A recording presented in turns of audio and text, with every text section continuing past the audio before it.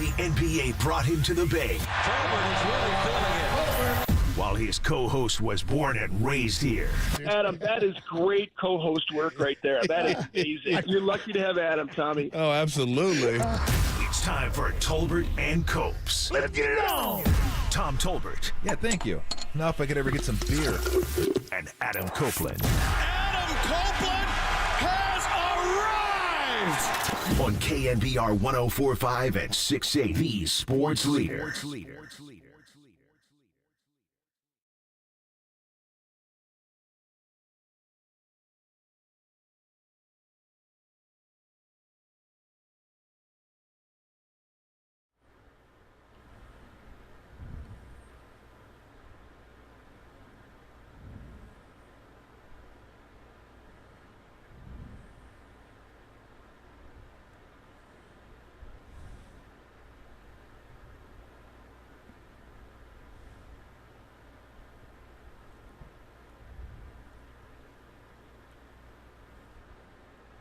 Oh no!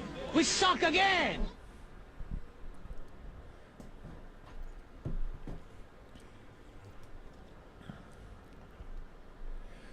What is shaking?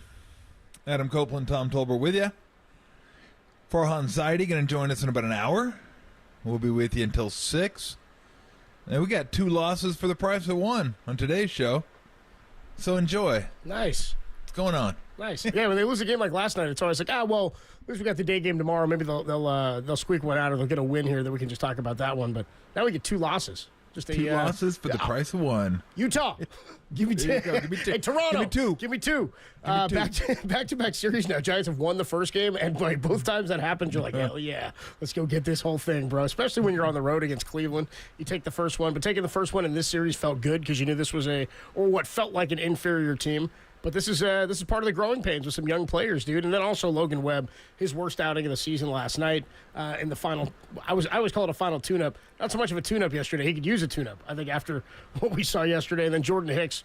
I don't know. He started with velocity way down. Dave Fleming was talking about that on the broadcast and after the game as well. But the offense just wasn't there today. 0 for 1 with runners in scoring position. They didn't get the leadoff hitter on in any inning of the game. For me, the takeaway of this. Yeah, Toronto, not all that big of a deal to lose to, but it is a big 2-game swing when now you're 4 games under 500. Right? Yep. It felt a couple of days ago like they could get back. And look, the one game they got, they had to rally in the 9th to get it. Yeah. Against a team, I mean, Dan Shulman told us this before the series started. Their bullpen is not good, and it isn't good. And they got one. I mean, the Giants could have easily lost that game. Easily. It could have been a sweep. So last night was inexplicable. Last night, I can't imagine anybody saw that coming. No. Logan Webb was cruising right up into the point. He wasn't cruising. And when he wasn't cruising, he came to a dead. It's like running into a wall. Like he was just cruising along, all of a sudden hit a wall and stopped, and then the Blue Jays just couldn't stop hitting. It was stunning. They just hit. And even today, that was like the biggest part of the game. I forgot what inning it was. I want to say the 5th, maybe, where or his 4th. Hicks had 2 out, nobody on, bottom of the order up. 7, 8, 9, hit. It's like, what? What's happening here? So last night was about the pitching. Today I think was more about the hitting. And Gausman hasn't been great this year. Out of their starters, he's probably been their worst one. His ERA is well over 4. They just didn't get it done, and now it's a big series against the Twins. It's like that's the thing about being under 500. It's just a grind to get there. Like any type of slippage whatsoever, even like one game. Like they've lost 1 game to 500 since they've been back home, but it just feels huge because now it's 2 games in a row. They were like 2 games. You can almost see it. And then you slide back to 4. And now you got to play 4 games over 500 just to get to 500, which they're not going to do before the break. The best they could do is 1 game under 500 at the break. So it's tough. That's why I say don't worry about even though I mentioned it, I'm going to stop because I know better.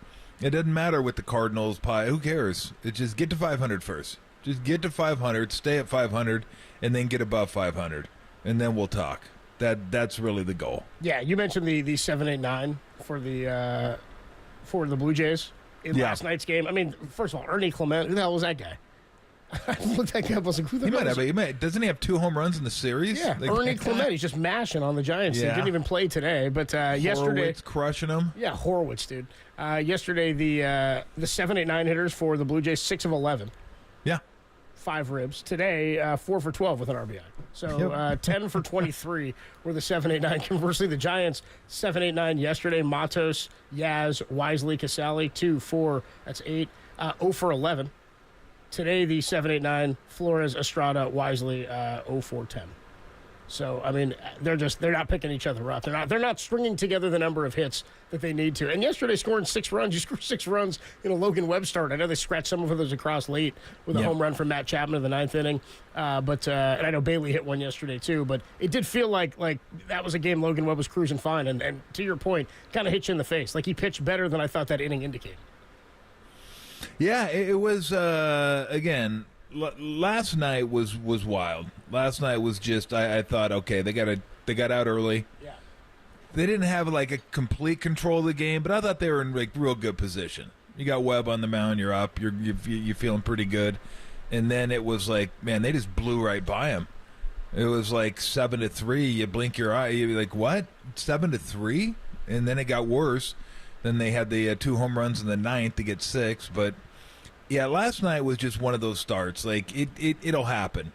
And that might be the only time this year it happens. You never know when it's going to happen, but I think every pitcher, even the really good ones, will have a start like that where it's just like, I don't know. I can't. There's no explaining anything like that. Today and the first game were, they were there to be had. And, again, it was the 9th inning rally in the first game that allowed them to get that one, and then today they just couldn't string any hits together. The Blue Jays were the ones that strung the hits together, and they didn't dominate offensively, but they got Hicks in the first inning, and the home run by Jansen, man, it went down to a knee to hit one out of the ballpark. Like that was kind of wild. Certainly didn't help that Ramos misplayed a ball in center field. That gives you, because. I'm not going to say Vladdy Jr. hits the same ground ball that he would have hit when it was second and third because he's probably trying to hit it to the right side. But, if Ramos doesn't kick one out in center field, it's first and third, and maybe you get a double play out of that. And they get 1 run, and you get 2 outs and nobody on, so it becomes a completely different inning. But you kick one, and now it's second and third. Ground ball to the right side, 1 run scores, and the guy goes to third. And now you're just set up, sac fly. 2-0, home run 3. You're down 3-0 before you blink, and then Ramos atones with the home run in the bottom of the first, make it 3-2, and then that was pretty much it for them. And that was it for them until Yaz hit one with 2 outs in the bottom of the 9th. So and anybody can score one at bat with runner in scoring position. Yeah. No leadoff hitter. Yeah. So that was kind of the story today. RISP isn't going to help you out much. And Gausman carved, dude. He was really good. That's 2 times in this series their starting pitcher carved him up. They ran into Bassett yesterday too, but they had the offense to go with it. Tolbert and Copes with you. I'm still live from the bunker here at Oracle Park following a Giants 5-3 loss to the Toronto Blue Jays. Giants now 4 games under, still just 3 games though out of that 3rd wild card spot. Let's get a little deeper into the moves the Giants have made because we're going to talk to Farhan Zaidi at 4:50 today. 4:50, Giants president of baseball operations Farhan Zaidi will join us. But now that I don't know that we'd call it a youth movement, but they certainly have committed to the youth and athleticism at the shortstop position. It's getting tough to watch some of these Wilmer Flores at bats. Where should the expectations for this Giants team be while there are growing pains with the youngsters at short? We'll talk more about that next. It's Tolbert and Copes only here on the Sports Leader.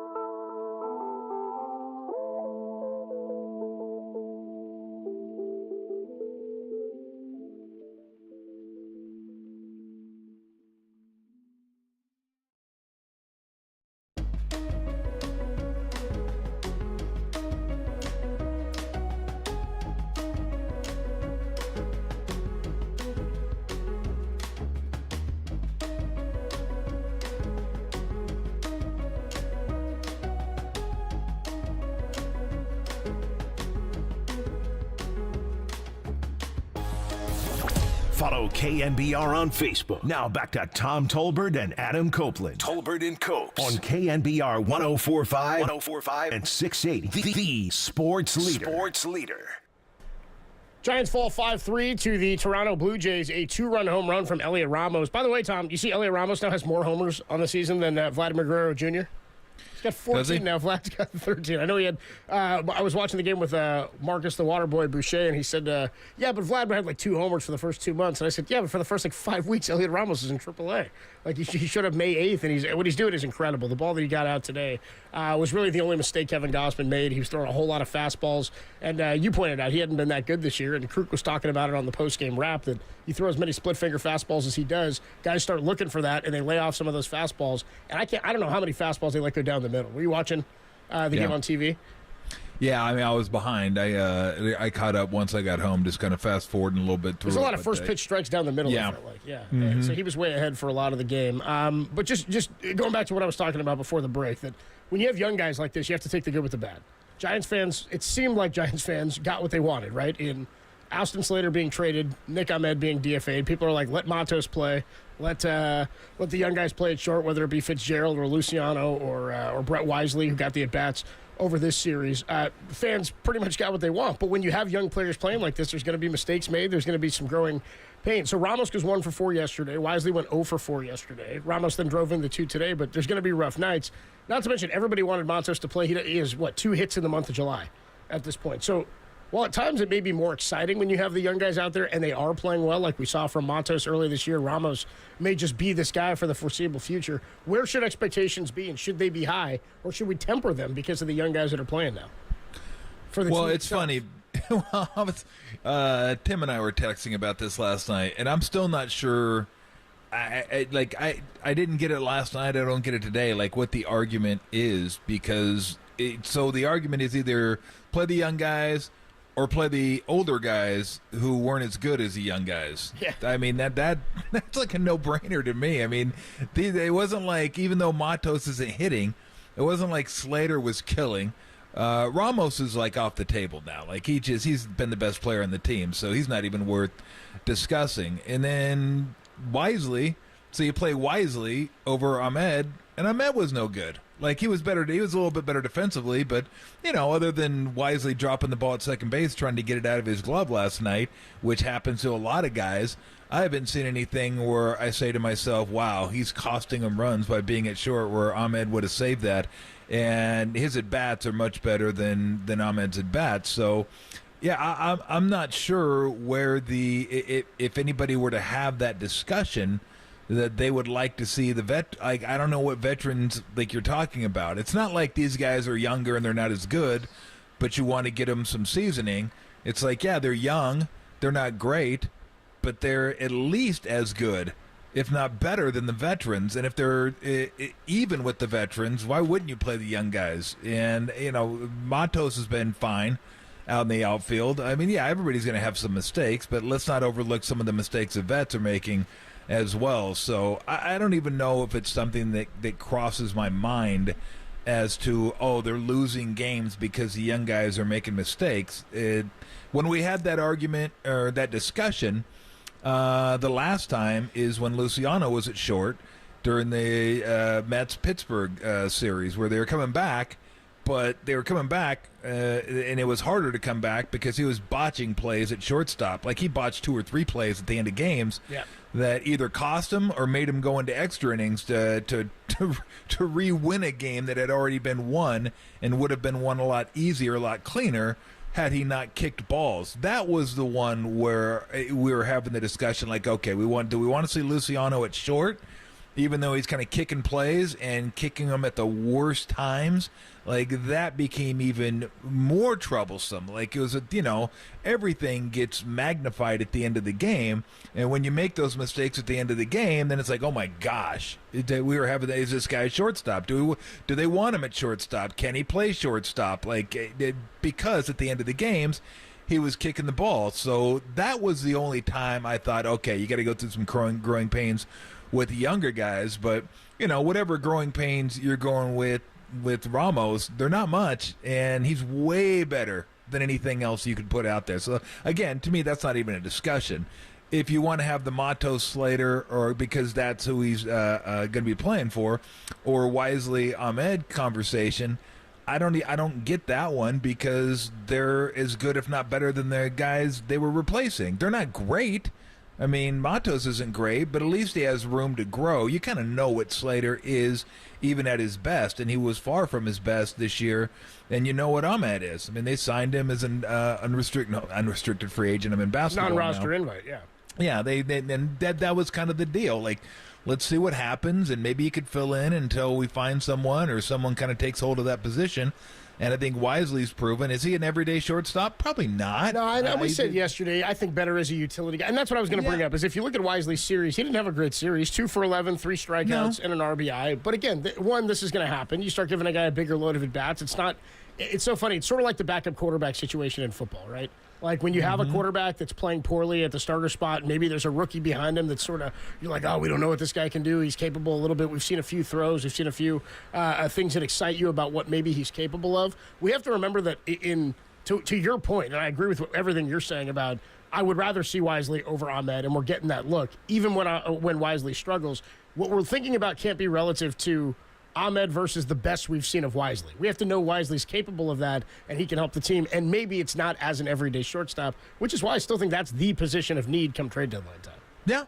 No, absolutely. I have no idea if they've had discussions about Bichette and what that would cost. Again, you're buying low on that one, and you're hoping that he can get back to what he was. And I know Toronto knows this. They know that they're not going to get the return they would hope to get on a player of his caliber, because you're selling the stock really low right now. And the question is, can it go lower? Right? It's like when you buy a stock, it's like, well, should I sell now or just wait till it gets back to where it was? It's it's like sitting at the blackjack table. Okay, I'm down 100. All I want to do is get back to even. And then 2 hours later, now you're down 200. And it's like, well, that sucked. I should have just got up and take my losses. It's the same in sports when you're trading. Do I trade now and hope he gets back to a reasonable level? And then if I want to trade him, at least I can get a better return for him. But what if he sinks lower? Or what if this is who he is now, and you're going to get a lesser return next year than you would get this year for him? So I don't know. I mean, I'd love to have him on the team. That'd be great, but I don't know what you'd have to give up for him. I think those are the two positions that we said that if you could find a shortstop, everyday shortstop, or a right-handed hitting first baseman, because Wilmer's just been scuffling this year. And I'll use the same discussion point that we had with Slater. When do you stop looking at the back of the baseball card and say, okay, this is who he is. This is what we have, and we could use an upgrade over there, because he's been an out, just simply an out. And that one stretch where he got hot at Texas, Arizona, that was it. It wasn't even a stretch, dude. It was like 2 games. Yeah, it was like 2 games out of 3 days. It was like 4 games. It was like 3 homers in 2 days. Yeah, and we're exactly. like, hell yeah, baby, let's go. And that's it. That's all we've seen from Wilmer Flores, and it sucks because he was their best hitter last year. Yeah. But yeah, those are the positions I think that you could really look at and say we could do better there. We could upgrade, because I'm totally with you. I don't mind having Wisely there, but I think as a utility guy, he could fill in at second, fill in at short, and play 3 times a week, maybe 4, depending on the rest the other 2 guys need. That would be fine by me. But as far as him over Ahmed, I'll take him every day because I don't even know what his upside is. We've like Ahmed's upside we saw like 4 years ago. Like 540 OPS this year. Yeah, we saw him. That was Slater's upside, we know what that is, crushing lefties, but he wasn't really doing that this year, and we're not even sure what Matos' upside is. And yeah, he's really scuffed. He's the one that you're saying, okay, we're going to give him a shot and just let him go with it, and we're going to take some of the at bats and some of the stretches, and because we feel like he can be part of our future. So, and that I don't mind at all. It's not like you're giving up somebody who was really helping contribute to the team on the field. So yeah, I don't mind where they're at right now. I really don't. Tolbert and Copes with you. I'm still live from the bunker here at Oracle Park. We're going to catch up with Farhan Zaidi, Giants president of baseball operations, for our bi-weekly conversation with him. And I do wonder, I know that even once they moved Nick Ahmed for the first couple of days, Marco Luciano had been playing second base still in AAA. So it's not like they were just moving him right back to shortstop. If we talk to Farhan about what he's been doing and what the goals are for him, maybe we'll get a better idea of where they stand at shortstop. And I got to tell you just mentioned Wilmer. I know yesterday I said, why is everybody so high on making a move at first? I mean, Lamont Wade, I'm okay with him playing every day. Hamstrings hurt again.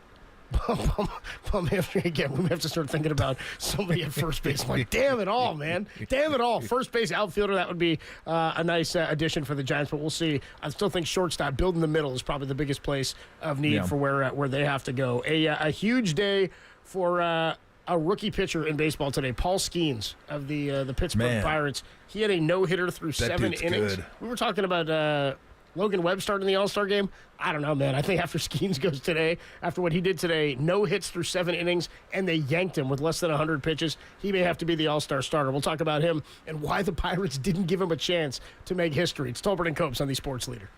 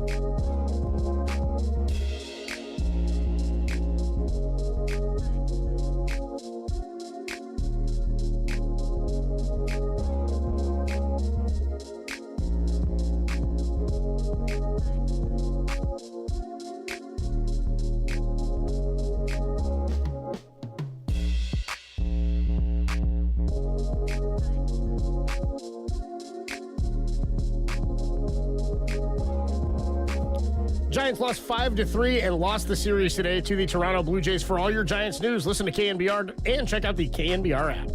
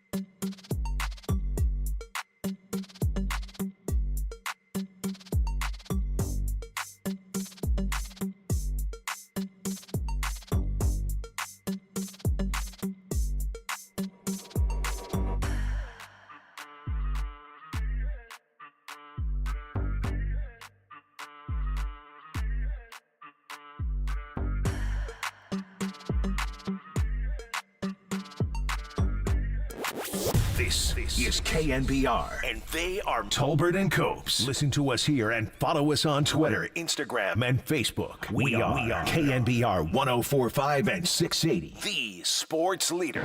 There we go. That's that splinker right there. It looks like it's going to be a fastball right at the bottom of the zone. Just drops out. Strike three. He's got another. That's 11 strikeouts for Skenes. And he's doing it all sorts of different ways. We've seen a couple of strikeouts looking on the fastball down at the bottom of the zone. He didn't throw a fastball in this at bat. Tolbert and Copes with you on a Thursday afternoon. That was Paul Skenes, the rookie right-hander for the Pittsburgh Pirates, who's been insane and is off to an incredible start. Already one of the best pitchers in baseball today. Had a no-hitter going through 7 innings, 99 pitches thrown. He goes 11 Ks, 1 walk, no hits allowed in 7 innings. Then reliever Colin Holderman comes up. Holderman, just met her, man. Colin Holderman gave up 2 hits. By the way, first batter he faces. That's the worst, dude. You yank a guy in the middle of a no-hitter. First guy he faces in the 8th inning, gives up a base hit. Actually got into a jam there. 2 hits there in that 8th inning. Got out of it. Pirates ended up allowing just 2 hits. It were those 2 in the game. Why wouldn't they let him finish? 22 years old. Let him pitch the game for a chance at history. Even with 99 pitches, he was dominant. Never going to happen. Not happening in today's baseball. What I would be curious to find out is how many pitches.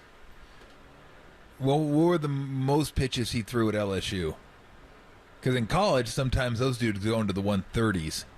And I have no idea. Like, they knew he was going to be a high draft pick. I don't know if they knew he was going to be the number 1 pick, but they knew he was going to be a guy going to get drafted high. I don't know if they saved him. They just said, screw it, and he was, like, good to go. Like, I would be curious to find out at LSU how many pitches he threw. How about how many times he went over 100, 110, 120, if he got to, like, sometimes in college, again, I've seen guys college, man, 150 pitches. They just get out there and just go. Like, hey, I'm going now. So, 99, I don't know. I mean, it sucks.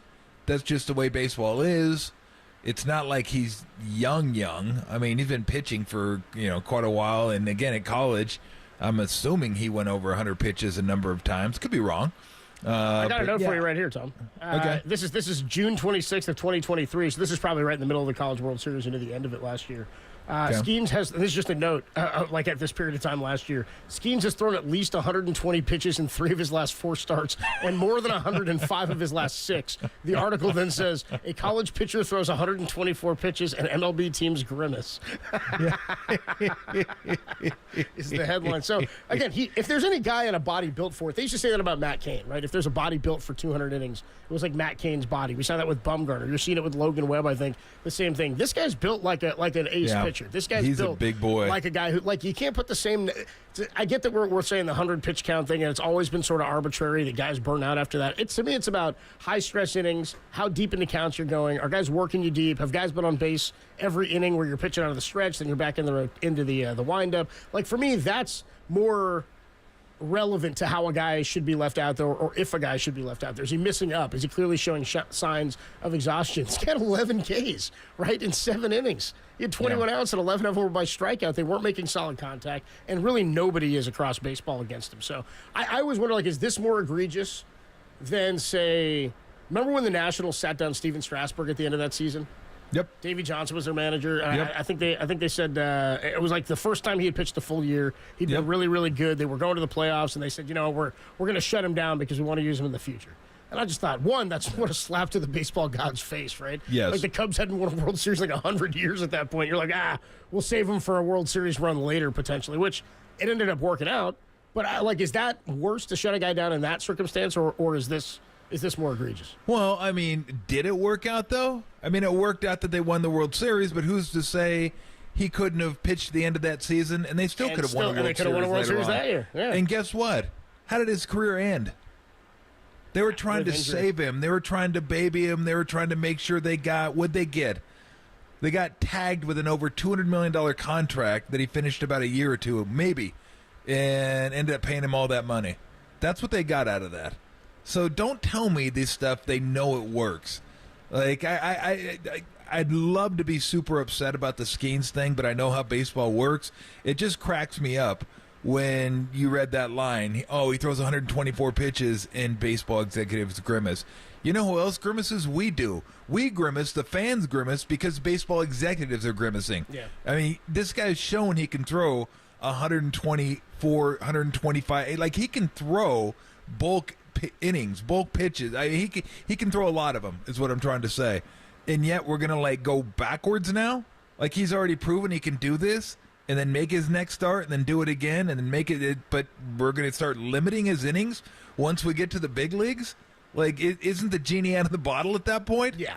Like, I get it when a guy's coming from high school and you've been limiting his innings throughout his minor league career.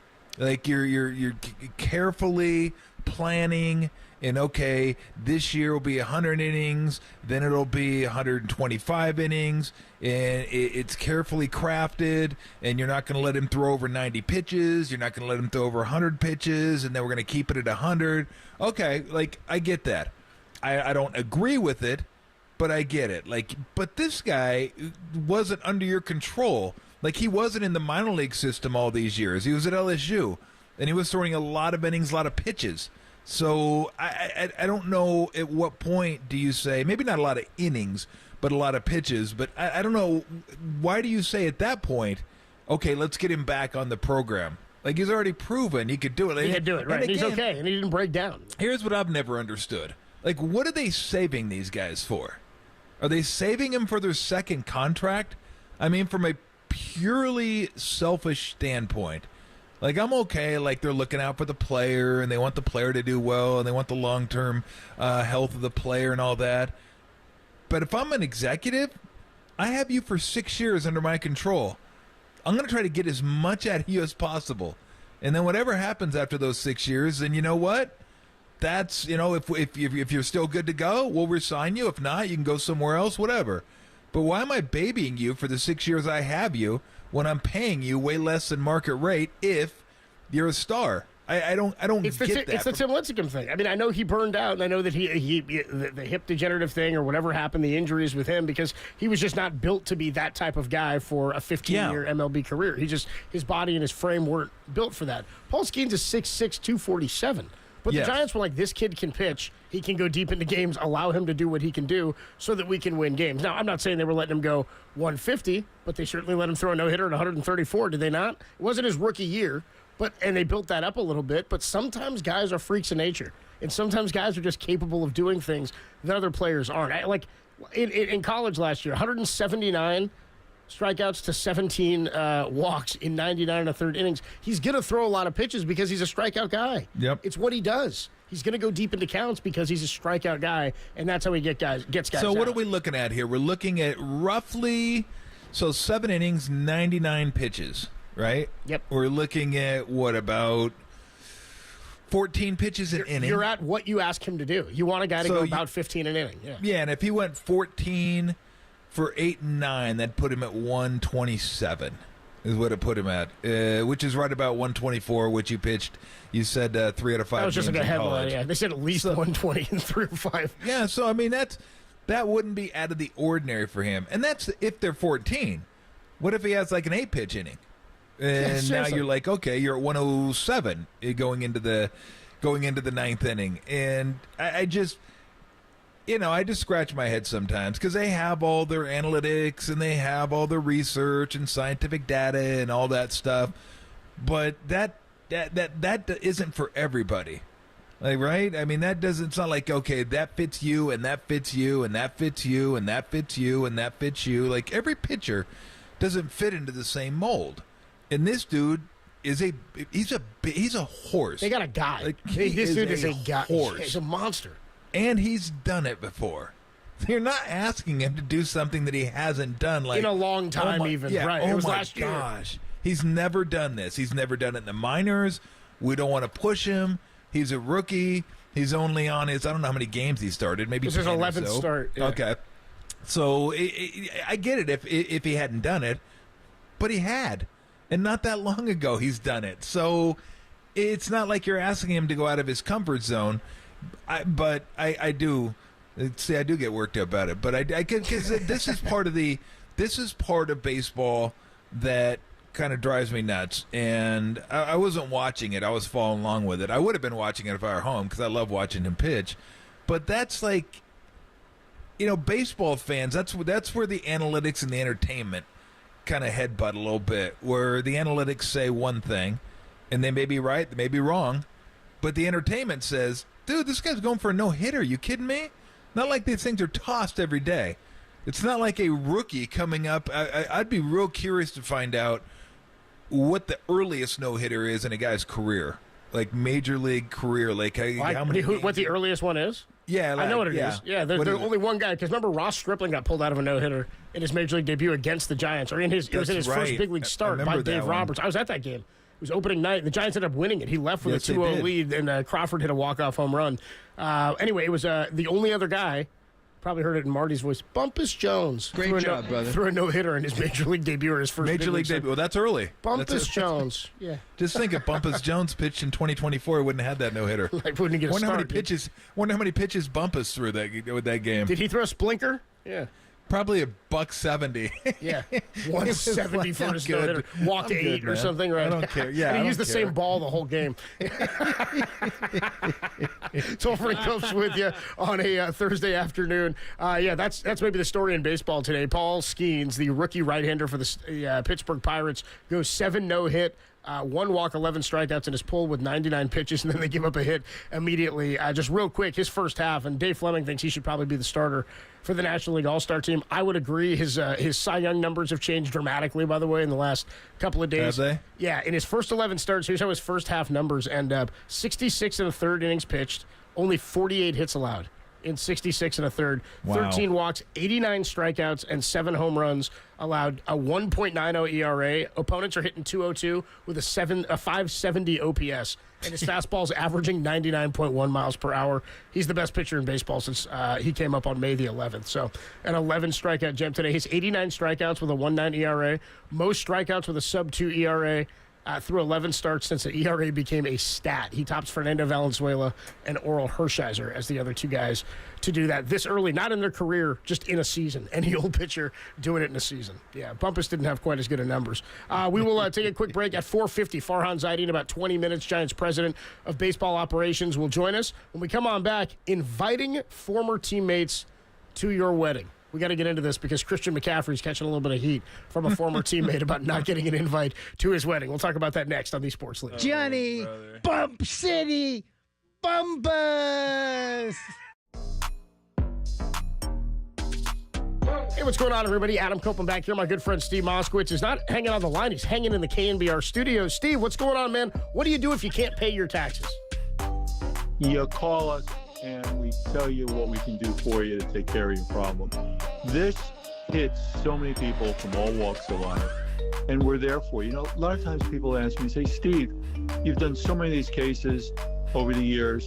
Am I just going to be one more client to you? No. We listen to every person. Every person is unique. We hear your story, your wants and your needs, and then we go to the IRS and we explain why we need to do what we need to do. We want to cut you a sweetheart deal, and there's so many good deals. Whether we qualify you to just pay part of what you owe and they forgive the rest, or get the penalties forgiven. Sometimes the penalties and interest are more than the tax, or let you pay in monthly installments. But those monthly installments have to be something you can afford, not some amount some IRS guy tells you and you're eating rice soup, or leave you alone until you're back on your feet. Look, we have a free consultation. We'll explain everything to you that we can do for you. We want to do everything for you so you don't have to talk to the government, deal with them, have anything to do with them, and then think about it. We want to take your tax problem off your back. Think how you feel, and a lot of your listeners are amazed. They suffered for years, and we quickly and easily removed the tax problem from them. Just go ahead, give us a call. We have a free consultation. Moskowitz help you, 1-888-TAX-DEAL, or you can find them online at moskowitzllp.com.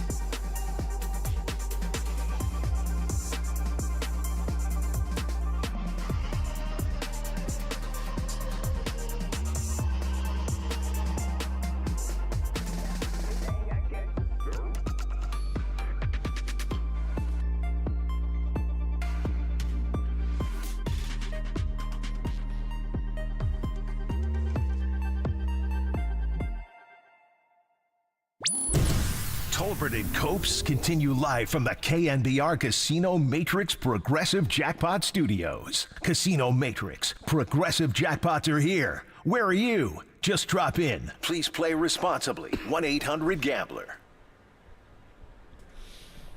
All right, before we get to our wedding portion of the show. Okay, I love that. Bumpus Jones Bump update. City. So he pitched a nine inning no hitter. The only 9 innings he pitched in 1892. First start, 9 innings, no hit. He did give up a run though, because he walked 4 guys, which would be a harbinger for things to come. He only pitched 41 2/3 innings in his career. So you take and 9 of them were the no hitter in his first start. You take start the 9 away. He pitched 32 2/3 innings the rest of his career. And one of the main reasons why, well, in those 32 2/3 innings pitched, he had 33 walks. My man was a walking machine. I looked at this. This was incredible. So walks per 9 inning. The first year was obviously pretty easy. He only pitched 1 game. 4 walks per 9. The next year, 9.1 walks per 9. The next year, 7.2 walks per 9. And his final year, 22.5 walks for 9. Jesus. So that was it for he went from a .444 whip to 2.2, 2.0, 3.75 whip. Like that whip, you're like scoring every inning with that whip. Well, that's what actually I'm looking at. That's actually only 1 game pitched with your New York Giants. Forever Giant, Bumpus Jones, everybody. By the way. My God. Did you see that one game? He went 4 innings. He issued 10 walks, dude. Yeah. In 1 game, dude. They're like, bro, you're done. Well, dude, they sent him down after he threw a no-hitter for Cincinnati in 1892. He threw 9, no-hitter, and they were like, you're going back to AAA. Oh, my gosh. So he pitched a no-hitter his first game, and then he started 6 more games, and his career was over. Wild. That was it. I'm going to say he is not only the only pitcher to have a no-hitter in his first game, he is probably the only pitcher with a no-hitter that has fewer than 10 games started in his big league career. You may be right. Fewest number of games started, and also one of those is a no-hitter. It's got to be him. He started 7 games in his career. Fewest career strikeouts at 10. Dude, for a no-hitter. He probably thought after the first game, oh yeah, I'm the man. I'm rolling. We're going to party in Charleston tonight, boys. Hey, you see, I'm going to get all the girls. Grab your and I'm going to get married. It's going to be incredible. Grab the flappers. We're going to do this like 70 years before flappers. It's like 50 years. Tolbert and Copes with you on a Thursday afternoon talking Bumpus Jones. Bumpus. Career ERA 7.99 for our guy Bumpus. Bump City. Yeah, forever Giant. 10 career strikeouts, 37 career walks. Only 1 homer allowed, though. That is Kept him in the ballpark, didn't he? That is incredible. All right, so Christian McCaffrey got married a couple of weeks ago. We talked about it. I think it was last weekend or 2 weekends ago. He got married. Was it anybody hearing music? Is this wedding music, Tim? Is that what this is? There we go. Okay. Anyway, first of all, let's start with this before we get into Christian McCaffrey stuff. Tom, how many of your teammates while you were playing did you invite to you and Lori's wedding? Whew, man. I'd have to look at the pictures again. I want to say Jim Peterson was there. I don't know if Mully was there or not. I'm not sure if... I'm almost positive I invited him. I don't know if he was able to make it, but Steve Kerr was there. I think Pete was there. Bushler was there. Sean Elliott, Matt Muehlbach. Quite a few. I mean, there's a lot of my high school buddies, and no, Shaq didn't make it. I didn't know Shaq when I got married. I got married, I think, my second year with the Warriors. So it was mostly like Warrior guys and a lot of Arizona. Guy Lute was there, so he was at the wedding, which was really fun because we got to mess up his hair. I never got to mess up his hair when we were in college. What's he going to do to you at your wedding? Yeah, exactly. Like, I'm getting married. Of course I'm going to mess up your hair. You're not going to do anything to me. I think I took a balloon and got all the static on it and got his hair standing up. Nice. Oh, it was outstanding look for Lutz. So, yeah, I mean, there were quite a few. I remember Matt Mielbach wearing the green jacket. I was like, dude, congratulations on the Masters. Well done. Everybody kept congratulating him, like even people in the casino. Hey, good job on the Masters. If I were him, I'd walk around with it off and make people put it on. I don't know why I had the green jacket on. but it was classic. Oh, and then Craig Bergman was there, and Q was there. I think Q missed the wedding because it was like only a 6.5-minute wedding, and I think Q missed it. He showed up late. He missed the ceremonies. I think Sean might have missed it too. I think they might have showed up just a little bit late. And the funny part about that wedding was there was a candle, like a union candle that they lit, and then there's like these like candles that are lit, and then the middle one gets lit after you're married. And my Aunt Dee, there was like one that wasn't lit, and she kept going up there and lighting the candle that wasn't lit. And they're like, how's this? And then somebody would come up and snuff it out that worked there, and she wasn't paying attention, so she looked around and goes, she just thought it went out, so she went and lit it again. And I was like, somebody finally came and told her, that's not supposed to be lit until they're married. So she stopped going up to the front and lighting the candle. It's like, what are we doing? And then Kondo, our trainer at Arizona, he was the one that timed the wedding. He timed it, and after he goes, 6.5. Very nice. Nice. That's good. We place wagers on a lot of that stuff. My buddy's wedding. Start betting on things. Oh, it was great. Everybody wanted to get back to the casino anyway. We got married at the Little Chapel of Flowers, and then the reception was at the Mirage. So we got back to the Mirage. Nice. The only problem with having the reception in the Mirage is you look around and people are gone. It's like, where'd you go? Oh, I just went out to the casino, played a little crap. For a sec, yeah. I'm like, bro, you know it's open all night, right? Yeah. Like, it's not closing. You can hang out here, and then we're all done. We can go gamble. And they're like, yeah, I know. I just wanted to go. I want to do it now, though. I have a problem. I got to do it. Right, yeah. I saw those lights. I got stimulated. I had to get out there. I thought about the rush. It was great, though. I had the fajita bar and everything. Fantastic stuff. So ready for the wedding, baby. So we've all seen the photos of Christian McCaffrey's wedding, where his current teammates George Kittle, Kyle Juszczyk are there. Former teammate Greg Olsen was in a few of the photos, but one of his former teammates voiced his displeasure about not getting an invite. Here's Cam Newton. Damn, C-Mac, I couldn't get an invite. Is it because of the Brock Purdy beef? Was Brock there? But you was the first QB, though. Man, there's probably so many people. Man! You lucky I wasn't there, C-Mac, because I would have crashed that motherfucker. I would have crashed it, man. Oh, my God. It looked like they had so much fun, man. I don't know if I would have been able to go. Sometimes. I at least wanted to say, nah, bro, I can't make it. I would at least wanted to give you a present or something. I'm going to send you a gift. Damn! C-Mac? From the photograph, it looked like they needed some color in that motherfucker anyway! You blew it, C-Mac. You blew it. Do I come off as angry?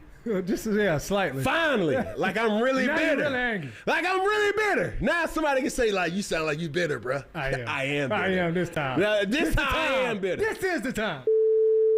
Well, congratulations. That's how it ends. Well, congratulations. My key takeaway is we don't have enough explosion sound bites on our show. We need to get more explosions for when we want to change stuff up. There we go. Nice. Yeah. That was basically the soundbite they used. Hit it again, Tim. I didn't know explosion. Blow me up one more time. Oh, that was a nice one. That one's getting closer. Okay, so Christian McCaffrey responded. McCaffrey responds. That clip was up on social media. He responds with a caption of like a little following screenplay that he writes out. Right? So the screenplay goes as follows. He puts me talking to Greg Olsen at the bar. Quote, that was a great night. But you know what would have made it better? Greg Olsen. What? McCaffrey. If Cam were here. I haven't got a text back in 4 years. In fact, they just go green now. Greg takes a sip of whiskey. He would have loved it. 4 years, even on Instagram? Me. Only once there. But that one don't count. Insert laugh track.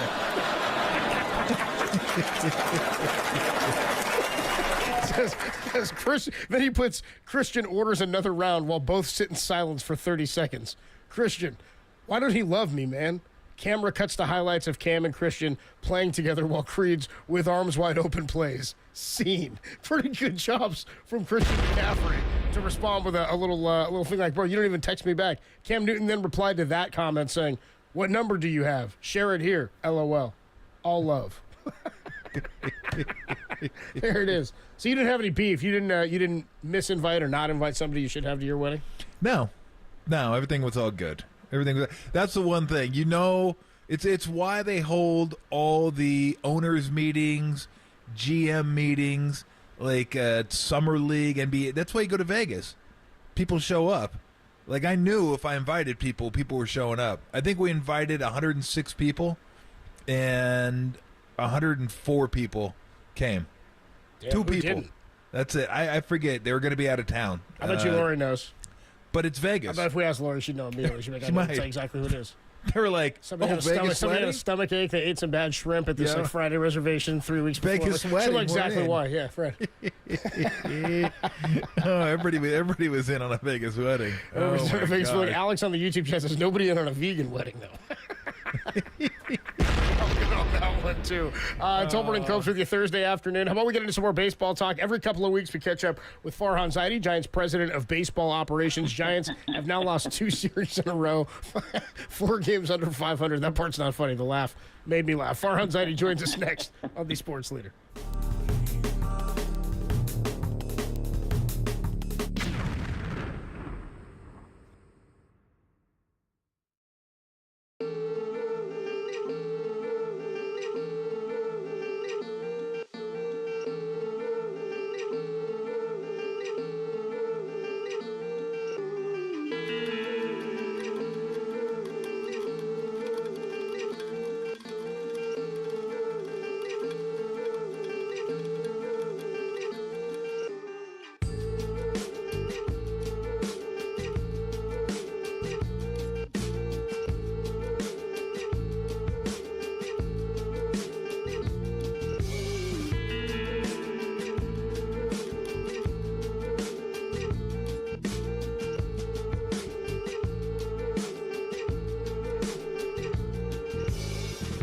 Team USA basketball beat Team Canada yesterday 86-72 in the friendly game out in Las Vegas. Steph Curry had 12 points in 19 minutes. Check out all your Warrior news right here on KNBR or on the KNBR app. Hey everybody, Mr. T here for Xfinity. Want to save on some of the biggest names in streaming on the network made for streaming? X marks the spot. Now through September 21st. Get 150 megabit Xfinity Internet for 12 months with a 1-year contract. And for just $15 a month, add the new Stream Saver that includes Peacock, Apple TV Plus, and Netflix. That's Xfinity Internet and Stream Saver for just $35 a month. All your favorites, all in one place, only from Xfinity. So go ahead, binge some shows, stream some movies, save some money. You can do that all at the same time. For more watching and less spending, X marks the spot. Switch to Xfinity, the network made for streaming, and bring on the good stuff. Go to Xfinity.com, call 1-800-XFINITY, or visit an Xfinity store today. Restrictions apply. Internet offer requires paperless billing and autopay with stored bank account. Equipment taxes, fees extra. After promo, regular rates apply. Currently $54 a month. Actual speeds vary. Stream Saver requires Xfinity Internet or TV, and price subject to change. Love sports, you love high def, you love streaming all in one place. All the big boys, you will love Xfinity.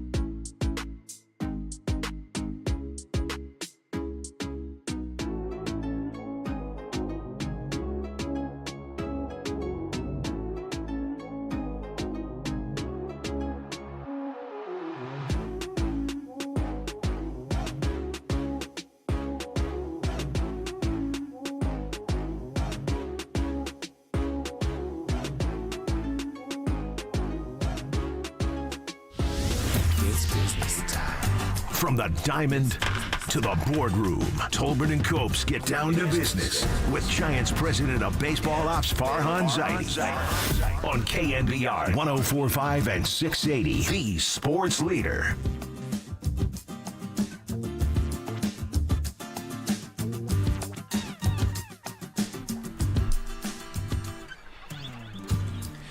It's time for our biweekly conversation with Farhan Zaidi. Farhan, what is going on? What's up, man? Hey, guys. How you doing? Beautiful afternoon. And I got to say, trying to wash off the disappointment of the last 24 hours. I think those were, two of our most disappointing losses of the season, given where we are and how we've been playing. But, as the saying goes in baseball, you got to shower it off, and we'll be ready for Minnesota tomorrow. Yeah, it's bad enough when we get you after one loss. We get you after two. Yeah, it's a tough deal. yeah, the old night-day 24-hour turnaround, too. So. Yeah, lucky us. Last night was weird. Last night was like just a one-off. Like no one expected that to happen, where Webb was cruising, and then all of a sudden it looked like he ran into a wall, and then Toronto couldn't stop hitting. So that was just one of those weird, like, mathematical, it's bound to happen once a season type games where I didn't read too much into last night. Today was the one where the at-bats weren't quite as good, but give Gausman credit. He pitched really well. I guess the question is, where you with Hicks right now? Is he running out of gas a little bit? Is he someone that when Ray and Cobb possibly come back, he could be a guy who gets skipped in the rotation? How do you plan to address him moving forward? And where do you think he's at right now in terms of, like, his stamina and stuff? Yeah, it's a great question. He's had some good outings and, some outings like today where it felt like, you weren't getting his A stuff. And we've talked a lot about how he's learning to pace himself. He's in uncharted territory in terms of his innings count. But that's probably going to be a discussion for us over the next few days with the All-Star break coming up, with our hopes that Robbie Ray will be back in the rotation after the break and Alex Cobb shortly thereafter. We've got a couple guys coming back into the rotation. We feel good about the 5 guys we have with the way Hayden Birdsong's thrown as well. So I think we have the luxury of evaluating who needs a blow. Is there, an opportunity to go to the bullpen and ease up a little bit on the gas pedal in terms of the innings count? I think that's definitely a conversation we're going to have with Jordan. Do you think you could go to, you could, but is a 6-man rotation in the conversation? You're going to have to fight Webb if you do something like that, obviously. Or, yeah.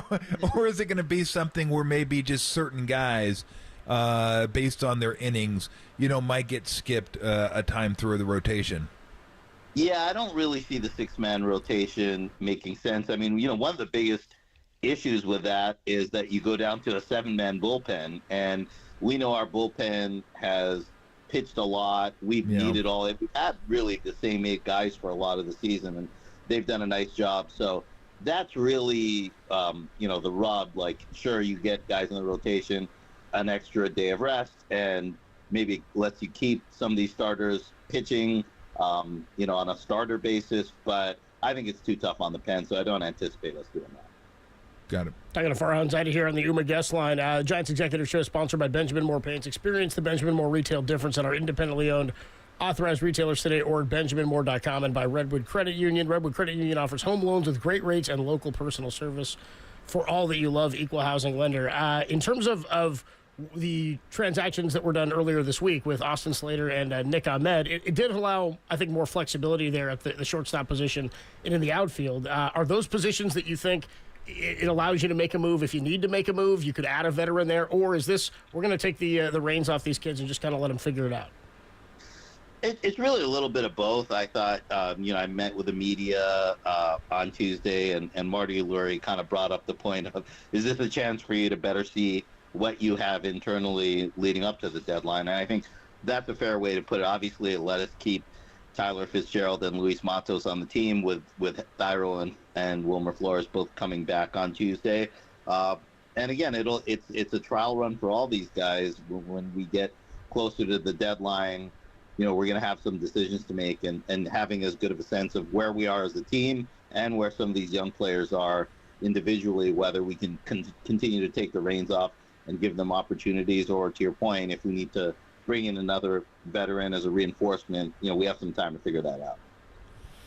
It would seem going into the trading deadline, you have one advantage in that you're one of the few teams that may be in contention that doesn't have to worry about starting pitching. Everybody has to worry about starting pitching, but you guys are in pretty good shape as far as your starting pitching depth. Where does that allow you to concentrate, or where do you think you'll be concentrating your efforts come trade deadline time?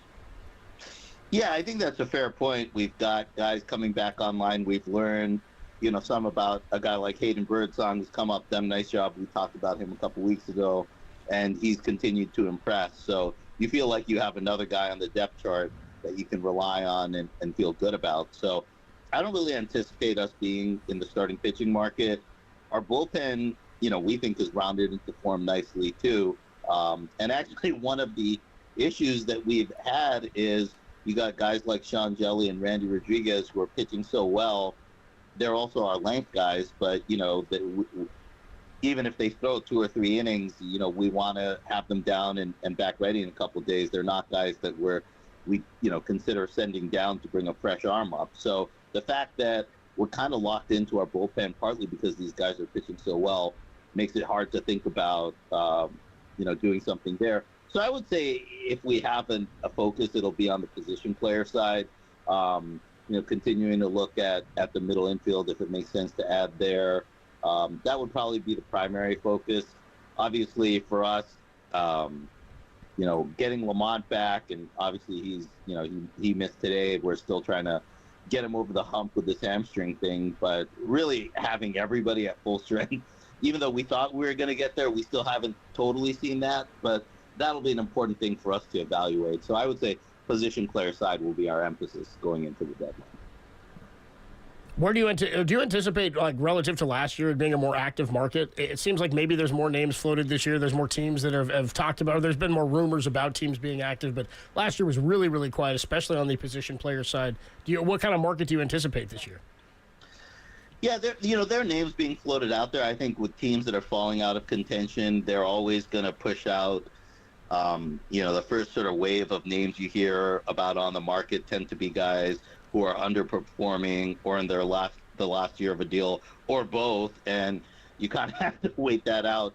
If there are guys who you have interest in who maybe are under contract, for another year or two, guys who are performing better right now, and you feel could kind of hit the ground running in a new situation. So the market tends to go in those waves. The first wave is oftentimes guys that teams are just looking to, move salaries and maybe create some financial flexibility for themselves. And we're still in kind of the early stage of the market where those are most of the names out there that we're hearing in conversations, regardless of names that are being floated out there publicly.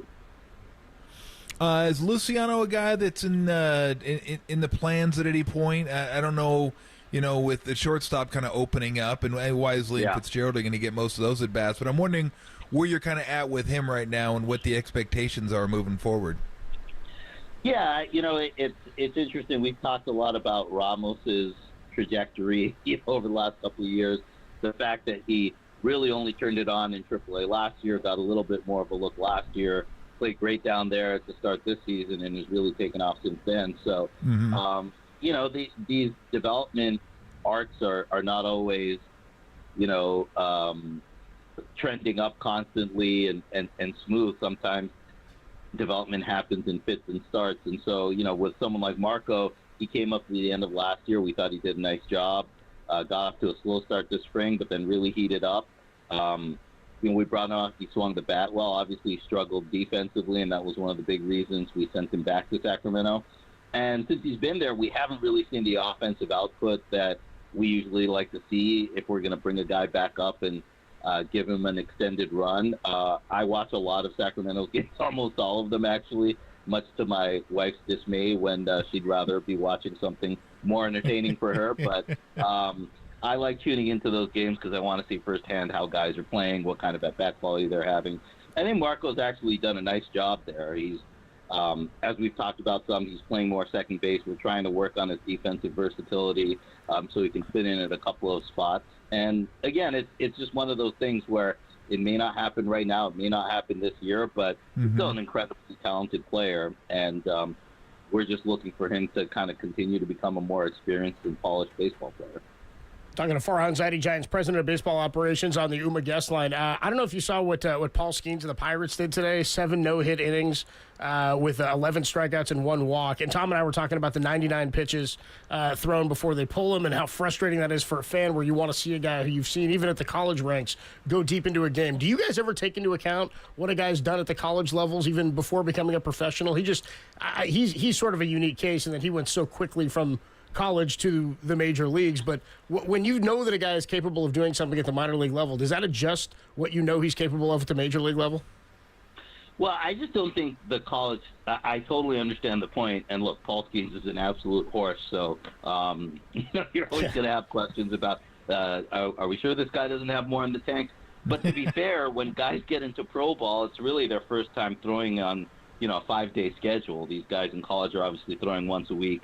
Same thing in high school. So the routine is very, very different. I mean, you don't only see that with guys going from amateur baseball to professional baseball, but even when pitchers come over from Asia, most often from Japan, those guys are on a once-a-week schedule here, and it's a big adjustment for them coming into, pro ball, Major League Baseball, and being on the every 5-day schedule. So I'm sure that's a big part of the concern and issue for them, and he's obviously, arguably the best young pitcher in baseball right now, and so I completely, sympathize and understand them wanting to be careful there. How do you go about? Because I've wondered this, and I'm sure we've talked about this before, but I mean, this is the pitch limits and all this kind of stuff. It's designed to help pitchers stay healthy, be healthy, and sometimes it works, sometimes it doesn't. I won't say they babied him, but Strasburg was pulled out of the first season. He was sat down, and he had over 200 innings twice, got hurt, and his career is over. So to all their best efforts to try and maximize his return, he still gets hurt. So I'm wondering where I know it's not infallible, but is it just those are that you're playing the percentages on this? I still don't understand why 100 pitches is the boogeyman. Like it pops up, boo, I'm 100. Not 98, right. Not 102, but it's 100. They're like, oh my gosh, triple digits. Everybody look out. But how do you adjust for guys that maybe don't fit the parameters of that? Where for the bulk of guys, I get it, and maybe Skenes is, maybe he isn't. I don't know. But there are some guys that are outside the parameters of whatever programs you're running, no matter what you're doing. How do you adjust for that, or do you adjust for that? Do you just say, hey, we can't really figure that one, so we're just going to go by, what we see and what all the stats and data tell us? Yeah, it's interesting. I was reading Andy McCullough's book on Clayton Kershaw, which came out a couple months ago. Obviously, I spent some time with Clayton there, and I know Andy McCullough, a great writer, and so really enjoyed the book. And one of the things that really stood out to me was, when Kershaw first came up, this is 15, 18 years ago, he was on a very strict pitch count, and I think there was a story about, him going past the pitch count, and the front office all came into, I think, Joe Torre's office after the game to have a discussion about it. And I kind of just bring that up because this is not something that's just come up in the last few years. This idea of being careful with pitchers has been around for, a generation or two. And, look, a lot of it is not people kind of inventing new stuff, but inheriting, notions of what's safe for a pitcher. And obviously those have changed over time too. So to answer your question, I don't think anyone has any smoking gun evidence that, like, hey, if you throw that 100 first pitch, that'll break you. So you better not go over that. I completely understand that. But, having some kind of safeguards on workloads and stuff, this is not a front office thing. When you talk to agents, when you talk to pitchers, they're kind of mindful of it too. So it's kind of pervasive throughout baseball. And you might say, it's not precise. And especially in cases like somebody going after a no-hitter, you may want to relax them a little bit. And I think teams do. But, it's a really tough question because, player health and pitcher health in particular is probably one of the biggest issues in the game today. So you definitely don't want to put guys in harm's way. Well, I mean, look, we try to be as safe. I'm not trying. But baseball's trying to be as safe as. I'm at home going, hey, easy on that guy, okay? Thanks for all your help, Tom. You're welcome. No, you have me 24/7. I'm here for you. But, I mean, look at all the rash of injuries we've had this year. And even with being careful, I don't know if we're lessening the injury load on pitchers or if it's the same as it was 30, 40 years ago. If pitchers 9 years into their career are better off now or not better off. I don't know. You would know better than I would on those stats. But, I mean, not only do we have that, now we have the pitch clock. Then we have everybody trying to go for maximum velocity. We have everybody trying to go for maximum spin because that's what people want. I mean, it seems like you have these things kind of working against one another. Like, we're going to try to be careful, but we want the most spin and most velocity you have. It's like, are these like two kind of competing ideologies that just keep butting heads against one another? I think you're absolutely right. And when you talk to pitchers, they'll tell you, they'll push back. I mean, there's been articles written about this, pitchers being asked, hey, do you think you can pitch at 90% and stay healthier? And they'll say, I don't want to find out. I don't want my performance to be impacted, and I have a 7 ERA, and I'm healthy, but I'm getting released or getting sent back to AAA. So I think pitchers feel, certain pressure to pitch, at max effort to get the results that they're looking for. Yeah, and that's, I think, one of the skills of pitchers that have longevity and are able to pitch deep into games and who can, pitch for a long time and have long careers is just the ability to throttle their effort level. I mean, it was really notable to me that Gausman today, he threw a lot of fastballs in the 92 to 94 range. We're used to seeing him in the 94 to 97 range.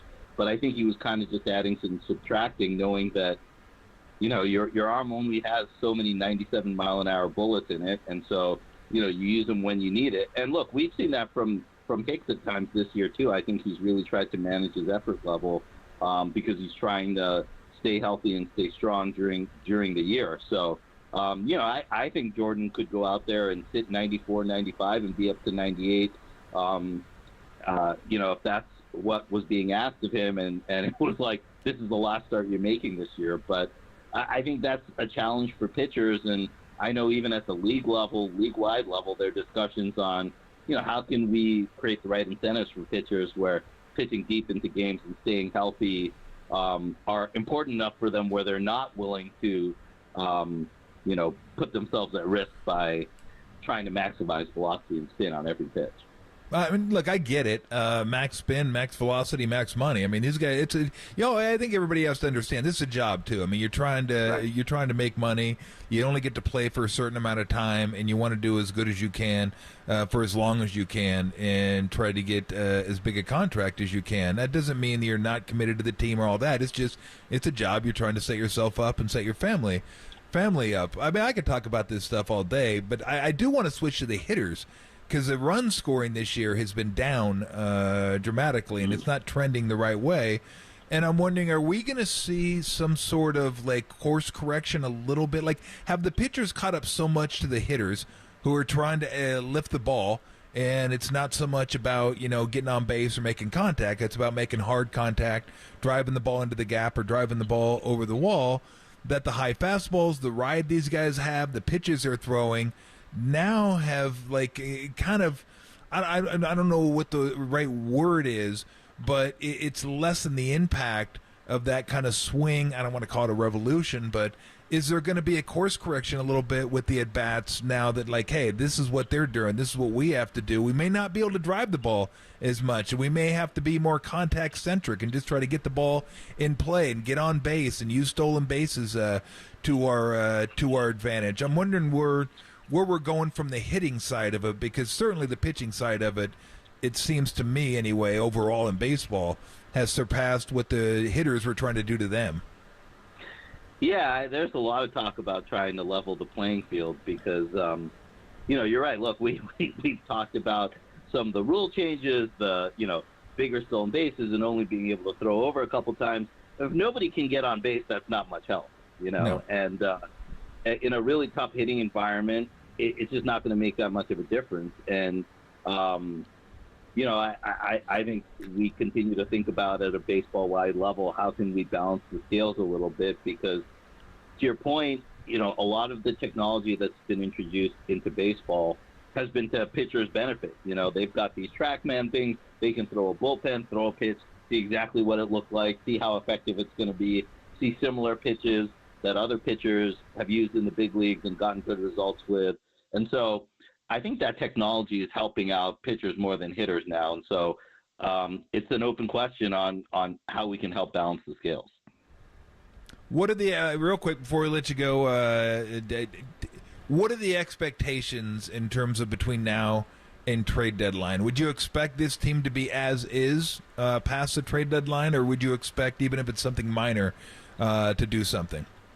No, look, we're 4 games under 500 now. It's actually been, we have some great storylines. Ramos, Logan Webb making the All-Star team for the first time. But overall, it's been a real disappointment. I think we pushed a lot of chips in with this team. We're well over $200 million in terms of our payroll, and I think we need the players to show us what the right direction is for us. If we show signs of life and feel like we're a piece away from really making a run, that'll dictate things. If we keep playing the way we did for the last 5 days, we're going to have to think about selling and seeing some younger players. Because when I talk to Giants fans, that's what you hear about a lot is, they're as excited about the guys who may be here for the next 5 or 6 years, and we have a lot of those guys coming up in Sacramento now, than guys who are, maybe going to be free agents at the end of this year or next year. So, this is a big 2-3 weeks for us, and I want us to have a strong direction as we go into the last couple of days leading up to the trade deadline. And obviously, how we play up till then is going to determine that. We always appreciate the conversation, Farhan. Have a good night, and we'll talk to you again in a couple weeks. All right, thanks a lot, guys. Thanks, Farhan. Thanks, Farhan. I appreciate it. Giants President of Baseball Operations, Farhan Zaidi, joins us every couple of weeks. We'll take a quick break. We'll come back. We'll talk a little bit about some of the stuff Farhan talked about there. And he just said, hey, we spent over $200 million on this payroll. Yeah. We pushed a lot of chips in. For the most part, this has been a disappointment. 4 games under 500. I don't think any Giants fans would disagree. You want to be in playoff contention. They are just 3 games out, but this is not the type of season, at least to this point, that Farhan or I believe this front office anticipated. Jordan Hicks, what does his future hold for the rest of this season in terms of his usage, trade deadline? How aggressive will they be, and the versatility of the roster after a couple of moves they made this week? We'll talk about everything Farhan just said. That's next. Tolbert and Copes on the Sports Leader.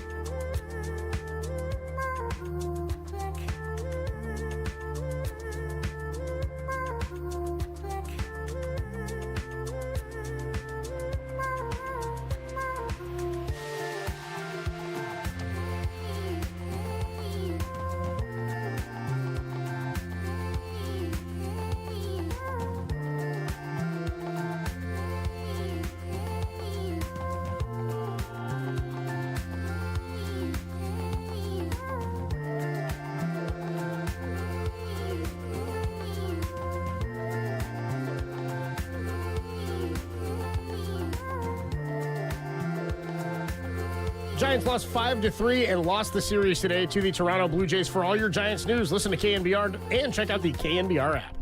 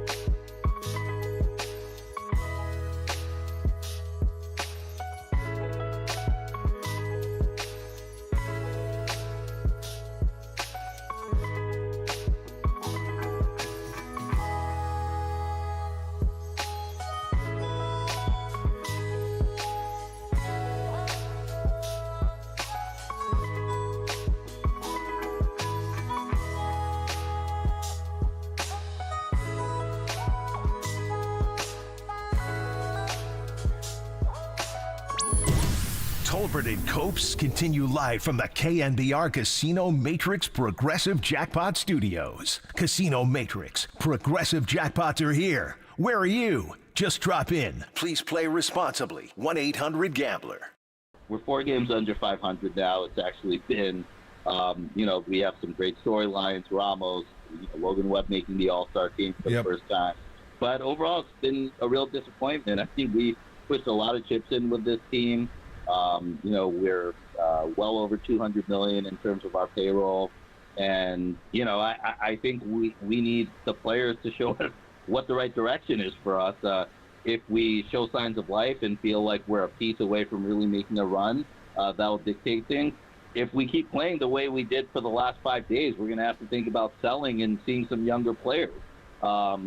Because when I talk to Giants fans, that's what you hear about a lot is, they're as excited about the guys who may be here for the next 5 or 6 years, and we have a lot of those guys coming up in Sacramento now, than guys who are, maybe going to be free agents at the end of this year or next year. So, this is a big 2-3 weeks for us, and I want us to have a strong direction as we go into the last couple of days leading up to the trade deadline. And obviously, how we play up till then is going to determine that.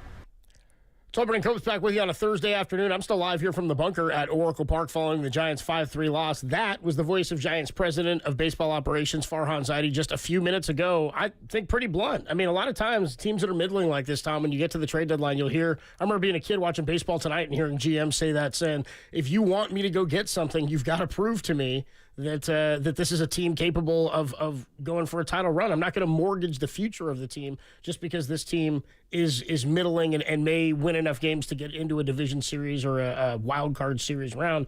I don't know where we've talked about this before, whether or not Giants fans have the same mindset now as like Warrior fans or 49er fans where it's win or nothing. And I don't think baseball fans view championships the same way, but you have to be competitive year in and year out. And making a trade deadline acquisition for a middling team that just maybe covers a wound or maybe chicken wire and bubblegum something together for a bit doesn't necessarily help this team long term. And so that's what he's saying. If we play like we did for the last 5 days and we're not hitting with runners in scoring position, we're not even getting guys into scoring position, we may have to think about saying, hey, give the young guys a shot, let them develop, so we end up with some stuff like we did hopefully with Elliot Ramos and Kyle Harrison from last year to this year. If they play like they did on that road trip and going into that road trip, this is a team that maybe is a piece or two away. I'd be curious to find out. I didn't ask him this because we were at the very end. When he said that, I was like, whoa, because selling didn't even really occur to me. No. But I'm wondering he didn't where the say line... sell, really. Yeah. He said play some young guys. No, he did say selling. Did he say sell? He said we might have to be sellers. Oh, he did. Apologies. Yeah. So that one was like, I was like, whoa. Because I didn't think they'd be sellers. I just didn't think with the payroll they put out there and the team, the pitchers they had coming back, but I don't know where that line is.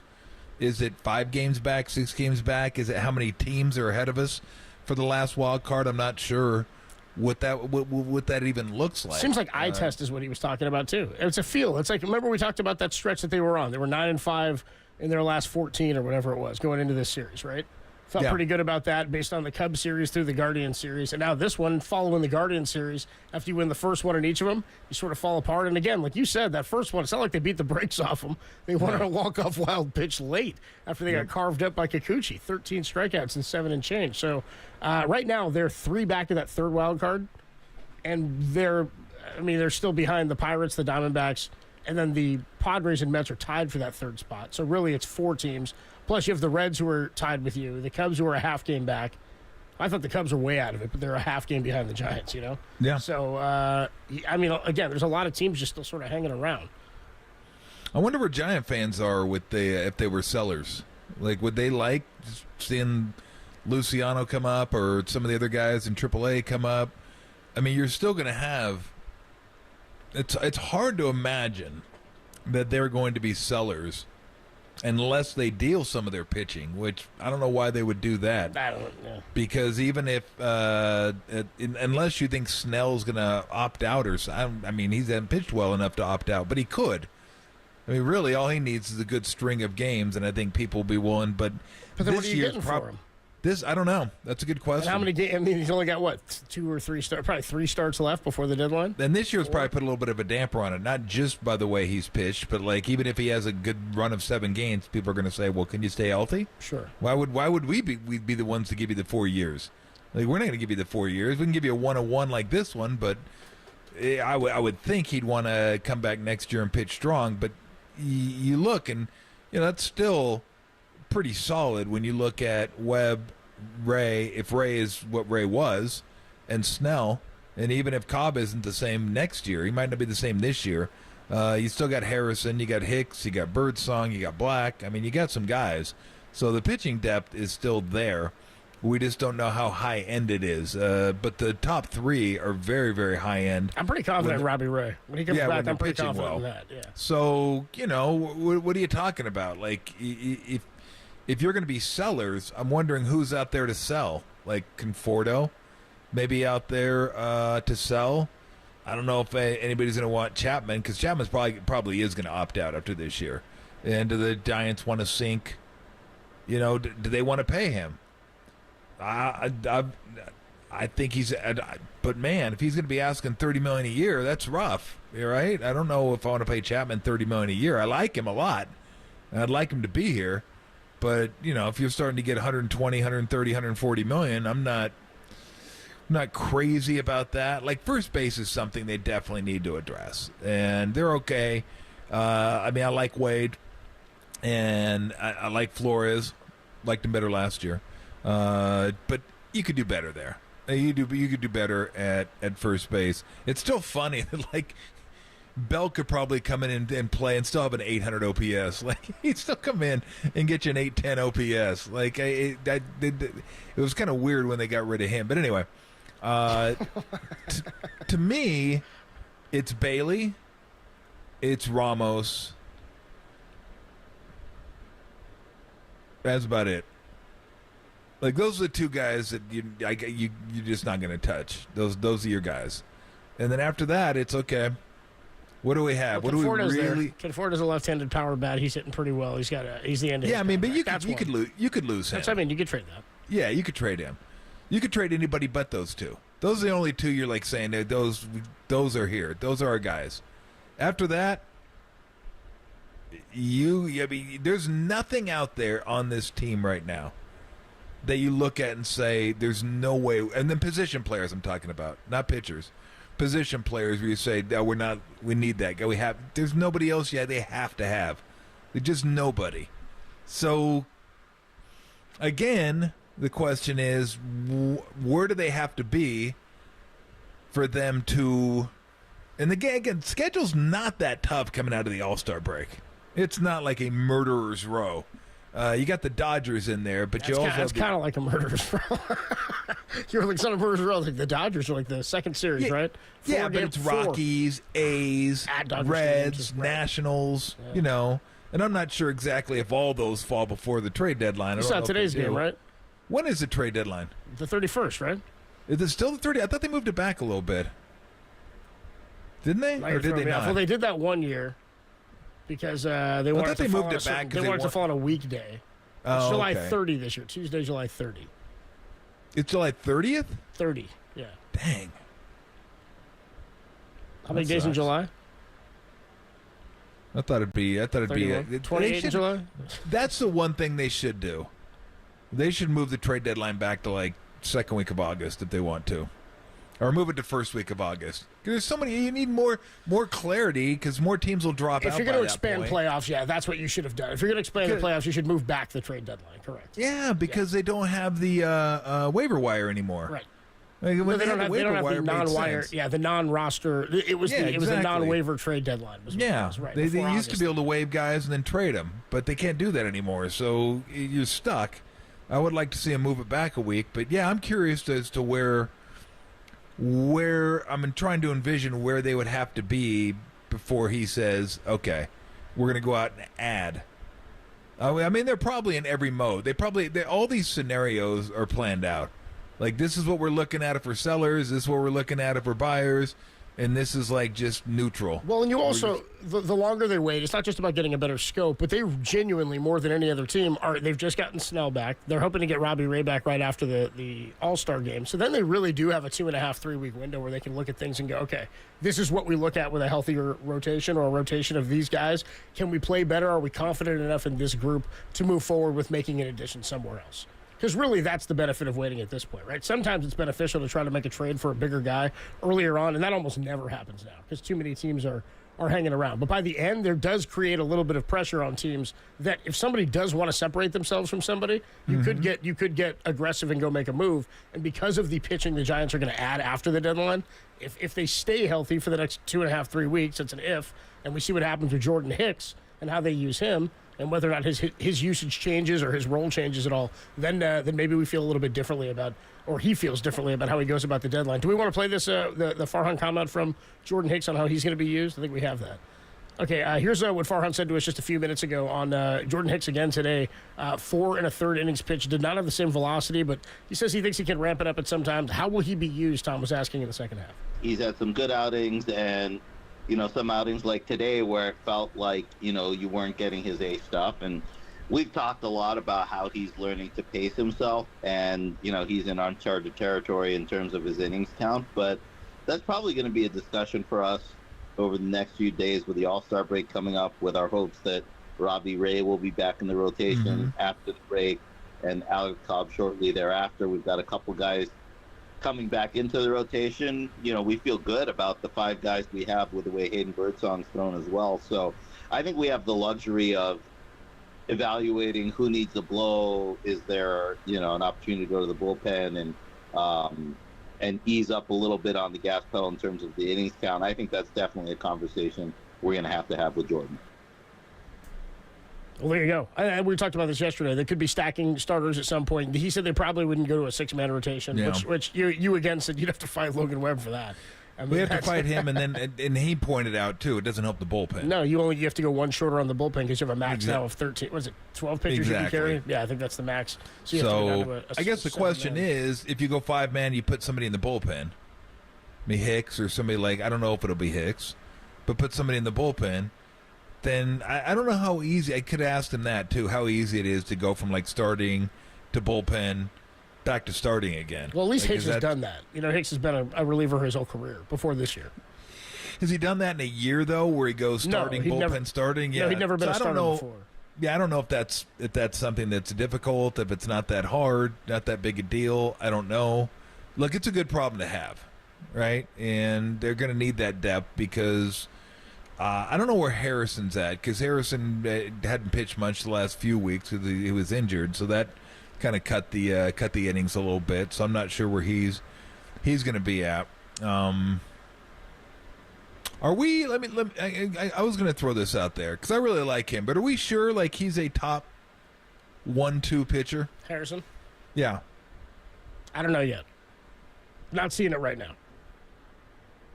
That's kind of where I'm at. It's early though. It is early. It's really early. He's still young. But he's not. He has, to your point, when we look at the other names that we were thinking him next to, thinking about him with, like the other young pitchers who have come up in recent history, we were thinking about him as like a frontline guy, a Bumgarner, a Kane. Yeah, like Bumgarner right away, you're like, oh, that's a dude. They sort of burst onto the scene. Like Kane, too, he's like 20 years old and he was just here. Now, Harrison does have that stuff, but we haven't seen him dominate yet. Right? Like when you see a young guy, I remember when Tim Lincecum had 10 strikeouts against the Astros. It was like his first 10 strikeout game, and he did it in his first handful of starts. And it was like, okay, this guy has the stuff to dominate a big league lineup. We haven't quite seen that yet. And that's what you're waiting for. Now again, he's been hurt, but you want to see that. That's what I was feeling like we were going to get. Well, his ERA is 4.24.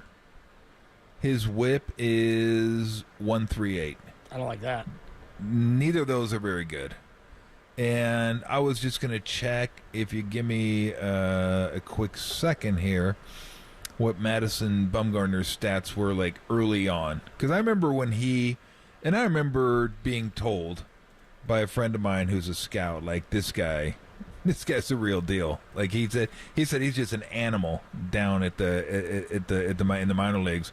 But let's see, his first year where he was 7-6 and started 18 games. So that's a pretty good comparison. 18 games started. he had a 3.66. No, he had a 1.3 whip. So, fairly comparable, a little bit better. Yeah. But a 1.3 whip, and his ERA was 3. So, which was significantly better. In fact, Madison Bumgarner did not have an ERA above 3.9 until 2020. So that was 10 years into his career. And that's where the dip started. 6.4, 4.6, whatever. But before that, he never had one above 4. So that's the definition of a dude. He just is a stud, and he's consistently a stud. And again, we compare him to, or I compare him to Bumgarner because Kyle Harrison, high draft pick, a lot of hype coming up. He's a left-hander. Similar. They don't throw the same, but not overpowering. 95, 93, somewhere around there.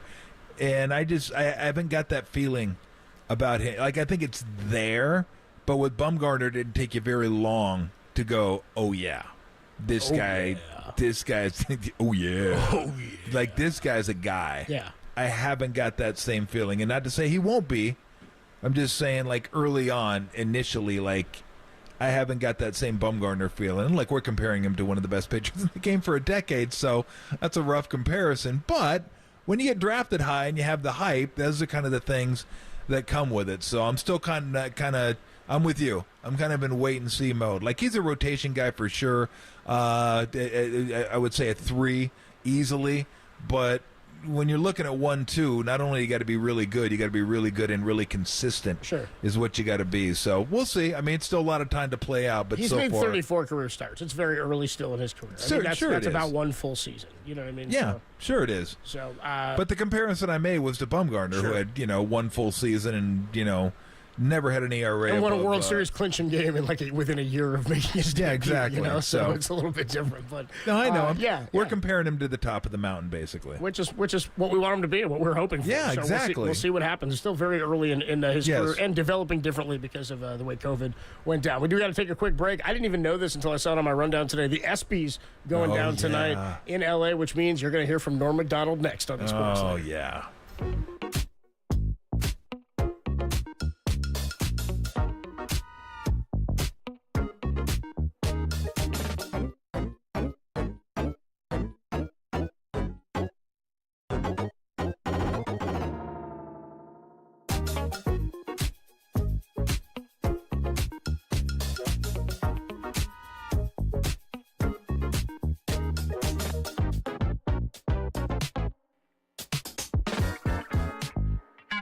Hey everybody, Mr. T here for Xfinity. Want to save on some of the biggest names in streaming on the network made for streaming?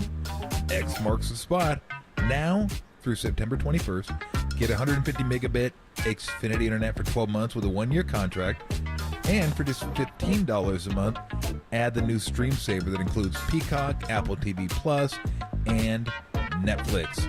That's Xfinity internet and Stream Saver for just $35 a month. All your favorites all in one place, only from Xfinity. So go ahead, binge some shows, stream some movies, save some money. You can do that all at the same time. For more watching and less spending, X marks the spot. Switch to Xfinity, the network made for streaming, and bring on the good stuff.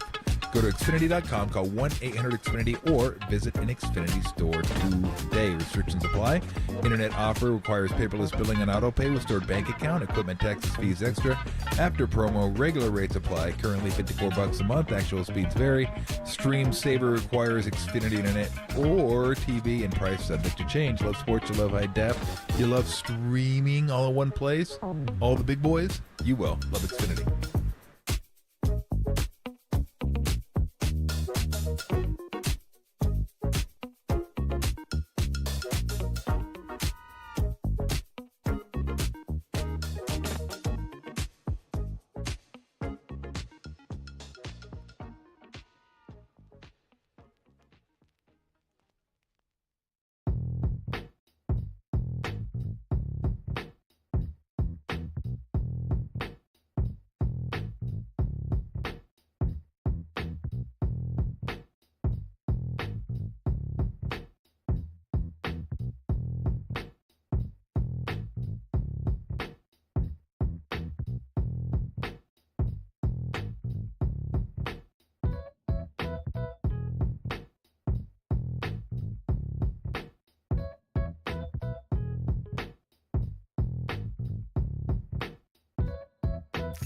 Tolbert and Copes. Tolbert and Copes. Now continue. Follow us on Twitter at KNBR. This is KNBR 104.5 and 680, the sports leader. Back with you on a Thursday afternoon. The ESPY's going down in Los Angeles tonight. I always thought the ESPYs, did they move it? They must have, because it used to always be All-Star Week, right? Like baseball All-Star Game Week. I always thought they gave that to us as like our one bit of sports when there was a week of dead sports. That's coming up, everybody, by the way. Next week is the Major League Baseball All-Star Game. So every year on the night of the ESPYs, we go to the greatest ESPY monologue of all time. It's Norm Macdonald, a classic from 1998. Everybody enjoy it. When I was asked to host the ESPYs this year, folks, I said yes immediately for one reason and one reason only. This show has interns.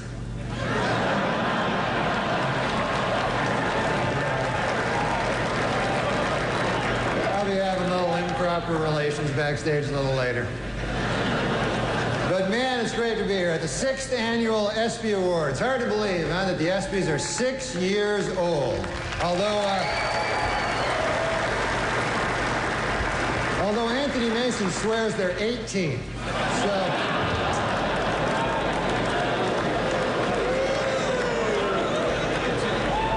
Yeah, he'll be having sex with the ESPYs in about 12 years. So I was a little late here tonight. I took a cab to the theater, folks. And I don't know if you've ever been in these New York City cabs, but I got one of those cabbies, couldn't speak English, you know.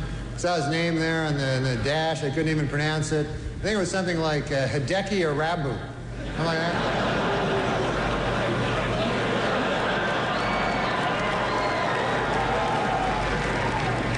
Arabu's been having some trouble, man. They fired his translator. Steinbrenner fired his translator. And people see that as cruel, you know, but I don't know, you know. I mean, if you're not doing well in Yankee Stadium, you know, do you really need a translator? Do you want that, you know? You know? Hey, what'd they say? They say you suck. You should go back to Japan, you dirty foreigner. Okay, I got it. I'm trying to pitch over here. It's great to be here on ESPN. I love sports, man. You can see sports on ESPN you don't see on other networks. You know, like kickboxing. That's my favorite sport. Kickboxing is great. When you think about it, it combines the style and grace of boxing with kicking. This seems kind of immature. Just backstage, a lot of celebrities back there, man. I was talking to Jerry Jones, you know, the Cowboys owner, and he's disappointed, obviously. Yeah. Well, he's a good guy, though, man. He's talking about rebuilding the team, you know. And he told me, he says, we have to get back to what made us a championship team. Strippers and crack.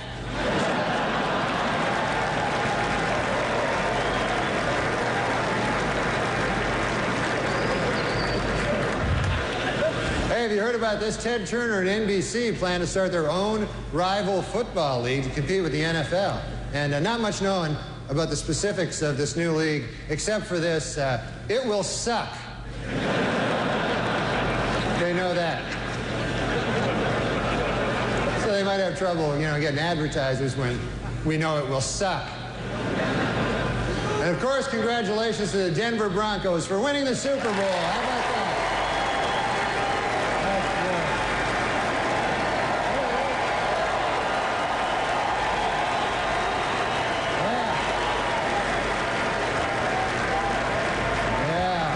Denver did great, you know.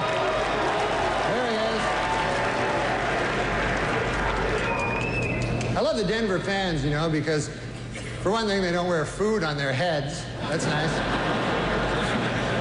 And they had a wild celebration in Denver after that Super Bowl, man. And now city officials expect an even wilder celebration if the Nuggets win 10 games this year. They say they're going to... say the whole city's going to go nuts. Yeah, the Nuggets are having a bad year this year, man. Matter of fact, they're making a film about the team. They got a pretty catchy title. It's Black Men Can't Jump Either.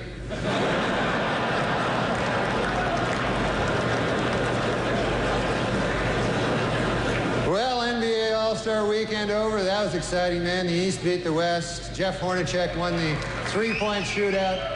Houston's Clyde Drexler and Cynthia Cooper won that exciting two-ball thing. And Charles Barkley won the throw a guy through a plate glass window contest. So that was quite a game, you know. I mean, you know who impressed me the most yesterday was Kobe Bryant. Unbelievable.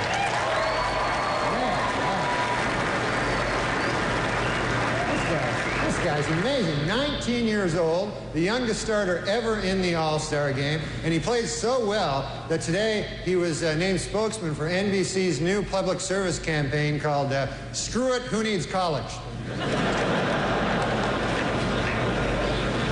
Of course, the biggest story in basketball, no question about it, Michael Jordan may retire. Yeah, Michael Jordan may retire after this season, and it's terrible news for Bull fans, you know, but it is terrific news for golf hustlers. They're happy about it. But Jordan is very serious, though, about leaving.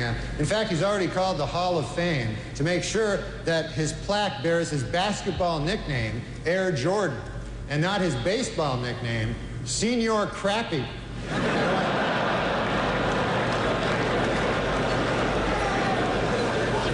That would just be disrespectful, you know?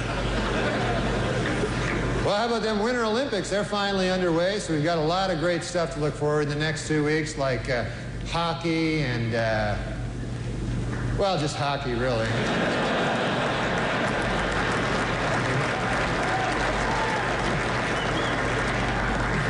I was watching last night, I saw speed skating, and my goodness, you know, could the outfits they wear be any tighter? Holy Lord. There was an East German woman, I swear, you could see the outline of her entire penis. It was...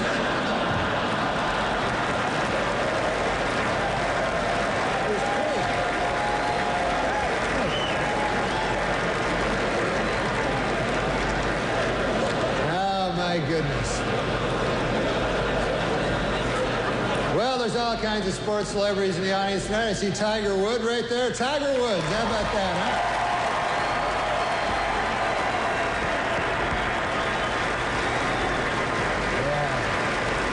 Yeah, he's up for golf. Of course, he's up for Golfer of the Year this ESPYs. And you know who I feel sorry for, folks, is the other two guys nominated for Golfer of the Year. You see these guys getting ready, you know, it's like, hey, honey, have you seen my tuxedo? No, not the good one. The one I wear when I'm going to get my ass kicked. Have you seen that one?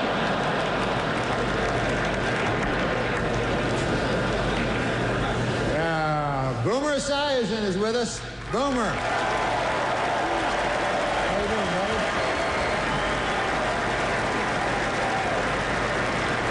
Boomer, of course, will replace Frank Gifford on Monday Night Football next season. And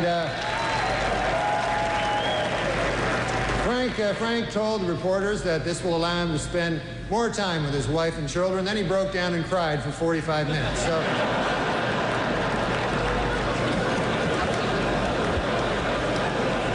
And there's Charles Woodson. How about that? What a season he had.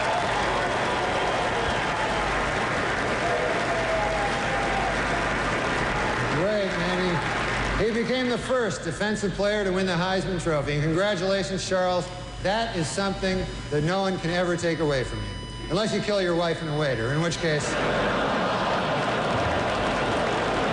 all bets are off. Just a word of advice.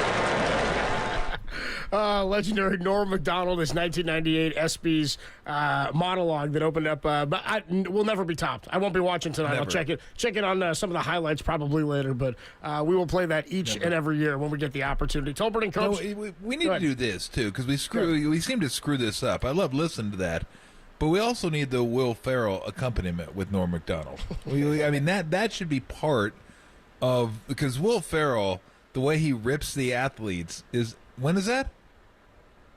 Oh, what? Oh, you're gonna do it tomorrow? Maybe tell me these things then. I mean, I'd like to be kept in the. What do you mean I ruined the tease? There is no tease if the host doesn't know what's coming. All right, we're gonna play that tomorrow. But that one is incredible as well. But yeah, it's the best monologue ever. And the closer, love that closer. Love the closer. It's always going to come at OJ. Always going to come at OJ. He's Mark always Macdonald. gonna come It's at never OJ. going to not come at OJ. Oh, it's Why'd incredible. you kill your ex-wife in a waiter? In which case, all bets are out. Tolbert and Coates with you Thursday afternoon. We will see what Bill Lasky has going on the other side. He'll be with you until 9 o'clock tonight. Giants did lose 5-3 today. Lost the series. Twins come to town. Oh, good. Carlos Correa, the All-Star, comes to town tomorrow. Tolbert and Coates at the Sports Leader.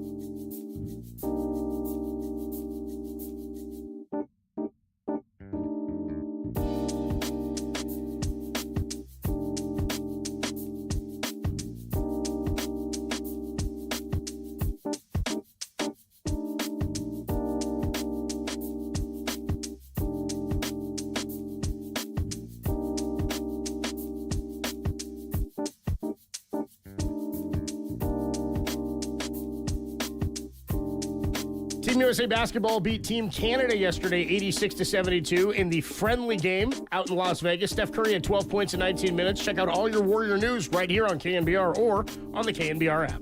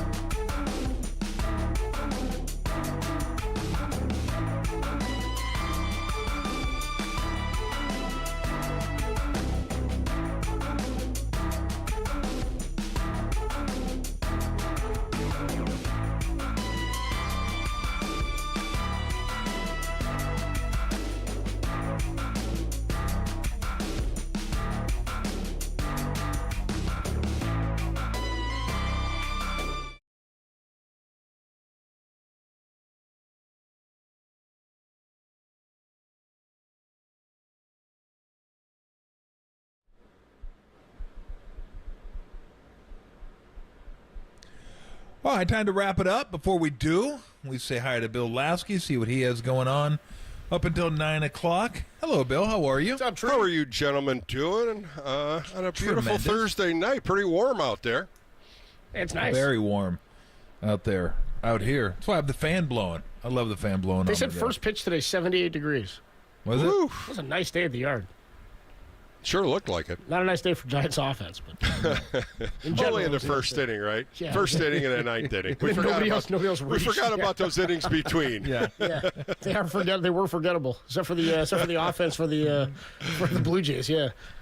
Where are you at with this team right now, Bill? I can't tell. I mean, I listened to the interview you guys had with Farhan, and it sounds like if they're not going to play well, he's ready to, throw in the towel and start selling players. And at the same time, you got to give the starting rotation with Snell in there and a couple other ones a chance to see if they can solidify some innings and get some depth in the rotation, because right now that's really the negative on the pitching side. I think the bullpen's been great. The offense, again, inconsistent.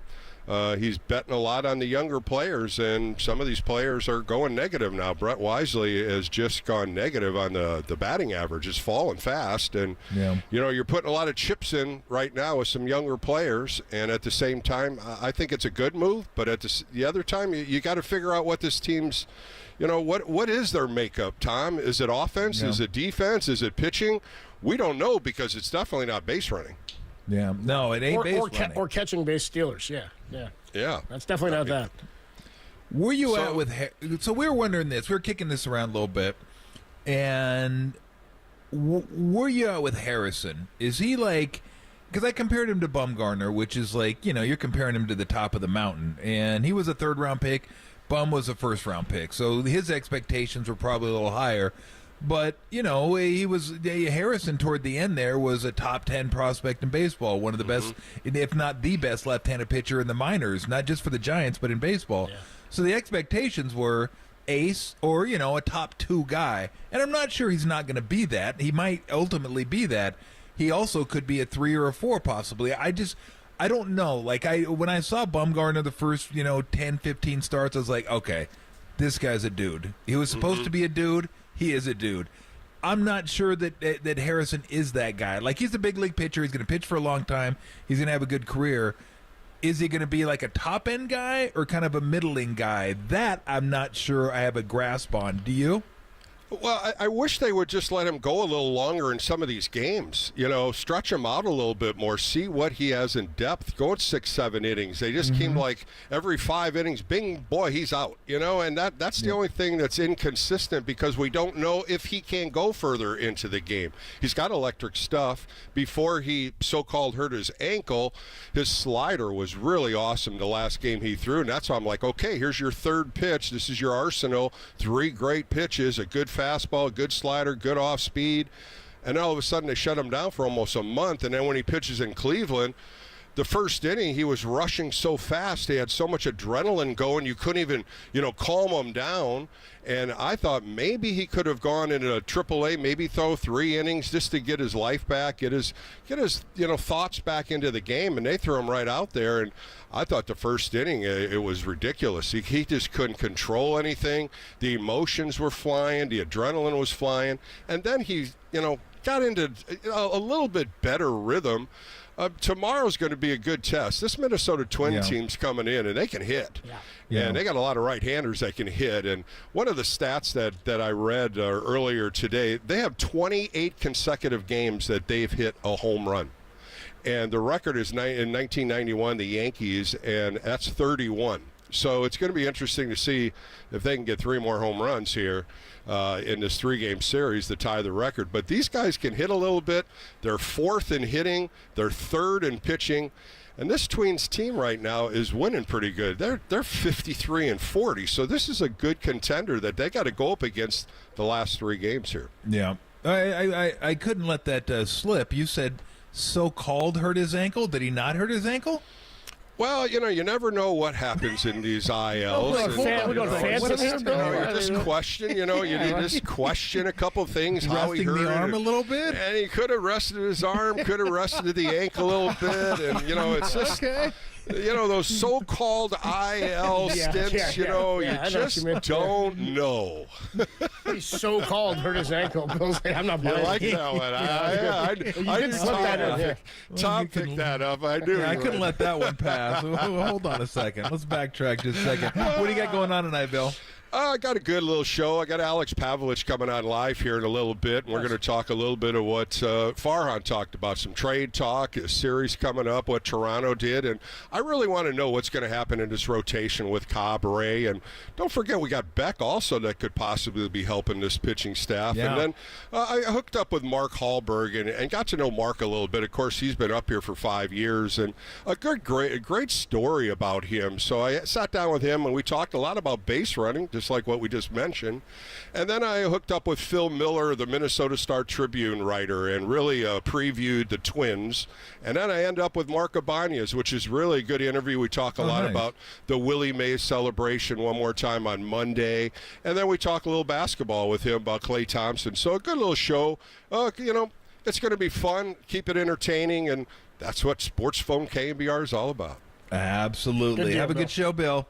Thanks, guys. Good talking to both of you. Great talking to you, too. The Twins coming to town tomorrow. We're trying to get a hold of, I asked Derek if we get a hold of Joe Ryan somehow. It didn't work out because I know they were off today. He's pitching tomorrow. Yeah, he pitches tomorrow, and I think he went to San Anselmo, if there is a San Anselmo High. I knew he grew up in San Anselmo. He's a Northern California kid. You're going to have to fight for him. Murph. Yeah. Well, they'll probably already have the it. rejection in your voice, dude. Yeah. All right. Oh, so funny. Let's get out of here. Thank you. Thanks to Farhan Zaidi for joining the show. We'll be back with you tomorrow, getting you ready for the Twins. Yeah, Twins are pretty good. That's a pretty solid team. So we'll get you ready for the Twins and the Giants, and we'll have some. Tim Hardy told me, hey, that sounds for tomorrow, so look forward to that sound tomorrow. Yeah, oh, cool. We're going to have more SB sound tomorrow. You ruined the tease, damn it. No. It's hard to ruin a tease when you didn't even know. There was no tease. We didn't know it was coming. We're like, today's the SBs. No idea it was coming. Hey, more SB sound after the SBs. If you told me if you told me and then I spilled it, that'd be ruining the tease. You can't ruin the tease when you don't know. God, I miss him. I miss that guy. Thank you, Derek. Appreciate it. Good job today. Thank you, Tim. Good job today. Copes, I will talk to you tomorrow. We'll do it tomorrow, man. All right, stay tuned. Bill Lasky takes you right up until 9 o'clock right here on the Sports Leader. Take it away, Derek. Oh, my God. Oh! Shut it down. Let's go home. It's time for you to sound off, for you to speak your mind. This show is for the faithful. Touchdown! Dub Nation. Bang! Steph Curry again. And the seam heads that bleed orange and black. Good man! This is Sports Phone KNBR. Sponsored by Industrial Metal Supply on the Sports Leader. Check the live stream on YouTube at KNBR 1045. All right, welcome into Sports Phone KNBR on a Thursday night. Bill Lasky hosting for the next 3 hours. Got a good little show entertained for all of you out there. And, of course, we got to wrap up this 3-game series when the Toronto Blue Jays came into town. And we felt, most Giants fans felt this was going to be a 2 out of 3 from the Giants. And sure enough, they win the first game on a walk-off wild pitch. And then yesterday just didn't look too well in the box score when I looked at it today. And, of course, last night on Sports Phone KNBR, it just didn't sound good either when you look at Logan Webb giving up 7 earned runs in 5 innings when he was just shining for 4 innings, just really throwing the ball well. And they ended up losing that game yesterday 10-6. So we turned the page and looked into today, the 12:45 start. And Jordan Hicks was on the hill against, of course, ex-Giant Kevin Gausman. And, boy, he threw the ball extremely well for Toronto today. And Jordan Hicks came out there and a couple base hits to lead off the game, and then a sac fly by Turner. And sure enough, Jansen hits a home run, his 6th, and the Giants all of a sudden were down 3-0 before the bottom of the first even started. Giants come back with a great at-bat by Elliot Ramos, a ball down in the zone, and he hit his 14th home run on an 0-2 split finger that Kevin Gausman threw and launched it to left field, 389 feet for his 14th home run. And then pretty much the offense disappeared. They had 4 hits, 1 in the 3rd, 1 in the 4th, 1 in the 5th, 1 in the 6th, and could not muster anything until the 9th inning, until Yastrzemski came up with a full count pitch and hit a fastball out for his 8th home run. At that time, the Toronto Blue Jays bullpen stymied the offense of the Giants, 9 up, 9 down. And sure enough, Yaz pounded one to right field, 3-2 fastball, 392 feet. It just wasn't enough as the Toronto Blue Jays hold on to a 5-3 win, 5 runs, 10 hits for Toronto, 3 runs, 7 hits, 1 error for the Giants. And like I said, between the 2nd inning and the 8th inning, it was quick innings, and Kevin Gausman chewed them up. And one of the questions I'm going to ask Alex Pavlovic coming in here, he'll be on in 6:30, is Kevin Gausman is really a fastball split pitcher. And today, he was mostly all fastballs, 68% fastballs he threw today. He only threw 18% split fingers, 12% sinkers, and a few changeups, but he kind of got away from what his arsenal was. And I don't know if he felt that the Giants were looking for, split fingers or sliders, but he pounded them with fastballs, no walks. He was ahead of the count, 18 first pitch strikes to 27 hitters. He was in and out after 3 innings and only threw 47 pitches, 32 for strikes. He was on the corners. He elevated the fastball. He really looked good. And his numbers weren't all that great coming in. He had over a 3.5 earned run average. Today, he only won his 7th game. He was 6-8 coming into the game today. But today, he really established himself. And after he gave up the home run, he got in and out. A nice 1-2-3 inning in the 2nd inning. Gives up a base hit in the 3rd, nothing after that. Gave a base hit in the 4th, and that's how he moved along in this game. And he really settled down. He went 7 innings through 98 pitches, 66 of them for strikes, so he was around the zone. He only punched out 3, 6 hits, but a good outing for Kevin Gausman, and he kept the Blue Jays in the game. And they mustered 3 in the 1st. They got another one in the 4th inning, and 3 hits in a row in the 4th inning for the Blue Jays, and Snyder and Jimenez, and boy, I tell you, Clement, I'm jumping right here. Ernie Clement, what a series he had, and offensively and defensively for the Toronto Blue Jays. He goes 5 for 11 for this series, hits 2 home runs, his 5th and his 6th, 7 RBIs for this guy, and he comes into the series when you're looking at what he did, 42 for 168, 4 home runs, 14 RBIs, and all of a sudden he becomes Babe Ruth. It's a 3-run home run the first game. Yesterday he got on base. He was 3 for 4 yesterday. Hit a 6th home run in the 5th inning off of Logan Webb. Today, again, goes 1 for 3. Just a great series. And how about his defense at third base? Really just done well. Backhands, forehands, coming across, bare hands, going across the shortstop. Just a real good series for a young kid, Ernie Clement. And the Giants just couldn't get him out. And he was one of those guys that was a thorn in their side, as well as Jimenez, the shortstop, who another one that had a very good series. And you start looking at the middle of the order, Guerrero was stymied. Turner didn't do much. Springer didn't do much. And then all of a sudden you look at the bottom of the order, Varso was out. He got hurt. Snyder comes in. Kirk, again, a guy that's a backup catcher. He goes 3 for 4 yesterday. And, of course, Clement. So you got guys that really weren't middle of the order guys, highlighted guys all the time, and they came in here and mustered 2 out of 3 wins against the San Francisco Giants, and they walk out of here with a 43-50 record, and they're still last in the AL East. But I really felt when this road trip got over, and they played pretty well in this road trip, if you remember. They took 2 out of 3 in Atlanta. They played well in Cleveland, lost 2 out of 3 in Cleveland. But I felt coming home they had a chance to win 2 out of 3 against Toronto, as well as this Twin team coming in, which is playing real well, and then go into this last series against the Twins in a 3-game must-win type situation. But now it's not going to be a 500 team at All-Star break. They're 45 and 49, and 3 top pitchers are going to throw for the Twins. Joe Ryan, who you just heard Copes and Tolbert talk about, he's going to take the hill on Friday, and he's pitching extremely well, 6-5 with a 3.29 earned run average, exceeding numbers that he's always had. He's got 109 innings, only 90 hits, but here's the number that you need to look at: 118 strikeouts, 16 walks. We'll hear more about him. I have Phil Miller on later. He's from the Minnesota Star-Tribune. We'll break down the starting pitchers, the probable pitchers, as well as some of the top hitters, and find out a little bit more about the Minnesota Twins later in the show. But Joe Ryan is pitching really well for them. And the Giants, though, miss Pablo Lopez. He's been their best pitcher all year in the rotation, and their bullpen's been great. Duran, who is their closer, he throws 102, 103 miles an hour and then throws an off-speed curveball. So he has been pitched. He's got 14 saves for the Twins. They're right behind the Cleveland Guardians. They're only 4.5 games behind them, and they're playing good baseball. As I said, they're 53 and 40. So this will be a good series.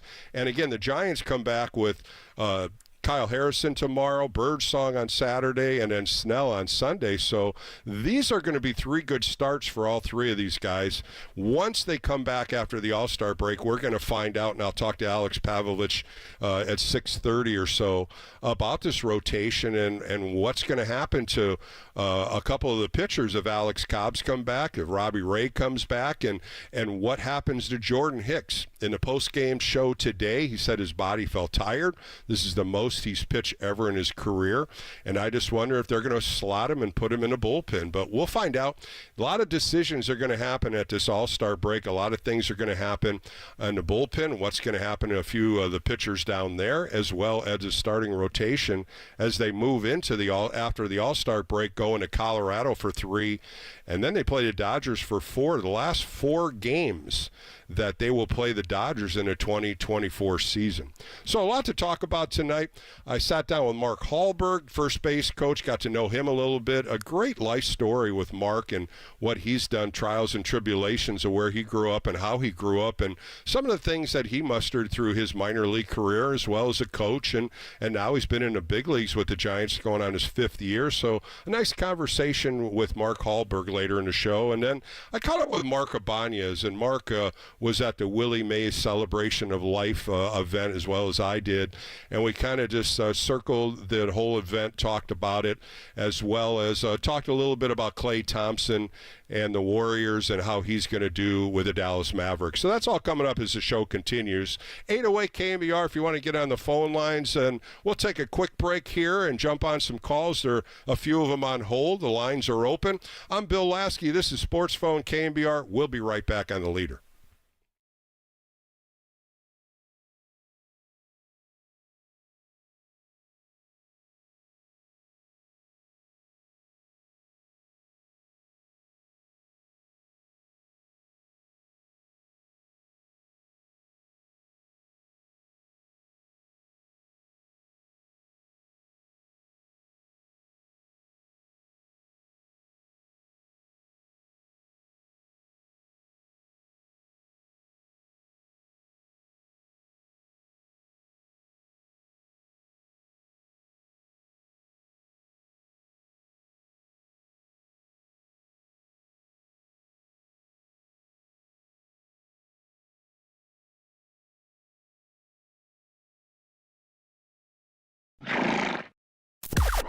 Now, from the O'Donnell Financial Group Sports Desk. Learn more at odfigroup.com. O'Donnell Financial Group, because planning is a process, not a product.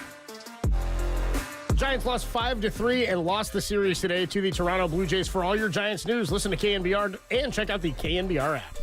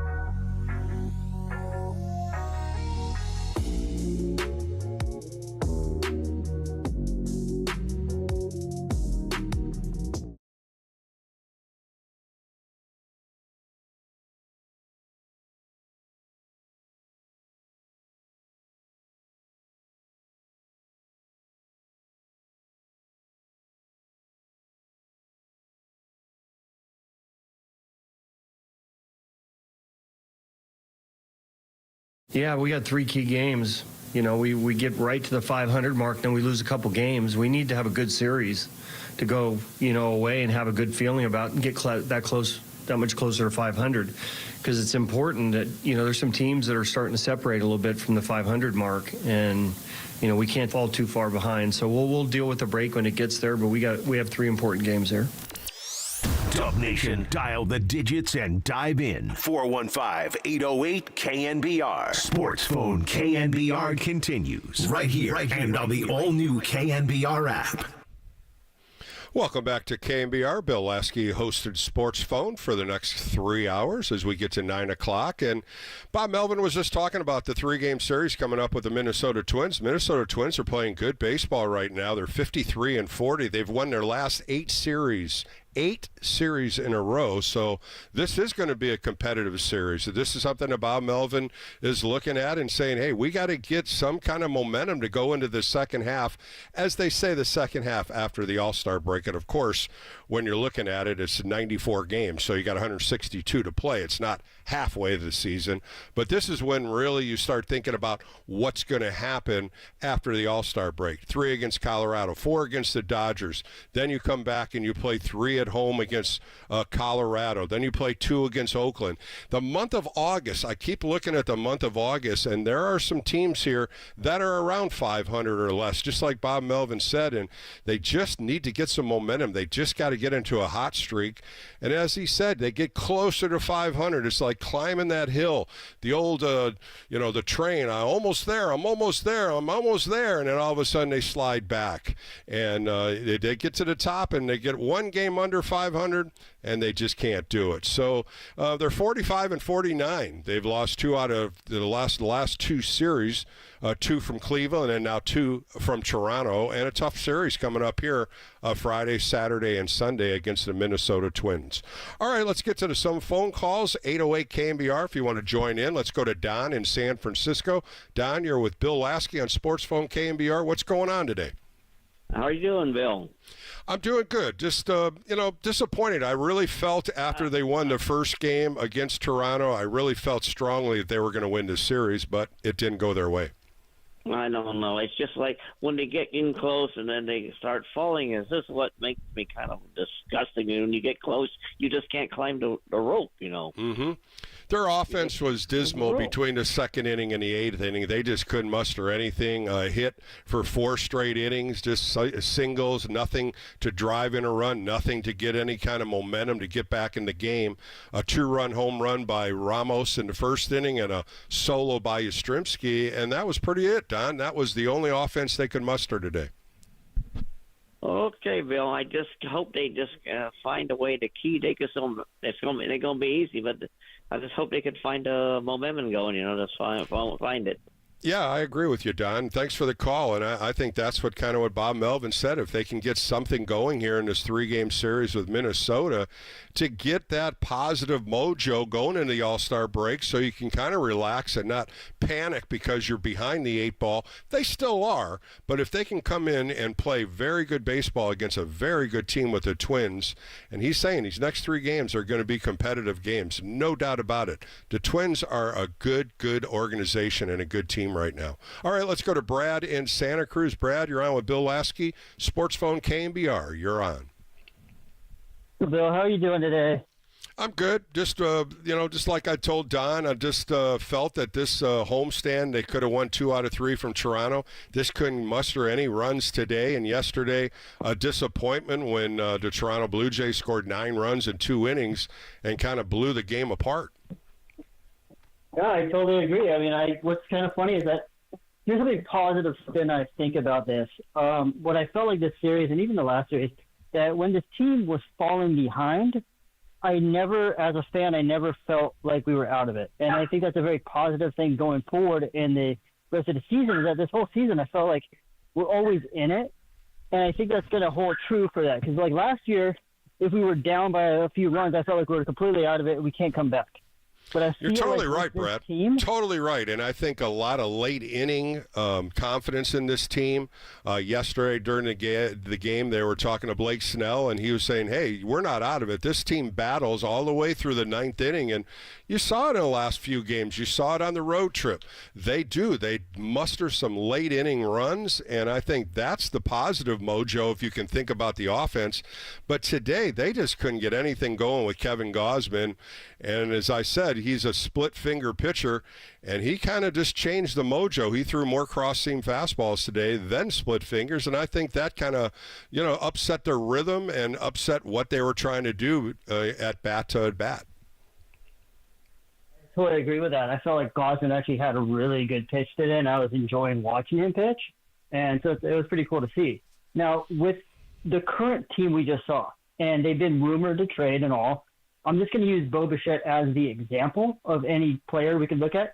I want to know what your expert opinion would be of what it's like to scout for a team who you're facing that you might be trying to trade for. I want to get the insight of that, what it's like for a team to be looking at a player while they're in town.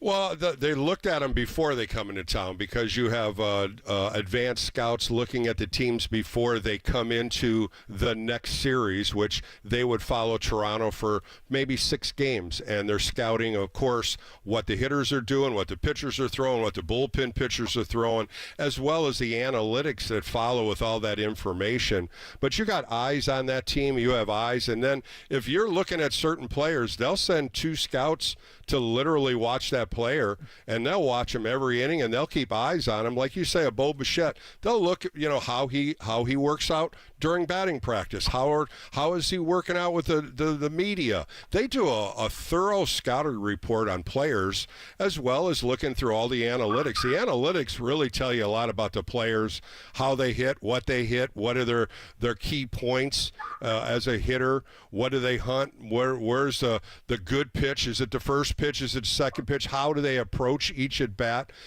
So much more information is granted to them, as well as they can get for what they want to do with the next player if they're going to scout them. A lot of things are going on right now in the front office with the Giants, and I think it's a 50-50 right now. Are they going to build a team? Are they going to try to get a couple more players, maybe some position players? Or if they start sliding down a slide, going negative, is Farhan going to give up a lot of the veterans and go with the youth movement? That's going to be a big question mark here. Perfect. I guess the last question I'd have, let's use example as Bo Bichette. If he is a young player at 26, he has a good baseball card repertoire, and then do you think he'd be someone you could actually maybe sell and maybe a player you could buy because you have control over him for another season or so? Yeah, I think that was one of the names a lot of the media have been talking about because they are probably looking for a veteran shortstop. Luciano just didn't fill it yet. I mean, he's still in their plans. He's still 22 years old, and now they got rid of Ahmed, so now they're really basing it on Wisely and Fitzgerald to pick up the spot at shortstop. But I really believe they need a veteran shortstop. I don't think they can manage the rest of the season with 2 rookies playing shortstop. I just don't see that. That's too big of a position to try to maintain 2 young kids doing it. I really would love to see them go get a veteran shortstop if they don't have plans for Luciano. And Bo Bichette's one of the names that's been thrown out there. But we'll find out, as we get going in the next couple of weeks, you're going to start hearing a lot of trade rumors, and a lot of it are just rumors, Brad. You just don't know what's going on in the front office, and they're not going to display who they're going after or who they're talking to until pretty close to a trade. Fully agree, 100%. I just want to use him as a current player that we're seeing as an example. Yeah, good one. And that name's been thrown out there the last week or so because Toronto was falling in the AL East, just like Guerrero and a couple pitchers. So, these teams that are in last place or, a couple teams in the, before, like 3rd or 4th in each division, you're going to have some players moving. They're going to start moving some players and some contracts. And it's not just the Giants. There's a lot of teams that are looking at possible first baseman, possible starting pitchers. There's a good handful out there, and we'll see who buys and who sells. But that's the fun part of the end of July. Perfect. Well, thank you very much. I mean, this is a great conversation. Yeah, Brad, thanks for the call. Appreciate your time today. Let's go to Mike in San Francisco. Mike, how are you today, buddy?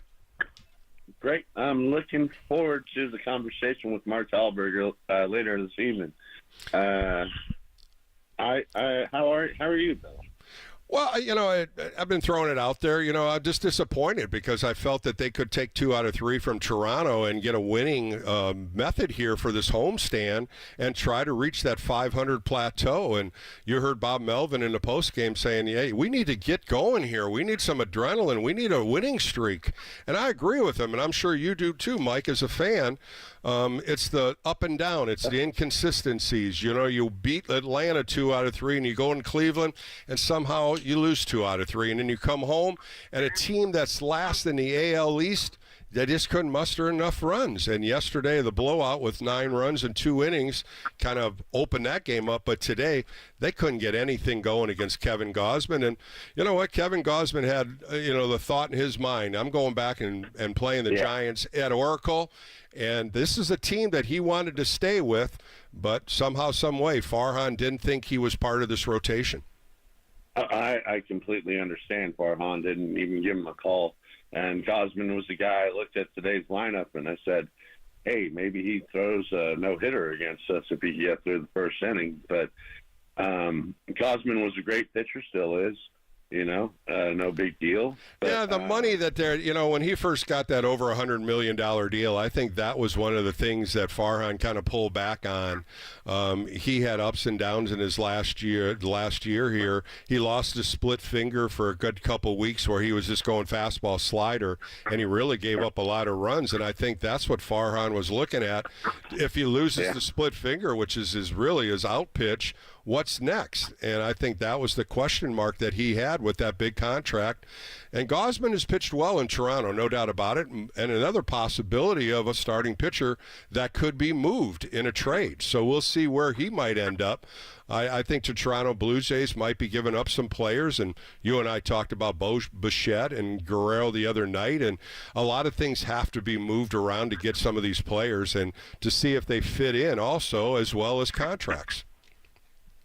Yeah, before I move forward, I just want to say that I do completely understand and remember where you're coming from with Gausman there. He had a fantastic first half, and he kind of in 2021, and he kind of slacked off. Not slacked off, but he had a baby, I believe, or his wife got ill. His wife got ill. Somewhere in it, it was it was definitely a family issue, and he left a team for a little bit. I don't want to on that on the radio. Yeah, there's not much to talk about when you talk about family. That's when you kind of cut the rope and you say, you know what, away from baseball, nobody needs to know what their life is about. Yeah, for sure. So I want to move on to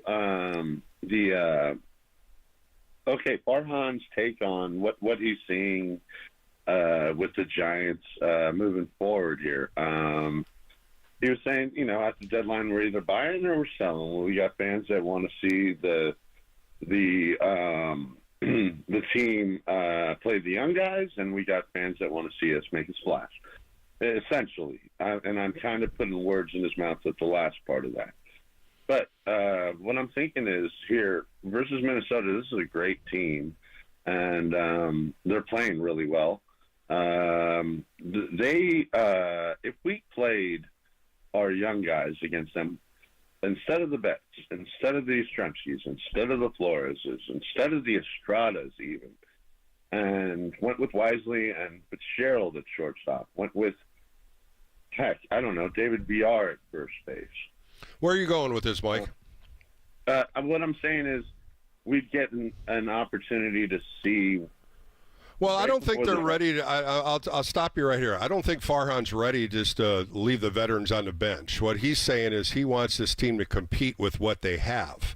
And if this continues the way they're losing series like the last two, he's ready to possibly look at moving some pieces. That's kind of what I got out of that interview that he had with Tolbert and Copes earlier today. I don't think he's ready to throw in the towel and put all the rookies out there. I think what he's saying is, we will know in the next 2 weeks how I'm going to move forward at the trade deadline. So we'll find out, Mike, but that's kind of what he said. All right, Mike, I got to move on. Thanks for the call. Appreciate it. Let's go to Rick in Hayward. Rick, you're on Sports Phone KNBR with Bill Lasky. What's going on, my friend? Well, Mike took a lot of my thunder. I want to piggyback on Mike's comments on Farhan's interview with Tolbert and Copes today. And, the biggest part of what he said came at the very end of the interview, where he basically threw the gauntlet back on the players. He threw it back on the players, he did. saying, yeah. "You guys don't start performing, you're going to make my decision for me." Because, bottom line, Soler hasn't done anything this year. I don't care about the home run or the RBI total. His pressure at bats, he's hitting under 200. No, 224 right now. 224, and he's had today he hit the ball real hard, but right at people, and you can't judge that. But I'm right there with you. He was brought in here to be their number 4 hitter. He was brought in here to drive in runs and not just hit home runs. And how in the hell is he a leadoff guy? How is he number 1 in your lineup and staying there? That's what's puzzling me, because anytime Jung-Ho Lee got hurt, that was really your leadoff man, and they really put all the chips on him. And now he's out for the season, so they have been searching for a leadoff hitter, and Jorge Soler is not a leadoff hitter. Sure, that's a possibility that Bob Melvin likes, but I want to see him in the 4th, 5th, 6th spot to drive in runs, not try to get on base. He's not a guy that's going to take a lot of pitches, and I'm right there with you. He has been a disappointment so far.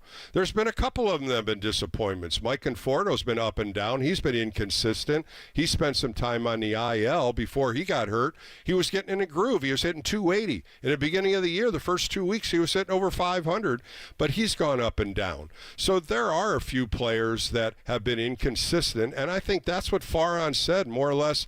My veteran leaders, they need to come up and play. They need to start producing. And I think that's what I took out of that whole interview. Yeah, me too. And talking about Michael Conforto, this is exactly what we saw last year. A very good April followed by a tail off, and then he got injured in August. So, looking at that and saying, okay, now he's healthy, he could be one of the chips that gets moved at the deadline because of his contract. No doubt about it. No doubt about it. And he's that veteran leader that can play outfield. He could be a DH. And when you talk about a veteran leader, he's going to understand the game. He knows pitchers. He understands what he has to do. But it's the inconsistencies that we have seen in him in the last year and a half that makes me, that's a possibility that somebody would pick up. And why not? Because he's above average player when he's hot. Exactly. Well, Rick, we'll move on, but thanks for the call. Appreciate it, and we'll find out here, and we'll talk a little bit more about Farhan with Alex Pavlovic coming up and see what Alex kind of figured out and what he knows, but I appreciate the call, Rick.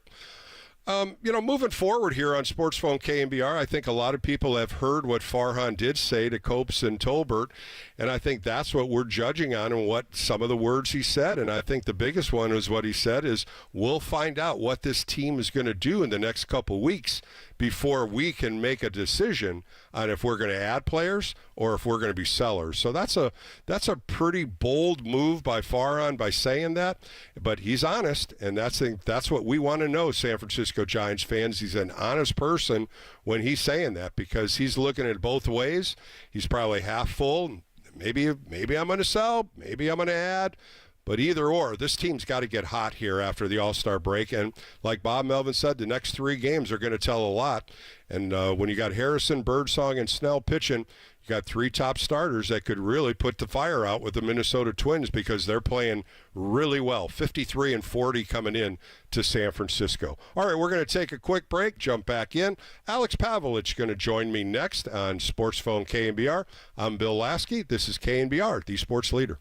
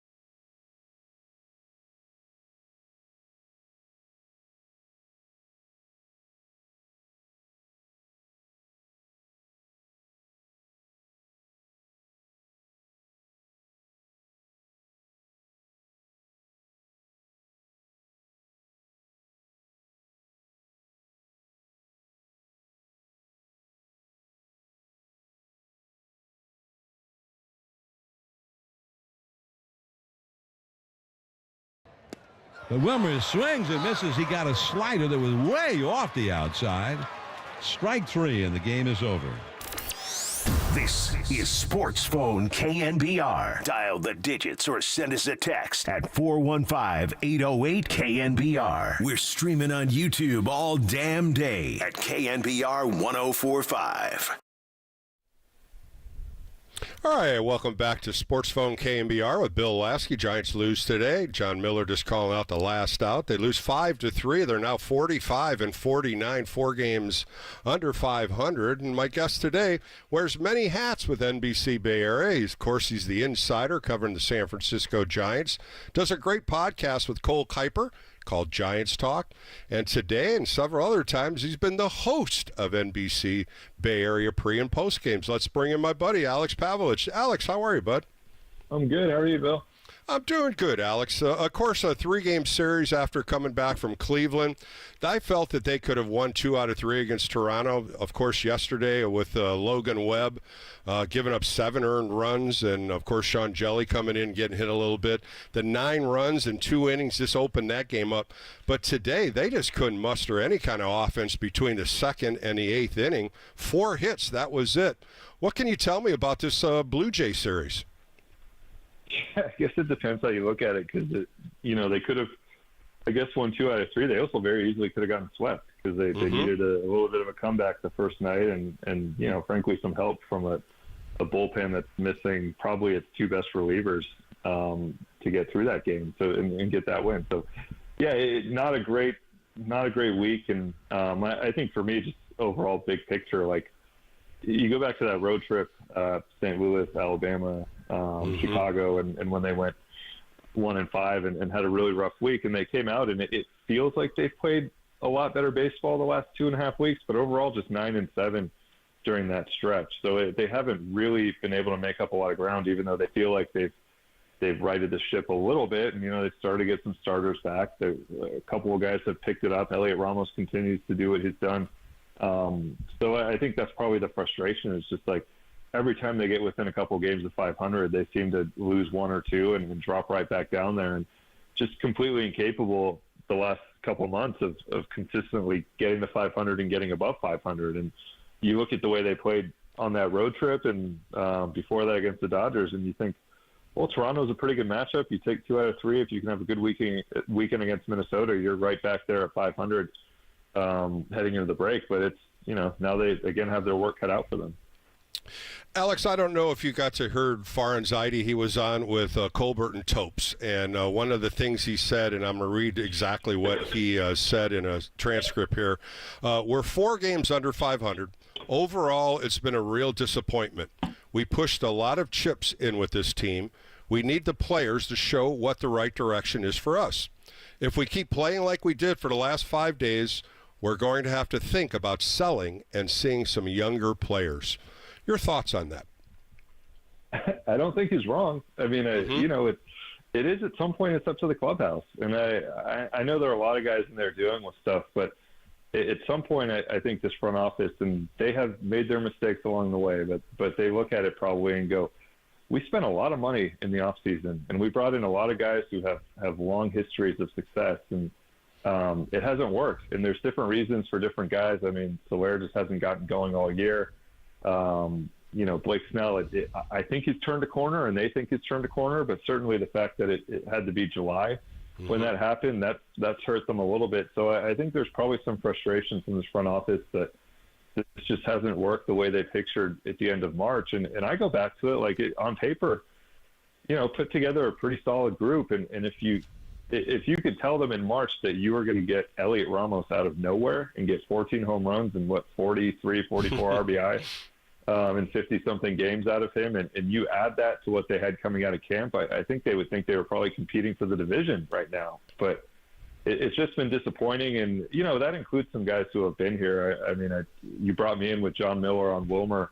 I think that dropped his average to like 202 or 204 or something like that. Tyro Estrada's on base is around 260. So, yeah, I think they look at it and probably go, this is a veteran team, and they've stuck with some of the veterans. They've started to make some moves. But, I felt this all along, that I think if they, or all along, I should say, the last few weeks, if they wanted to sell a little bit and decided that, some of these veterans, they can get some prospects back for them, and they probably won't be too much worse if Matos is playing every day and Fitzgerald is playing every day and Wisely's playing every day and Hayden Birdsong's in the rotation, and maybe you look at a Carson Wisenhunt in the second half, or maybe Wade Meckler, as he gets healthy, is back up here. Like, I think they probably look at it and go, at this point, like, would you be that much worse in the second half? And could you get some prospects for the future?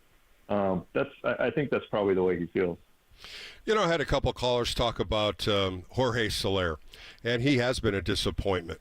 After Jung-Ho Lee got injured, Bob Melvin's really haven't thrown a person in that leadoff spot that could fulfill what Jung-Ho Lee did. And to have Jorge Soler hit first, I saw first couple days, yeah, okay, maybe.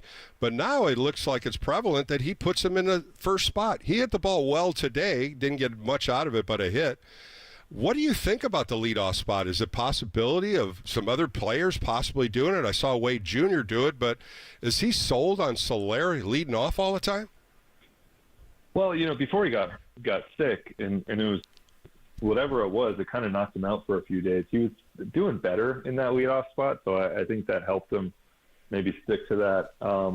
I don't think it's ideal, but you look at this lineup, and I don't know that they feel like they have a real 1, 2, 3, 4 set. I think there are some other guys who probably are overmatched in that position. I don't hate like the Wade, Ramos, Bailey trio.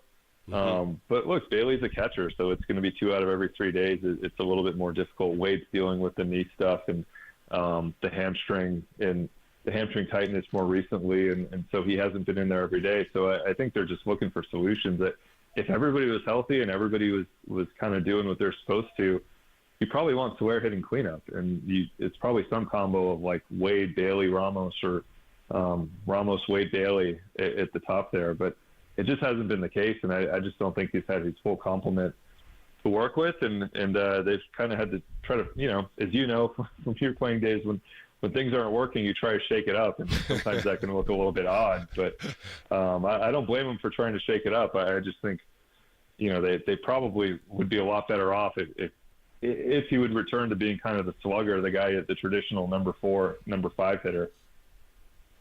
That voice you hear on Sports Phone KNBR is Alex Pavlovic. Of course, you see him on NBC Bay Area covering the Giants, and he does a great pre- and post-game as a host, and he does so many different things. I want to go back into a couple players. You talked about them, was Flores and Estrada, but I'm going to throw a couple other ones. Mike Yastrzemski, another tough year for him. Of course, he hit the home run in the 9th inning, striking out a lot, and this was a problem that he had last year. I really would like to know what the Giants have plans for him. Are they going to keep throwing him out there? Yeah, I think for the last couple of years, they've looked at it as being that, like, everything he brings to the table overall is still a net positive. The defense in right field is terrific, and he's a pretty good base runner, and there's been just enough power and just enough tapping into that and big hits that you go like, okay, we can put up with the strikeouts and some of these slumps. But for me, you read that Farhan quote. I mean, he's probably one of the guys who's looking at and going, you're getting expensive in arbitration. He's the longest tenured player now.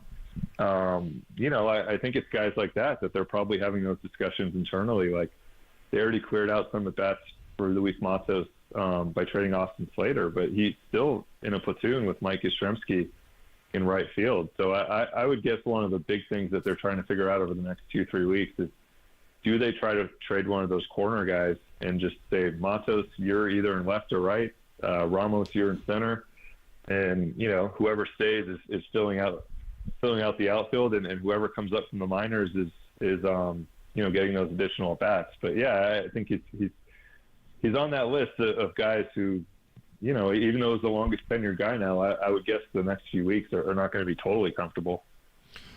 Well, Alex, in the post-game, Bob Melvin said the next 3 games against the Twins are going to be it's going to be a good battle. The Twins are playing real well, 53-40. They're only 4.5 games back from the Guardians. And he talked about the rotation of Harrison, Birdsong, and Snell. 3 good pitchers going at him. But I'm looking further after the All-Star break. Jordan Hicks after the game said, my body is tired. I'm not used to this. I'm not used to starting. And he felt, didn't know how he was going to react after the All-Star break. They asked him, well, what about the next start? He goes, I haven't talked to anybody. Everybody's going to shut down here, and we're going to figure out what's going to happen after the All-Star break. Now you got Robbie Ray coming back. You got Cobb coming back. Even Tristan Beck starting to throw. How are these guys like a Harrison, even a Birdsong, are these guys capable of staying in this rotation?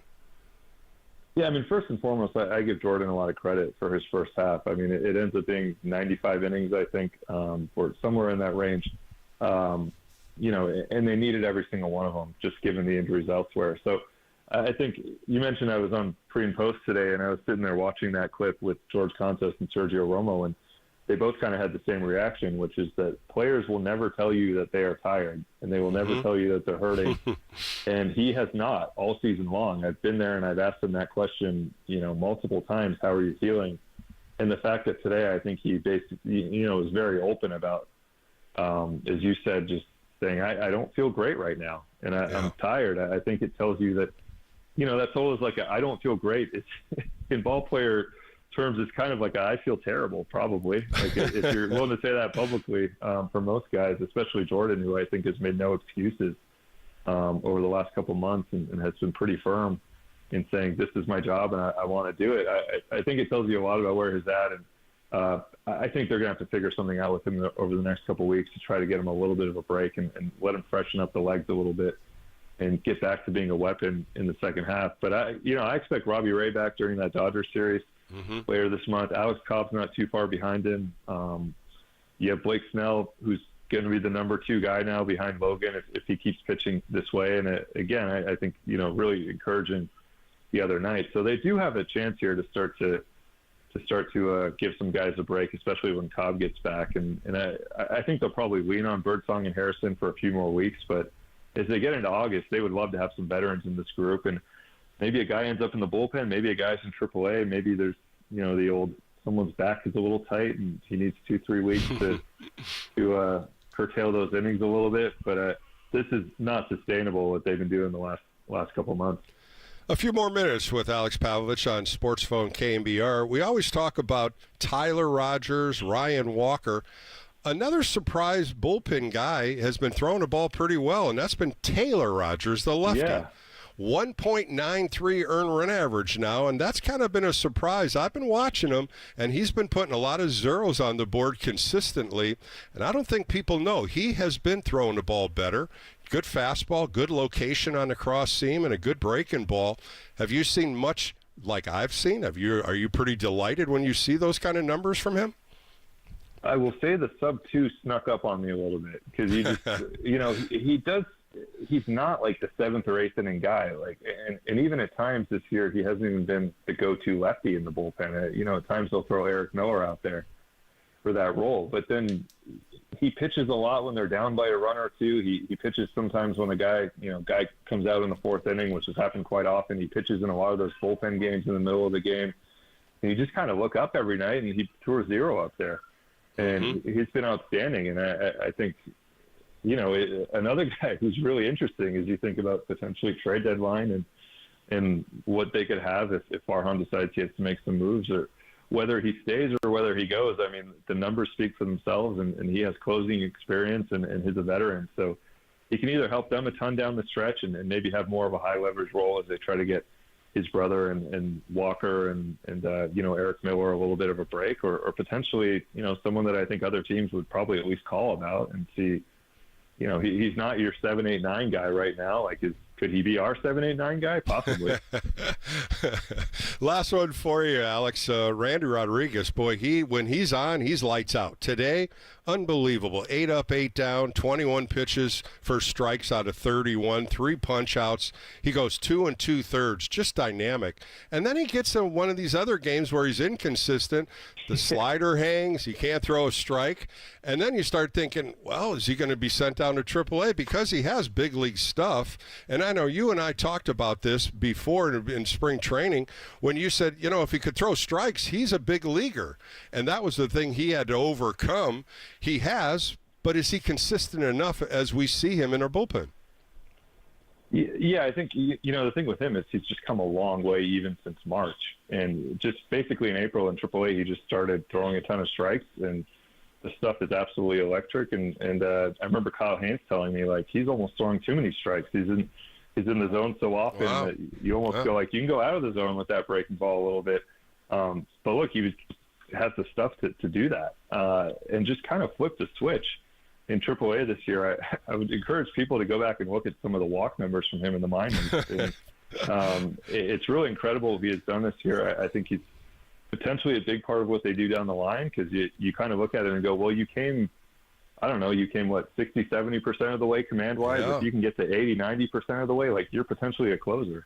Mm-hmm. So, he's been really impressive, and I think, again, just kind of going back to your theme from the beginning, like, they look at it and go, there are some guys in him and Eric Miller and some guys who could take on more high-leverage opportunities if they had to. So it's not just necessarily the position players. They do have some young guys here who have done very well in the roles they've been given, and probably, I think would be okay, or the Giants would at least be interested in looking at what somebody like Randy could do, like in an eighth inning, if they had to do that, or if they decided to shake things up a little bit. Or frankly, just if they need to kind of watch guys' innings a little bit. I think it'd be interesting to see what he could do given a little bit more responsibility, because when he's on, it's about as good as it gets in that bullpen. Alex, any plans for the All-Star break? I know you're a dad now. You're probably going to enjoy some time with the family. Any plans going anywhere? Yeah, just that. Just, some family time. And it's a busy week, not just with it. It's a funny week because you get through, the Mays thing was awesome. I know I saw you there on Monday, and then 3 games here, and I was looking at the weekend, and usually weekend before the All-Star break is a little bit more low-key, but like, look, Carlos Correa is coming into town tomorrow. The Core 4 goes on the Wall of Fame on Saturday. That's going to be fun. I've heard some of the people who are thinking about coming into town for that, and some people that certainly as journalists we want to talk to and catch up with. So it's going to be a busy weekend, and then I'll look forward to having a few days off. Because look, right after that, go road trip, Dodgers, Rockies come in, and then it's trade deadline. So late July, I don't know that there's a breather in there. Well, you do a fabulous job for NBC Bay Area. You do need some time off, but again, thank you for your time tonight, jumping on with me. And again, Alex, I'll catch you at the ballpark for sure. All right. Yeah, come visit me. All right. That's Alex Pavlovic. This is Sports Phone KNBR. More coming up right here on KNBR, the sports leader.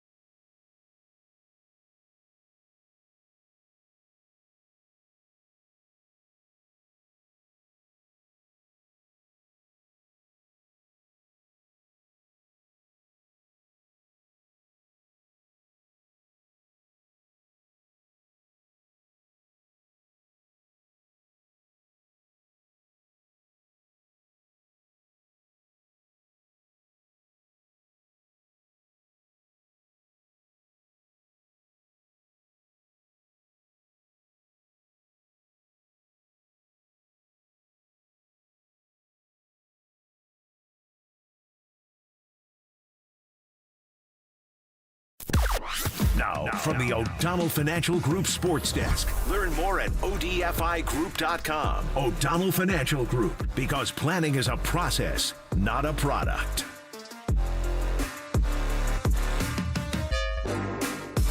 Team USA basketball beat Team Canada yesterday 86-72 in the friendly game out in Las Vegas. Steph Curry had 12 points in 19 minutes. Check out all your Warrior news right here on KNBR or on the KNBR app.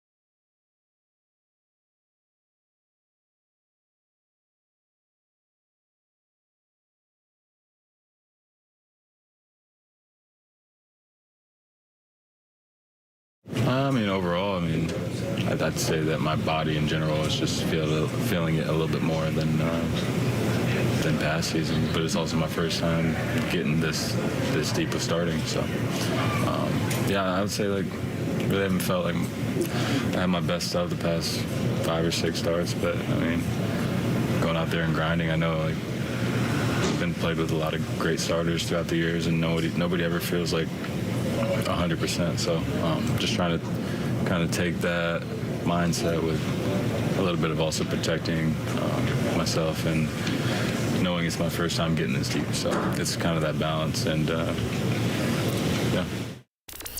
Sound off on the sports leader. Sports phone KNBR keeps rolling right here and on the all-new KNBR app.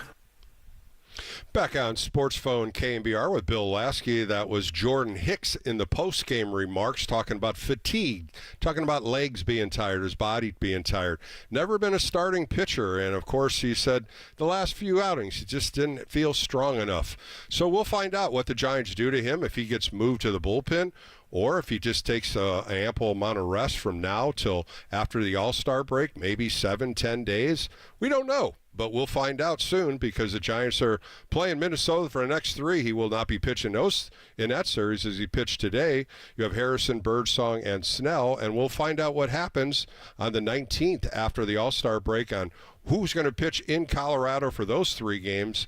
And then they face the Dodgers for 4 games. The last 4 games they play the Dodgers in the 2024 season.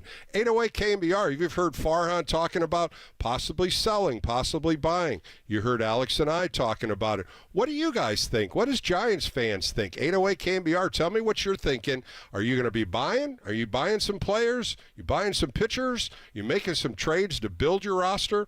Or you turn in a page and you're going to move some of your players and go to the youth. Go to the open the gate and bring up the young players to see what kind of future you have. So that's going to be on you. 808 KNBR, get on the phone lines. Let's talk about it. Let's go to Visalia and talk to Glenn. Glenn, you're on Sports Phone KNBR with Bill Lasky. How you doing tonight, Glenn?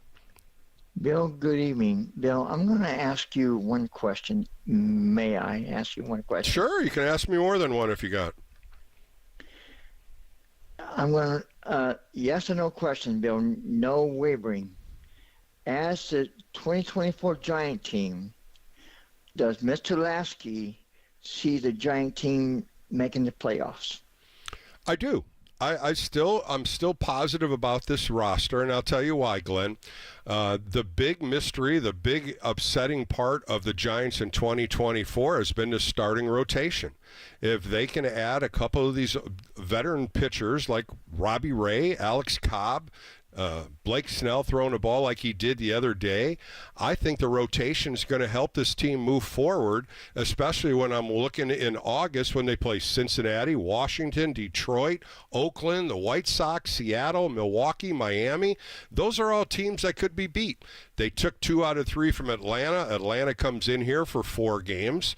So it is the schedule that could possibly get this team hot. But there's a lot of buts here, Glenn. The offense has got to hit a lot better. They have to get a leadoff hitter. They have to figure out someone that can get on base in the leadoff spot. I am just not sold on Jorge Soler being a leadoff hitter. I'd like to have him in the 4 spot, 5 spot, like they projected him to be. Other than that, I do believe this team could possibly get into the wild card position. They're 4 games under 500. We know that. But they haven't been hot. They got hot for a little bit in the last homestand where they took 3 out of 4 from the Cubs and then 2 out of 3 from the Dodgers. They go to Atlanta, win 2 out of 3. I thought they were playing pretty good baseball at that time. And sure enough, they go into Cleveland. They win the first game. They lose the next 2, and then they end up losing 2 out of 3 from Toronto. So the inconsistencies are still there, Glenn. But in the long run, they got to get hot. The offense has to score more than 2-3 runs a game. Today, they were dismal from the 2nd inning through the 8th inning, and those are the lapses that make this team lose more than win. Bill, I'm going to say this as a huge Giant fan. I'm Sooners Beach 72. Yastrzemski, Chapman, Conforto, Castillo, they need to be consistent, Bill. Yeah. Pitching's not the issue, Bill. Yeah, it is. Starting pitching is because you're wearing out the bullpen, and you got to get some length out of some of these starters. When you're looking at, Walker and Tyler Rogers in over 45 games already, Glenn, that's a lot of baseball they've been in, and it's been 94 games. They've been, both of them, 45, 47. That's too many. That's way too many games for a bullpen arm to be in by the All-Star break. So the length has to come in from these starters, and that's one thing that has to change. Look at the number of runners that we left on base, Bill. If they even knocked 25% of those runners in, Bill, the Giants would probably had 4 or 5 more I agree. wins. Yeah, there's been games, Glenn, where they've had 1 for 14 or 2 for 16. A lot of left on base and a lot of runners in scoring position that they haven't had a clutch hit. Yesterday, they had a couple clutch hits. They've had a couple base hits with 2 outs. That's the RBI money. That's the money, the RBI, as they used to say. That's the money hit, and they haven't had too many of those. But you're absolutely right. Runners in scoring position and left on base, they have to clean that up. And I would love to see them get early runs and not just wait till the 7th, 8th, and 9th inning to put the foot to the pedal of the metal and score some runs. They got to do it consistently throughout the game. Bill, I'm going to say this, Bill. I love you. You're doing a good job. Ralph doing a good job. Bill, I would love for the Giants to relax, be consistent, go out and have some fun. It's and only win. a game, Bill. And win, Glenn. That was the last word you forgot. And win. Thank you, Bill. Thanks, Glenn. I appreciate the call. Good guy right there, and he really loves his Giants. He calls in a lot, and he's got a lot of questions, but he's got the right heart. He knows what he wants, and he wants the Giants to win, like all Giants fans. And I think that's what the team wants. You heard Farhan talk about it. The next couple weeks are going to be very important, and even further. Bob Melvin talking about this 3-game series coming up with Minnesota, and we'll preview that later in the show with Phil Miller. He writes for the Minnesota Star Tribune. He'll talk about some of the players that are hot, some of these starting pitchers that we're going to see this upcoming weekend. All right, we're going to take a quick break. Sports phone KNBR, 808 KNBR. The phone lines are open. If you want to give me a call, tell me what you want to do. Do you want to sell? Do you want to sell some parts of this team? Do you want to buy and make them stronger? Love to hear your thoughts. I'm Bill Lasky. This is Sports Phone KNBR. More coming up right here.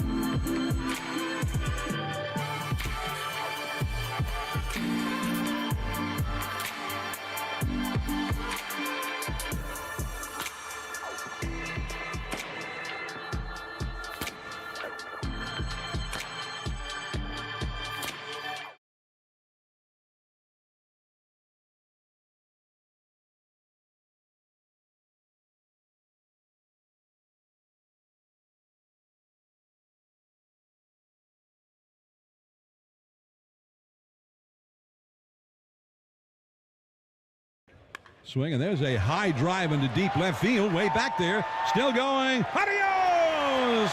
Pelota! A home run toward left center field, and Elliot Ramos gives the Giants their first two, and they trail 3-2. Speak your mind on the sports leader. Sports Phone KNBR keeps coming at you. Streaming live at twitch.tv/the sports leader. All right, back on KNBR with Bill Lasky, and that was John Miller talking about the home run Elliot Ramos hit in the first inning. The Giants were down 3-0 after the top of the first inning, and Elliot Ramos hit an 0-2 split finger by Kevin Gausman, knocking it out of the yard for his 14th home run, 389 feet. He is on fire. Just a great, great first half for Elliot Ramos. And, of course, first time National League All-Star, hitting 300 on the nose. He went 1 for 4 with 2 RBIs tonight. 808 KNBR, if you want to get on the phone lines, what do you think the Giants should do? I'm sure you heard Farhan and as my conversation with Alex about what the Giants are looking at the next couple weeks. Also, you heard Bob Melvin talking about the 3-game series against the Minnesota Twins this weekend. A very important 3-game series. He wants to see some momentum built here with this 3 games. And I keep throwing this record out. The Twins are 53-40. They are legit, and they're chasing the Cleveland Guardians right now in second place, 4.5 games out. 808 KNBR, let's hear what you got to say. Let's go to Steve in Somerset. Steve, you're on with Bill Lasky, and this is Sports Phone KNBR. How are you doing this evening? I'm doing fantastic. How are you, sir? I'm doing good, Steve. Thanks for the call. And like I threw it out there, are you a buyer? Are you a seller? Are you waiting for another 2 weeks? What do you think the direction of the Giants are right now? I think they need to use the young players. They need the players and give them a chance. So you're looking to sell some of the vets and possibly bring up some of the young guys in AAA as possibly playing some of the young guys off the bench. Are you looking to throw the chips in and give up on this team right now? No. I mean, it's my only entertainment, listening to the Giants and you. I live in the Sierra foothills. I love your show. And lifelong Giants fan. And well, you know, Steve, I think a lot of fans just don't know about this team. There's no identity. There's nobody that's really not going to cover off the ball every day. Sure, Elliot Ramos coming up at 24 years old, but there's nothing preceding him. Patrick Bailey's been hot. He's been cold. Chapman came up yesterday 2 times with bases loaded, 2 outs. He didn't perform. Then he hits a home run in the 9th inning. It's just the timely hits, the left on base, the runners in scoring position. They just haven't cleaned that up, and it seems like it's been going on for a couple years. Correct, sir. What has happened, I think, you know, for Giants fans, we're living in the past. Correct. From 10, 12, 14. Yeah, 10 years ago they won the World Series, and people don't understand that. That's 10 years ago. So what has happened in 10 years, Steve? What has happened with this organization, and why can't they get there anymore? We haven't developed. I've gone to a few River Cats games. Oh, my God, the A's are coming to West Sac. Mm-hmm. I grew up there. But I think the new heat wave this last couple weeks is going to make people think about it. If it's 110 out there, how are you going to play ball games? Steve, I got another information part to you. They're going to make that field turf next year. How about that? Yeah, read that article the other day, and the reason why they said was so much foot traffic from the A's and then the Pacific Coast League that they're going to go to a synthetic turf, and that field's going to be all turf now. Do you know how hot that's going to be now when you're talking 100 degrees in Sacramento, and how they're going to try to keep this going? It's going to be a disaster. I mean, you look at the injuries in football and baseball. It's all knee injuries. Well, I understand with the foot traffic because you're not getting any days off. Once Sacramento River Cats leave, the A's will come in. Once the A's leave, the River Cats will come in. I mean, there's no time limit that a grounds crew could continue to keep that field the way it is. When the River Cats leave, you got another 7-8 days to kind of weed it out and get the dirt ready and maneuver it. But now when they're going to do this, man, it's going to be beat up. It's not. I mean, they're not going to have much of a grounds crew because as turf, it's going to be easy to maintain, easy to keep going. And like they're saying, so much foot traffic, they have to do something easy, and that's what they're going to try to do. I don't know if I agree with easy. I agree with cost effectiveness. I say easy because maintenance is easy. That's why I say that. Yes, sir. Yes, sir. You're correct on that.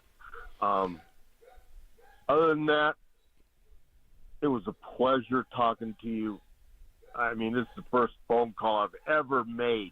Well, you need to call me more, Steve. You got good insight. And call me during the week. I'm on Sports Phone KNBR. You know where I am on weekends with extra innings. It's a pleasure to talk to you, Steve, and thanks for the call. Absolutely, sir. You have a fantastic evening. All right, let's go to Tim in Granite Bay. Tim, you're on Sports Phone KNBR with Bill Lasky. How are you this evening? Hey, Bill. It's your buddy Tim Bauer. Hey, my buddy Tim. What's going on, pal? Well, I feel like the first astronaut to the sun. It's 110 over here. Hey, why don't you go play at the Sutter Health when they're going to have turf on the field? That should be real fun. You know, that wasn't why I called, but you were talking to him about this, and the reason that they're going away from grass and going to turf, you can bet it's the price of water. Yeah, that's another thing. Good point. Well, I came home today and I had hanging on my door a notice from our homeowners association telling me that my lawn was not up to Granite Bay standards because it's pretty dead. It's not really dead. But then in the mail, I had a thing from the San Juan Water District saying that I was overwatering. So you're in a 50-50. You're 50-50, Tim. What am I going to do? What am I not going to do? Well, I went to both places and said, which one do I abide by? Now, the reason I called, and I have a hard time with a radio where I live, listening to KNBR, but I saw you were on when I was looking on Facebook because I was going to text you something, and I don't want to segue away from what you've been talking about, but I was going to ask you, what do you think the chances of Nick Ahmed winding up with the Dodgers? Miguel Rojas is 35 and Mookie Betts got a broken arm. Well, I don't know. He's going to go on. They DFA'd him. They'll probably put him on waivers for 3 days. 72 hours usually is a time limit. And then if nothing goes on, they'll release him, and then he can sign anywhere. And there's been a lot of injuries up the middle. He could also play second base. The arm is the biggest issue I see, Tim. The strength of the arm. Of course, he had shoulder surgery a couple years ago, and you could see it. He just couldn't make that throw across the diamond. He'd catch it, hit backhand it, but the throw, it seemed like it was 50% going across the diamond. I thought that one play that went off his glove when we had 2 outs and nobody on, I can't remember who we were playing last week. That was in Cleveland. Yeah, that was in Cleveland. Okay. And that's when that whole inning was an uproar because the next one was off the edge of the bat with a little ground ball and then the home run ball, and that's how they lost that game. And, if you remember that play, it was just a soft line drive, and everybody was walking off the mound. Jelly was walking off the mound. Chapman was walking in. And for some odd reason, he missed it. And it really catapulted to the loss for that game. Yeah, well, I was watching it with all my friends. I'm sitting there by myself, and I said that play's going to cost them the game. And I hated being right. But you know, I didn't know about his medical history, and I just thought he was a pretty great player. Nice guy. A great player, a great professional. 2 Gold Gloves on his mantle. I interviewed him in spring training. Just a super interview. A very religious man, a family man, and just the way he answered, you fell in love with the guy because he is that kind of guy in the clubhouse. Very well liked, very open-minded. Taught. He was helping Luciano, helping other kids. I mean, that's the kind of leader that the Giants needed. But again, most of his career was with the Arizona Diamondbacks, 10 years, and coming in, you don't know when to say something, when not to say it. But they lost a really good player with him. Well, I was thinking today. I watched the game today in its entirety, and I was wondering if these guys have feelings, and they look kind of flat to me, and that's just my subjective opinion. And I was thinking, Slater and they come to work, and Slater and Ahmed are gone, and yeah. It does change the clubhouse, no doubt. But it's again, you're giving opportunity to some of the young players. Yeah, Fitzgerald needs to play. Wisely was hot. Now he's kind of cooled off. Matos was really hot the first time up. He's not really hot. So these guys got to play more. You and I have talked about this, Tim, when they had Ramos down in Sacramento, and I was saying, bring this guy up, open the gate, let him play, and let him play every day. And, of course, with the other regime, as I say, with Kapler and that coaching staff, they wanted to play the guys that the analytics said to play. And that's where Ramos was lost. Now, Bob Melvin's a different type of manager. Even though he believes in analytics, he's letting him play. And look at the difference this player has done from the time he's been up and down with the yo-yo, and now he's playing every day. And I tell you what, I'm really, really happy that Elliot Ramos is going to the All-Star game. He really deserves it. He does deserve it. Well, you were asking Steve, are you a buyer? You're a seller? I think they have. I would really hate like crazy for them to just dismantle everything. So do I. I do too. I would stand pat, play the young guys, and they can mix and match. Learn under this. They can learn under the tutelage of the vets. And, I agree, Tim. I'm losing you a little bit. You're staticking out, Tim, but I appreciate the call tonight. It's always catching up with you, my friend. Thanks for calling in today. Thank you so much, Tim.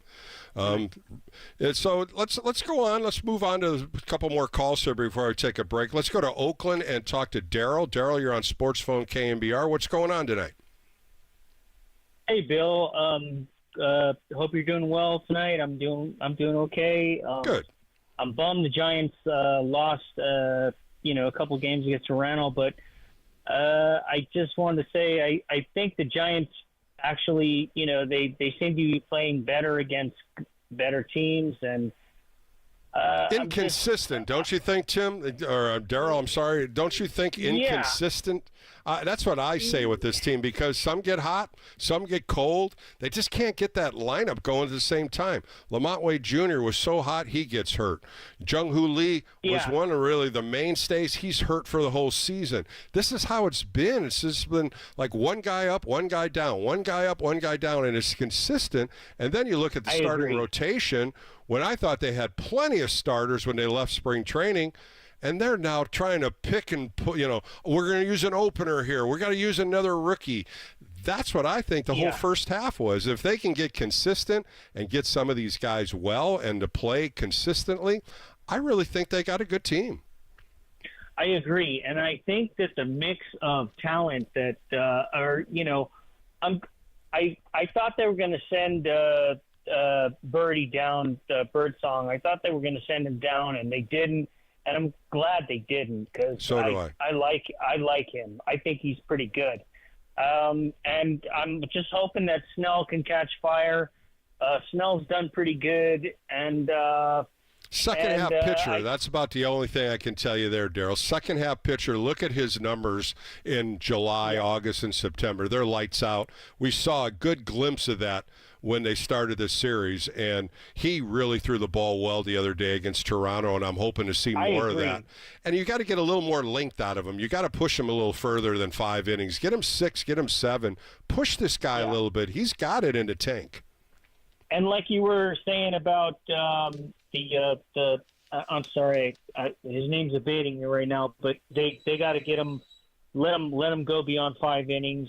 Let these guys, I can't remember his name right now, but he was Jordan Hicks, Kyle Harrison. No, not Harrison. That's yeah, I think he needs to be. Yeah, I really do. He's a young arm. Yeah. I think they need to push him a little bit more. He's got, like I say, he's got it in the tank. Let him go out and compete past 5 innings. Let him get to that 80, 90 pitch limit.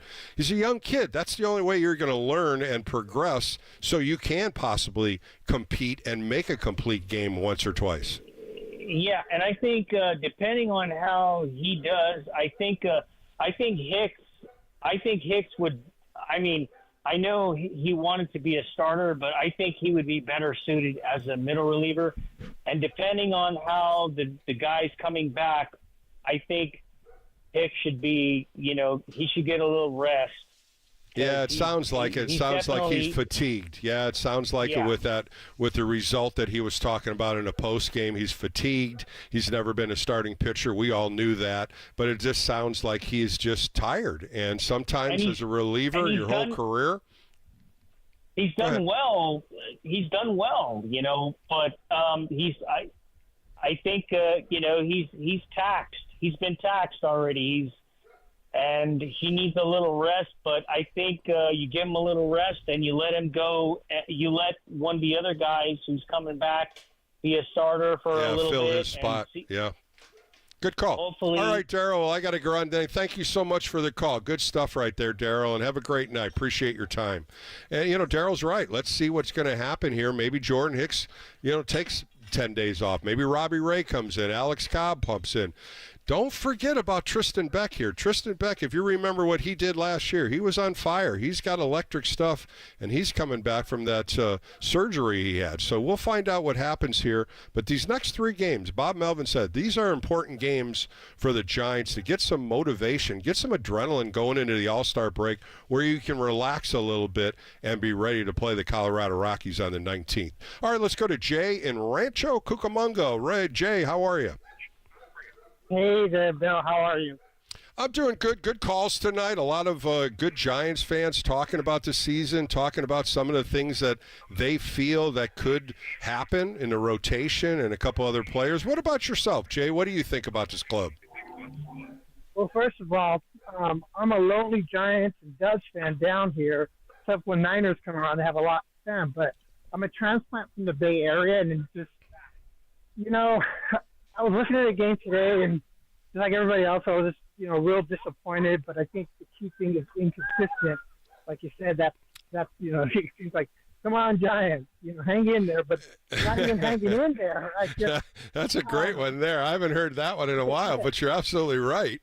I always remember those 2 batting gloves coming together, right? The 2 batting gloves and Giants, hang in there. I love that commercial. That was back in the day. And you're absolutely right. If they could find some consistency, I think a lot of this would be washed away, and the Giants could get back to being 500, and then let's see how they compete from there. Once they start winning, I just feel this team's got it in them. It's just they just can't get it all together yet. And I go back to Soler. I go to Chapman coming up with bases loaded twice and popping up. Some certain at-bats with some of these free agents, they just have to get better. They got to get that money hit.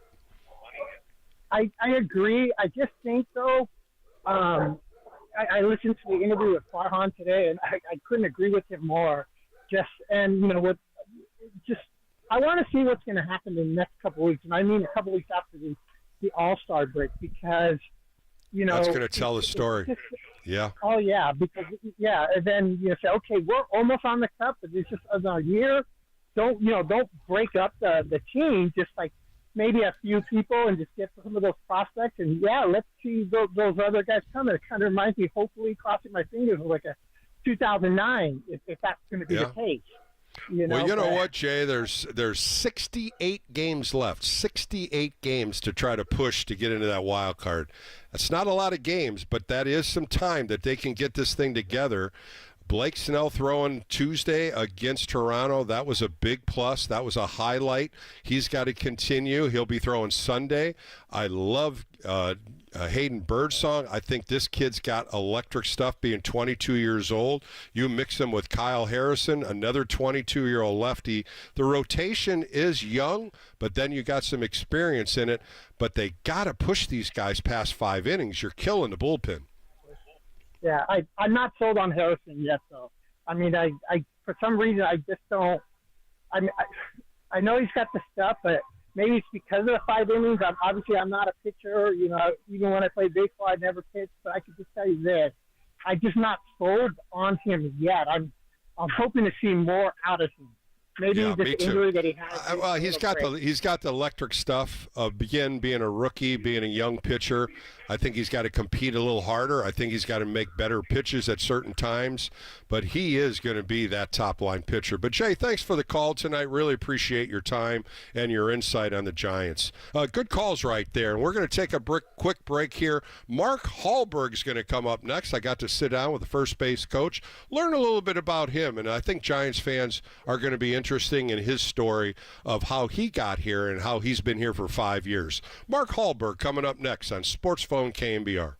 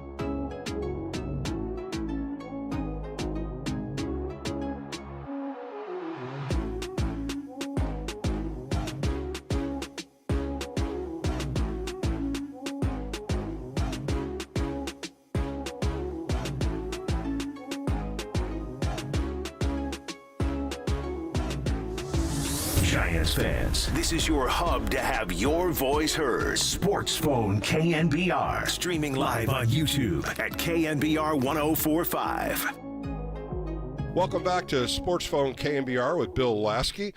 My guest today, if you go out to the park at Oracle or if you are traveling with the team, take a look at the first base coaching box, and that's my guest, number 91, Mark Hallberg. Mark, how are you today? I'm good. Thanks for having me on. Mark, I appreciate it. And as we and I talked before we jumped on here, Willie Mays' Celebration of Life was on Monday. You were there. I was there. How rewarding was that for the entire celebration of life of one of the greatest players in baseball? It was something that I'll never forget. And even going back to Rickwood, and it was a day of humility and gratitude, and to be there for Willie, but also for the Giants family was something that I'll never forget. And just to hear some of the stories and his zest for life, and hopefully some of those qualities, not hopefully, but those qualities will live on in all of us as we continue to live out Willie's name through the Giants brand. And that's for sure, as long as I'm part of it. And that's what I hope we can instill in our players and in our Giant community. Mark, this is your 5th season in the big leagues with the San Francisco Giants. Did you have a chance to meet Willie in these 5 years? I met him a couple times in the clubhouse there in Murph's office as he came in, and just had a chance to shake his hand and just say hello to him, and I didn't want to miss that opportunity. Well, let's start off in introducing you, and one of the things that I love to do is research players, as you know, and I was really amazed at some of the things I found on you. And the first one, you were born in Saudi Arabia. Both of your parents were teachers, and they were working abroad. Tell us a little bit about your childhood.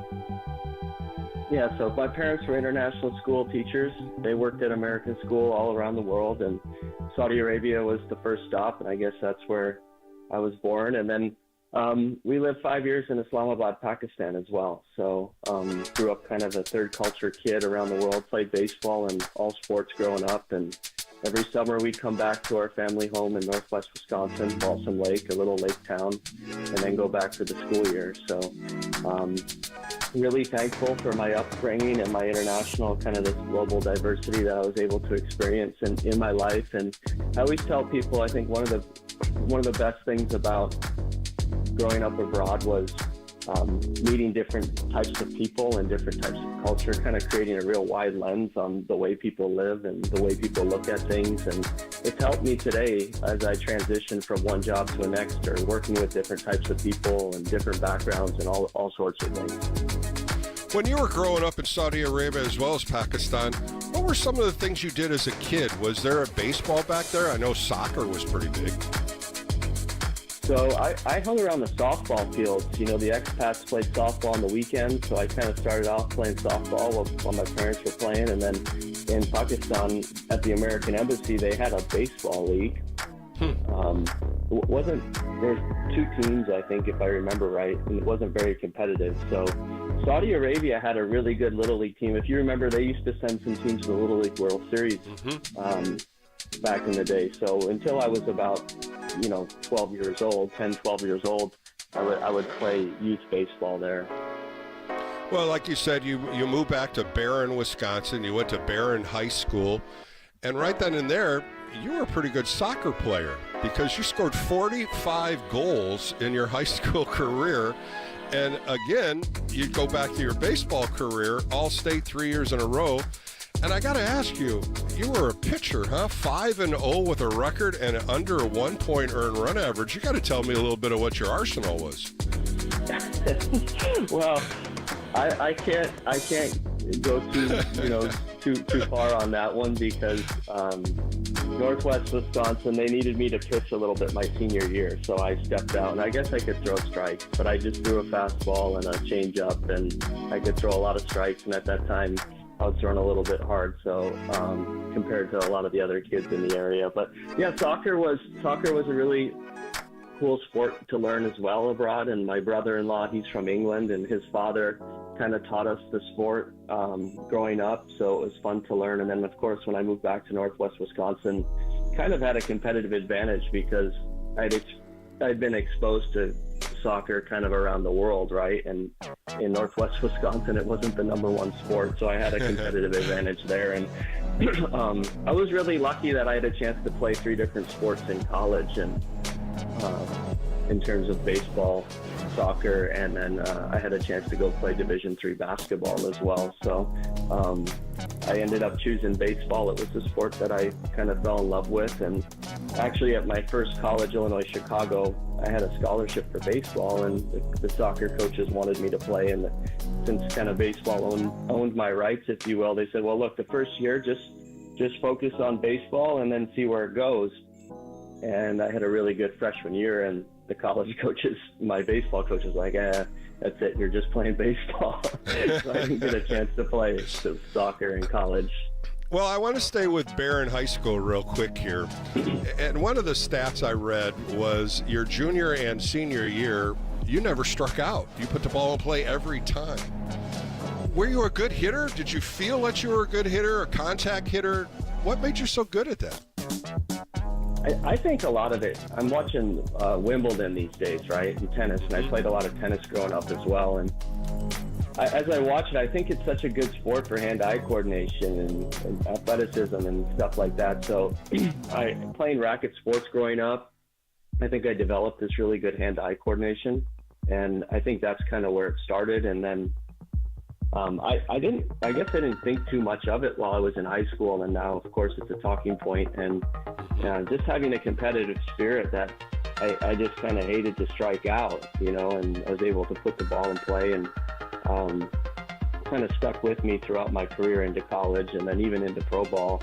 It was something that I took a lot of pride in, competing and trying to put the ball in play and being a real tough out at the plate. Mark Hallberg joining me on Sports Phone KNBR. After high school, you did jump into college, but I really want to talk about this. On 12/22/2017, Barron High School put you on their Wall of Honor. Something that people don't understand. It's similar to a Wall of Fame or a Hall of Fame, but that had to make you pretty excited to go back into Barron, Wisconsin, and be put on their Wall of Fame. Tell me a little bit about that. It was really special. I mean, you don't get to where you get to without the people that you're surrounded by, and so to be recognized by the community that I kind of grew up in there at the end in my 10th through 12th grade years was really special, and just able to share that moment with them and the community was something that kind of I'll never forget. And it was also a way for me to thank them for helping me become the person I am today. I thought it was a great honor, and I always like to have that achievement in front of everybody, because those things you just every player just doesn't get put on their Wall of Fame. And what you did in that sport in soccer as well as basketball and baseball, and I'm glad they honored you, and I just want to congratulate you on that. Thank you very much. And I tell people that one of the coolest things about my high school years was the launching of the soccer team. There was kind of an integration of a Somalian population with Northwest Wisconsin, and the demographics was predominantly like white American farmers, if you will. And then we had a local turkey store, and the Somalian community moved in, and we started a soccer team. And of course, they love to play football and soccer, and it was a mini Remember the Titans type deal, in which where these two groups of people kind of came together and were able to start to represent the community in a positive light. And that was something growing up internationally that I was kind of cool to see and be part of, and one of the proudest things that I remember from my time in Barron. Well, Mark, as you said, you moved on to University of Illinois in Chicago, and you played there 2 years, and then you transferred to Florida State University, playing shortstop in that position, all-conference first team in the Atlantic Coast Conference, and of course, you were roommates with Buster Posey. Going to Florida State, that was a big change for you, because you're in the north in Chicago and Wisconsin. Now you're going down to Florida, where you're playing every day, and one hell of a university, Florida State. Why did you choose Florida State, and how was that change for you? So halfway through my sophomore year at Illinois Chicago, to be honest, they didn't have my major there. So I started to think of the idea that I didn't know for sure how far my baseball career would go, but I needed to start considering what was I going to do after baseball. And I knew I wanted to get into education and teaching. I was kind of going to be a math teacher, but it just wasn't for me. So I started to look at schools that had a baseball program as well as a physical education program. And I thought, you know what, if I'm going to go, I want to go to warm weather, and I want to be at the best university to challenge me athletically and academically. So I went out to the Cape Cod League, and I think I read up that you're familiar with that league because you played on the same team that I played in, Orleans, which we can get to later. And I started reaching out to schools and said, you know, look, I want to find a place where I can pursue my academic and athletic career. And Florida State and LSU got interested, and I ended up choosing Florida State, and it was one of the best decisions I ever made. And it was hard to leave Illinois Chicago because I developed a lot of good teammates and friends there and had an impactful role on the team and all that, but I just needed to make sure that if baseball didn't work out, I had a plan to fall back on. So I went to Florida State, and the first couple weeks were in fall baseball there, and it's warm, of course, and Buster was a freshman All-American shortstop, and we're taking ground balls together, and about 2 weeks in, they slid him to third base, and he was going to play third and close for us. And then after a little while, I'm not sure if it was another couple weeks or so, but the idea of him becoming a catcher got thrown in, and it was an interesting thing to think about, because as we thought about it, it's like, man, he's a shortstop, a plus athlete playing catcher. He's really instinctual. He can impact the game with his brain and his instincts on almost every single pitch. And then he's got this, you know, humble confidence of leadership, which the Giants community ended up seeing, where everybody's looking at him on every single pitch. So it was kind of a perfect fit for him to go back there. And I mean, he just naturally, he just was able to hit the ground running. And I mean, the rest is kind of history with that. Well, you finished up Florida State, and you had a great overall career. 362 was your lifetime batting average there, and you ended up getting drafted by the Arizona Diamondbacks in the 9th round. Ended up signing in 2007. Excited for that time? Were you expecting to be drafted? How was your impact once that happened, and how did your parents like it? What did your family think, and were you ready for it? Good question. So I halfway through my junior year, there was a little bit of rumbling that I had a chance to get drafted. And I ended up getting picked, but then, of course, education was important to me. So I had a choice to make. And do you pursue your childhood dream, or do you kind of stay in school and finish your education? And I ended up choosing to pursue my childhood dream. And that was a hard decision because of how much respect I had for our college coach and just the relationships that I formed at Florida State. But again, anytime I've had an opportunity to kind of pursue something that was a lifetime goal, or I've always gone for it. And I'm really thankful that I took the shot to do that and spend time with the Diamondbacks organization, and that I was able to go back and finish my education afterwards as well. So it was a hard decision, but it was the right decision for me. Well, you played 5 years, and after 2011, you did go back. You ended up getting your master's in business administrative information and how you wanted to move forward with the business side. And you also had health and human performance as a bachelor, just more or less learning about what your next move was if baseball wasn't coming about. But sure enough, you ended up coaching, and you sure hell, you got right back into it. And you mentioned it about Orleans, and of course I played there, and you went to Orleans as a coach. Great experience in Cape Cod. How did you like that? It was great. And I finished up my bachelor's degree in education, became a teacher, but I knew I wanted to stay connected to the game, so I was teaching during the school year, and then I would coach in the Cape Cod League in the summer. And for those who know about it, it's the most competitive college summer league, and really special to spend time with. There are a lot of mentors that I have from that league, and spent 4 summers doing that. Would go back to my teaching job each year, and in the meantime, I picked up my master's in business administration, and that was a really good thing to get as well. And then after the 2017 summer, I got a call from the Giants and said, hey, instead of going to work for Orleans in the summer, would you consider working for us in our short season team? And so then I joined the Giants in 2018. Yeah, you were a fundamental coach in 2018. Then you moved up to Salem Kaiser Volcanoes, and you were a manager in 2019. Did you like being a manager? Did you like that role at that time? I did. I mean, it was really fun to be in that role, and our team ended up having a lot of success, which was really cool. And just to be part of the Giants kind of profession, the PD plan, their player development plan, and then also just helping these guys get to their next level, right? And kind of establishing some values that I thought were important for our players to kind of reach their next best level, and as they pursue their careers and kind of represent the Giants community. So it was fun. It was a really good experience. You're leading a team of people. You got pitching coaches and hitting coaches and first base coaches, and then you got the strength and conditioning staff and the athletic training staff, and I mean little things like bus times and when do you arrive and scheduling and a lot of different, and then the difficult conversations which are not fun for anyone, but sending a player down, right? Yeah. Or even having to release release 2 or 3 different players. And so those were all experiences that were really, really good to get. A few more minutes with the first base coach, Mark Hallberg, and then all of a sudden you're in the big leagues. You're the third base coach for Gabe Kapler.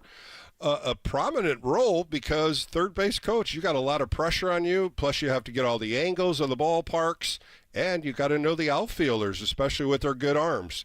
A lot of information that you had to grasp and learn. It was exciting for you, no doubt.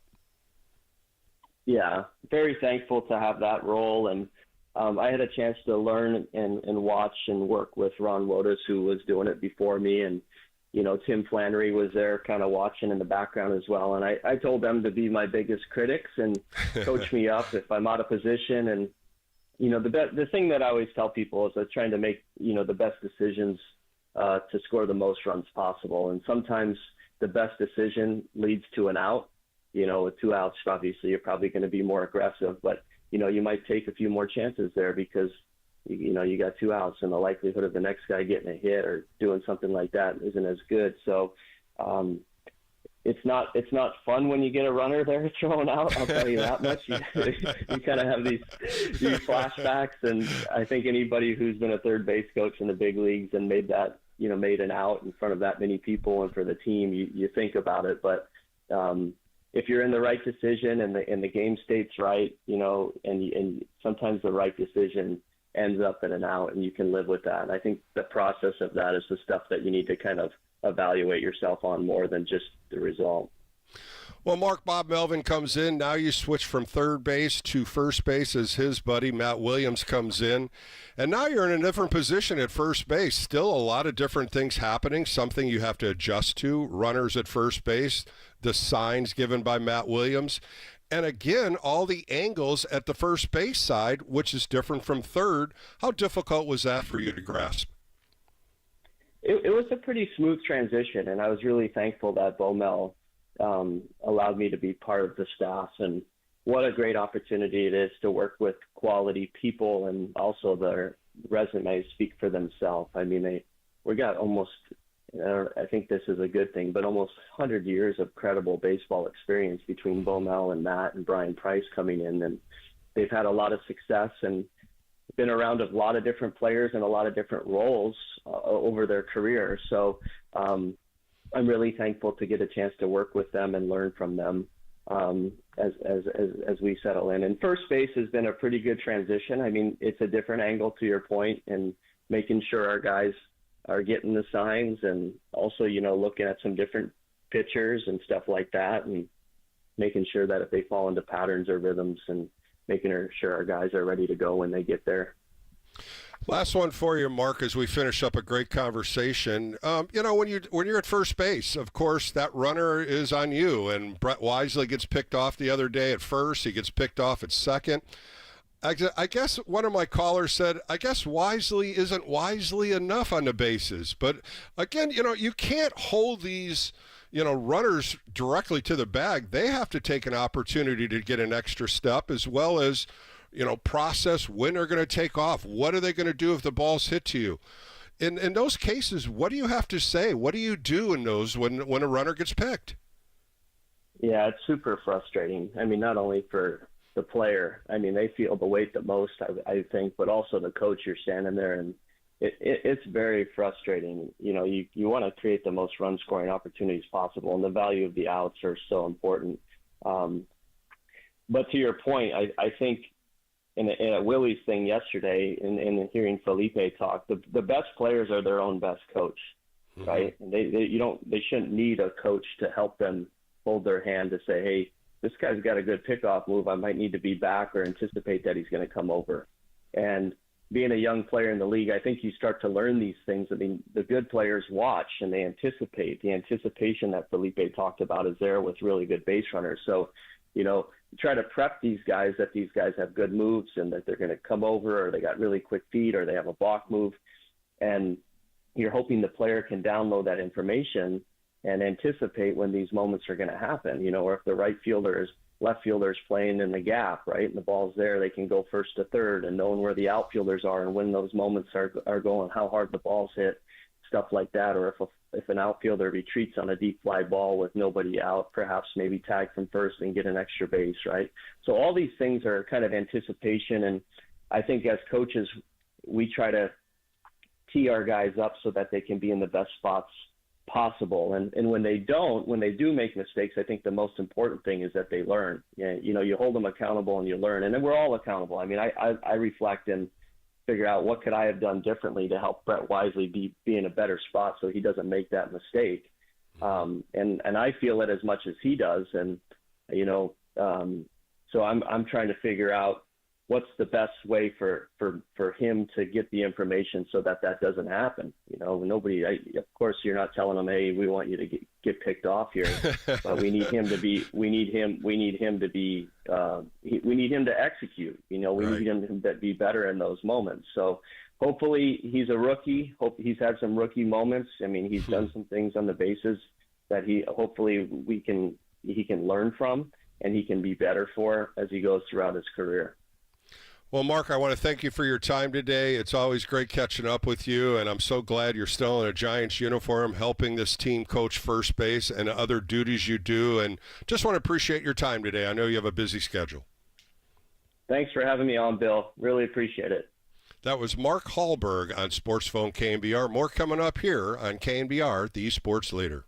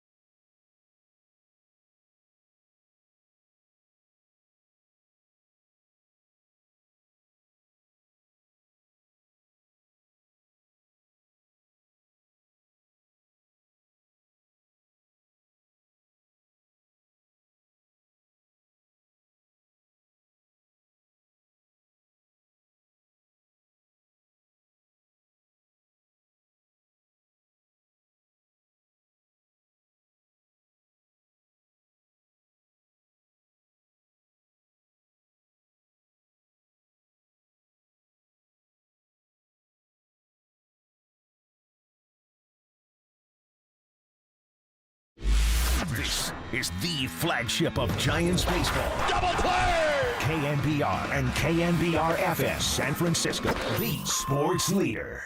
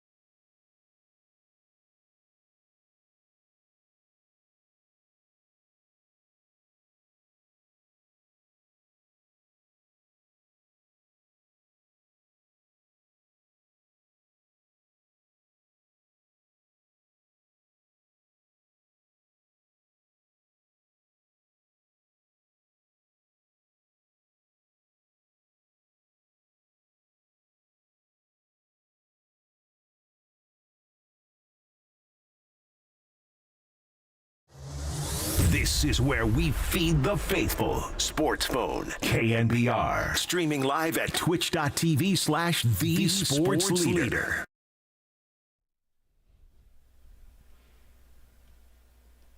All right, welcome back to Sports Phone KNBR with Bill Lasky on a Thursday night. We're going to take a look at the National League West scoreboard. All of a sudden, the LA Dodgers are struggling. The Philadelphia Phillies have swept them in Philadelphia. They've lost 4 straight. They're 3-7 in their last 10. They now go into Detroit and play a 3-game series in Detroit. San Diego had the day off, but they also are losers of 4 straight. They're 49-47, 7 games back. The Atlanta Braves come into San Diego for a weekend series. Arizona is playing Atlanta right now. It's 1-0 in the 6th inning as the Arizona Diamondbacks are winning in that game. The Diamondbacks are 46-47, 8.5 back. Of course, the Giants are 45-49. They are now going to play the Minnesota Twins. The Colorado Rockies lost earlier today to the Cincinnati Reds, and now the Rockies go to New York and play the Mets for a 3-game series. So that's the National League West as we continue on before the All-Star break. Coming up next, as we preview the Minnesota Twins, I had a chance to sit down with Phil Miller. He writes for the Minnesota Star-Tribune. He's been following the Minnesota Twins since 2013 and does a great breakdown of the Minnesota Twins. So that's coming up next as we kind of look into this next series. Bob Melvin saying it. This is going to be a tough series. It's something that we need to play better. We need to play better baseball, and we need to win a series before the All-Star break. Coming up next, Phil Miller from the Minnesota Star-Tribune. I'm Bill Lasky. This is Sports Phone KNBR. More coming up next. KNBR, the sports leader.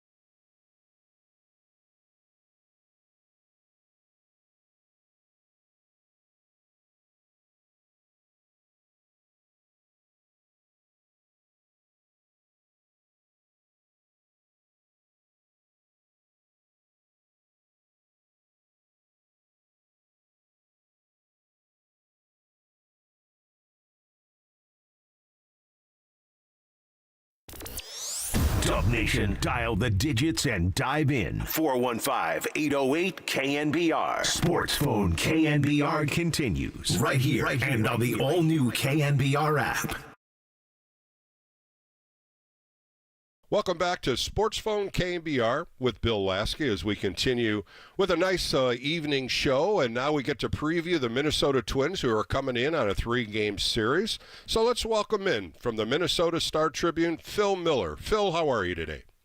Bill, I'm doing great. Looking forward to this weekend.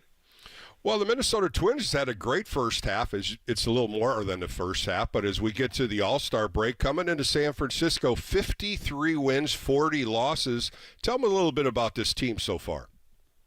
We wouldn't have been so optimistic a couple of months ago. They came out of spring training pumped up and excited to follow up on breaking their playoff losing streak last year that had lasted 19 years. But they got up to an awful start. They started 7-13, I think, and were in last place and couldn't hit. But the hitting has come alive. They have averaged seven runs a game in July and picked it up in June as well. And they have now won, I believe it is 8 straight series, something like that. They are taking 2 out of 3 against everyone they play. Well, the lone All-Star that the Minnesota Twins be taking to the All-Star game is Carlos Correa, a player that the Giants were almost giving a 15-year contract to. And he ends up back with the Minnesota Twins, but's having a pretty good first half at 29 years old. He's hitting .310, 13 home runs, 47 RBIs. He's been in and out of the lineup, got hit in a wrist the other day. How is he doing, and what have you seen out of him the first half? He does get hit by quite a few pitches. He's aggressive at the plate, kind of crowds it against certain pitchers, and he has been he's been hit 3 times in the past, I'll say 10 days or so, where once he left the game and a couple times he stayed in, but afterwards you kind of hold your breath and see if anything is broken. But he is having a terrific year. He has, since that off season where he was a Giant and a Met and finally a Twin, he has taken over the leadership of the team. He is in the clubhouse. He is the leader. In the dugout, he is the leader. He's the guy that everyone looks to. He is a good fielder, but has a tremendous arm, and so he's also kind of in charge in the infield. He wasn't that good last year. He had the worst season probably since he got into the league last year, but he has turned it around and really made it his home. I will say one thing: he's not their only all-star. Willie Castro has been added to the team as a utility player. Yeah, so they do have 2 players on the team. Castro's an interesting guy in that he has started 15 or more games at 5 different positions, which is 4 different positions, which goes to show you his versatility. And they really they've gotten through Correa's injury, Byron Buxton's injury, Royce Lewis's injuries, all mostly because Willie Castro has been able to step in. Yeah, and his stats are pretty good. Almost 270, 7 home runs, 29 RBIs. He played second base in that White Sox series, and like you said, he's bounced around in different positions. A very good utility player at 27 years old. Now, I'll go into the other side. Let's look at one of the players they picked up, an older veteran, 38 years old, Carlos Santana, the big power swinger. He's got 12 home runs, 40 RBIs. How has he been doing so far? I don't remember how I was at 38, but I don't think I was as energetic as Carlos Santana.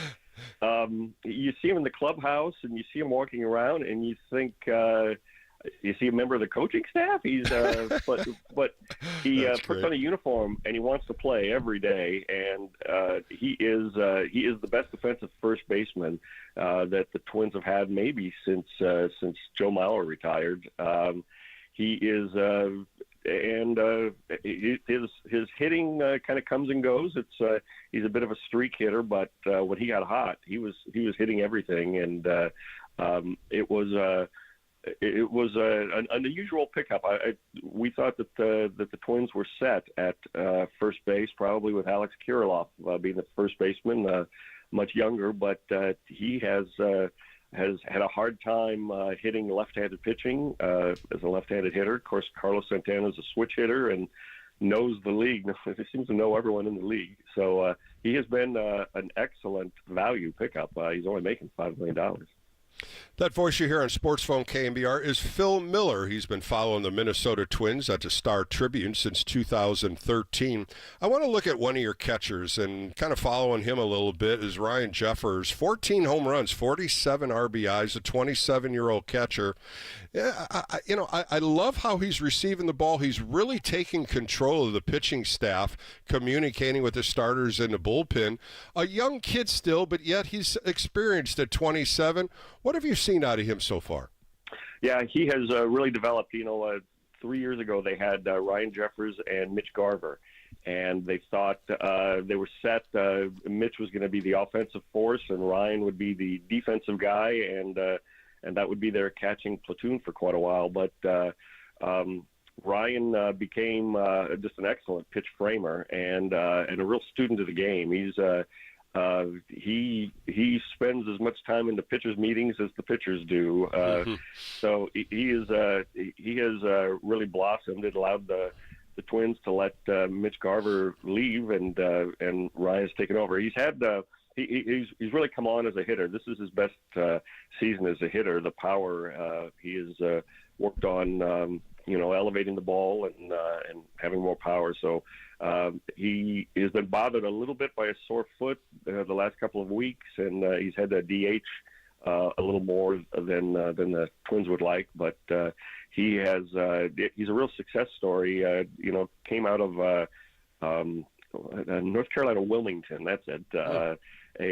Not exactly a baseball powerhouse, but has really settled the catching position now into the foreseeable future. Well, Phil, let's take a look at the probable pitchers. Friday, a really strong pitcher for the Minnesota Twins is thrown. 28-year-old Joe Ryan having a great first half, 6-5 with a 3.2 earned run average. But the numbers look really exceptional when you look at the strikeout rate to walks. 118 strikeouts with only 16 walks. He's around the plate. He's really throwing the ball well for the Twins. He is, when he came to the Twins, he came in a trade for Nelson Cruz 3 or 4 years ago. When he came to the Twins, he was almost completely a fastball pitcher, and he still is mostly a fastball pitcher. He has added a sweeper and a breaking ball, but he has an unusual arm angle that makes it hard it's kind of a 3/4 angle that makes it hard for hitters to pick up. And so he really relies on the fastball. And by doing so, he's a strike thrower. You're right. He is around the plate all the time. And it's an unusual combination. It's interesting to watch. He's very much an artist with fastball command and placement. And even better, he's added a couple of miles an hour to the fastball. He had an ordinary spring training, I thought, and then about 3 games into the season, we were all looking at each other like, since when does Joe Ryan throw 96? and he does. And he worked on arm strength and getting stronger and adding velocity, and it has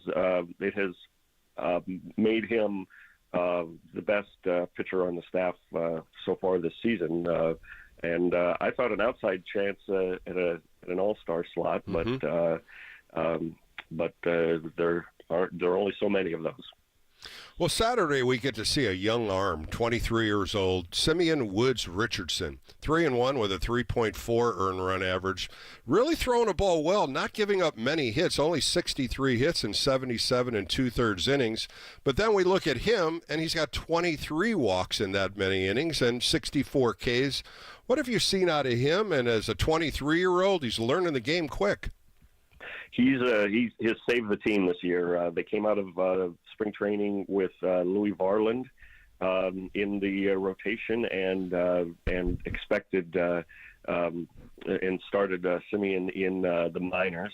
But Louis was just getting beaten up in his first 4 starts, and they switched places. I think the Twins thought it was temporary to get Varland straightened out, but Simeon Woods Richardson, given his first chance at being a major leaguer for more than a start or 2 at a time, has really run with it. He's a guy that you're not really sure how he does it. He doesn't overpower you. He doesn't.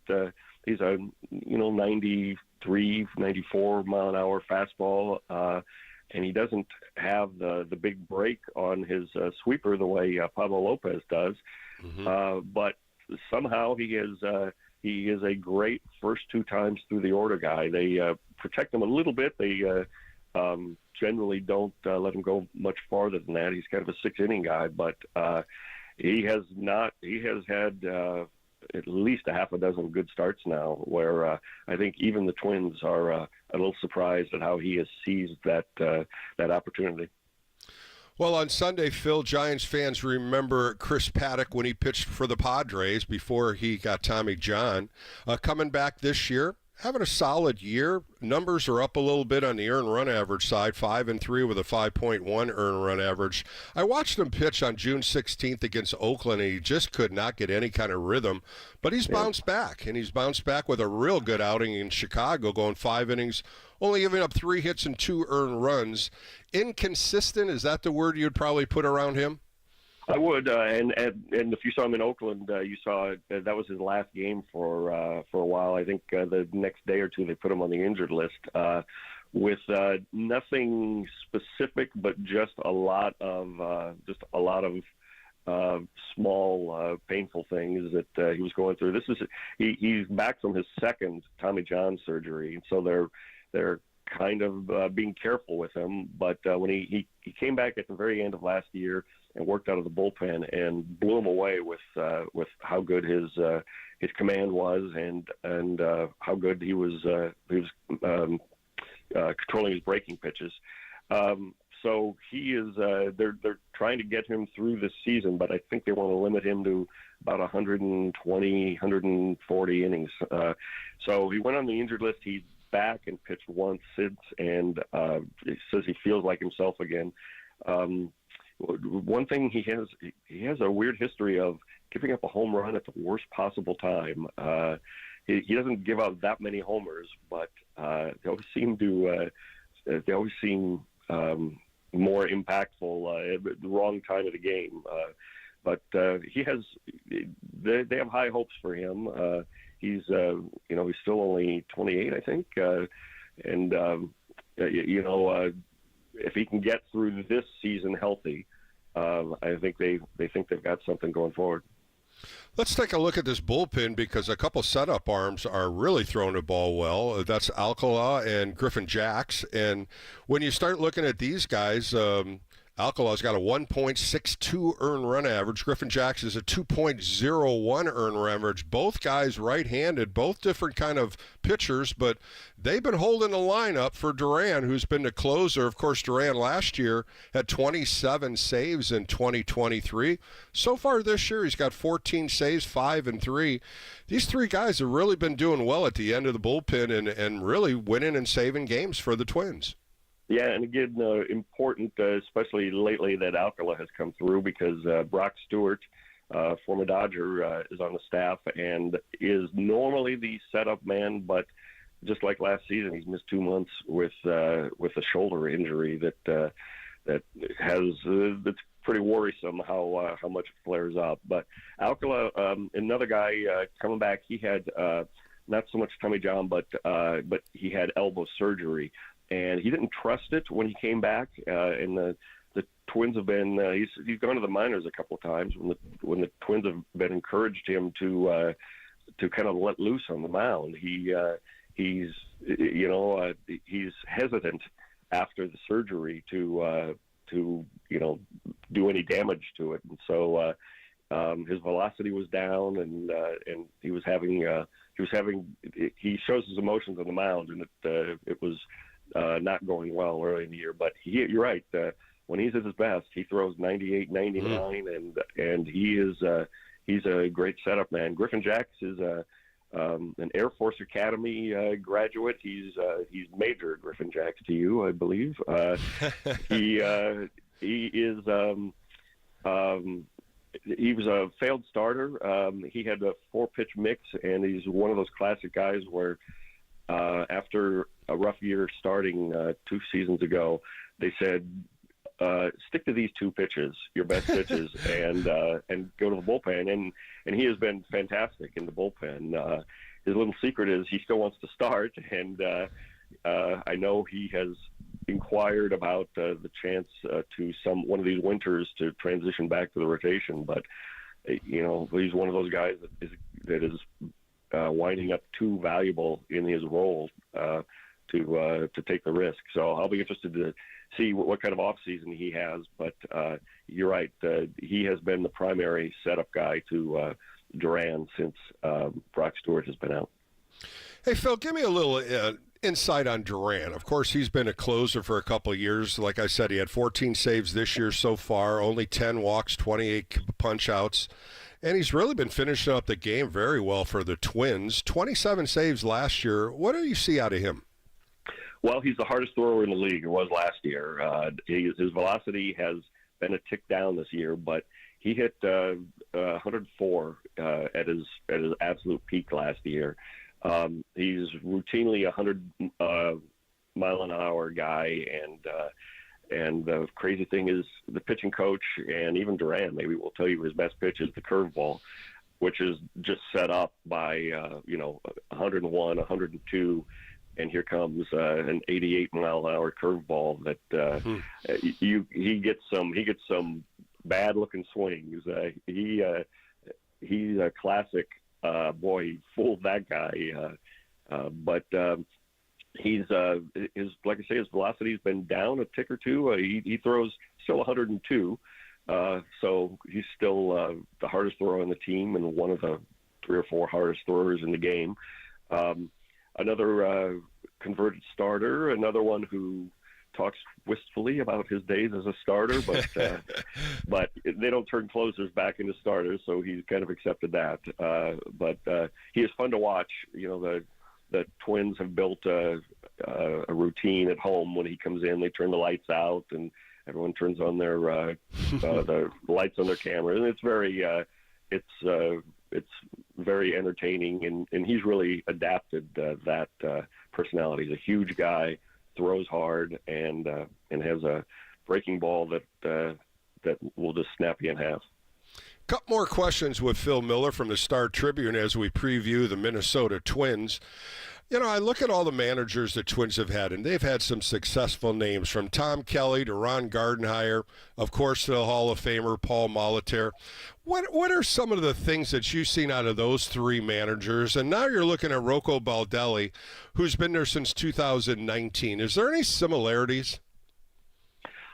No, I think they're more distinct in how different Rocco is from his predecessors. Ron Gardenhire and Tom Kelly were classic students of the game and very old school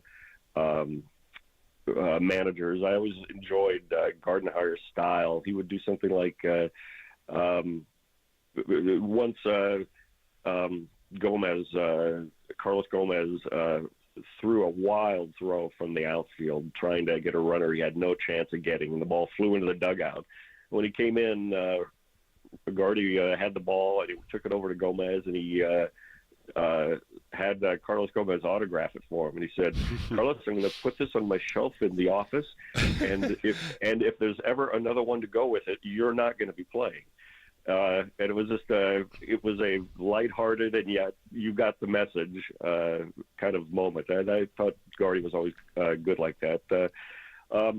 Rocco is very, very much a product of the new baseball, the new front office. Very, very. They have meetings 3 times a day with the advanced staff, and very much looks for edges in the statistics. He's also very much a player's manager, and he's very, very well liked in the clubhouse. He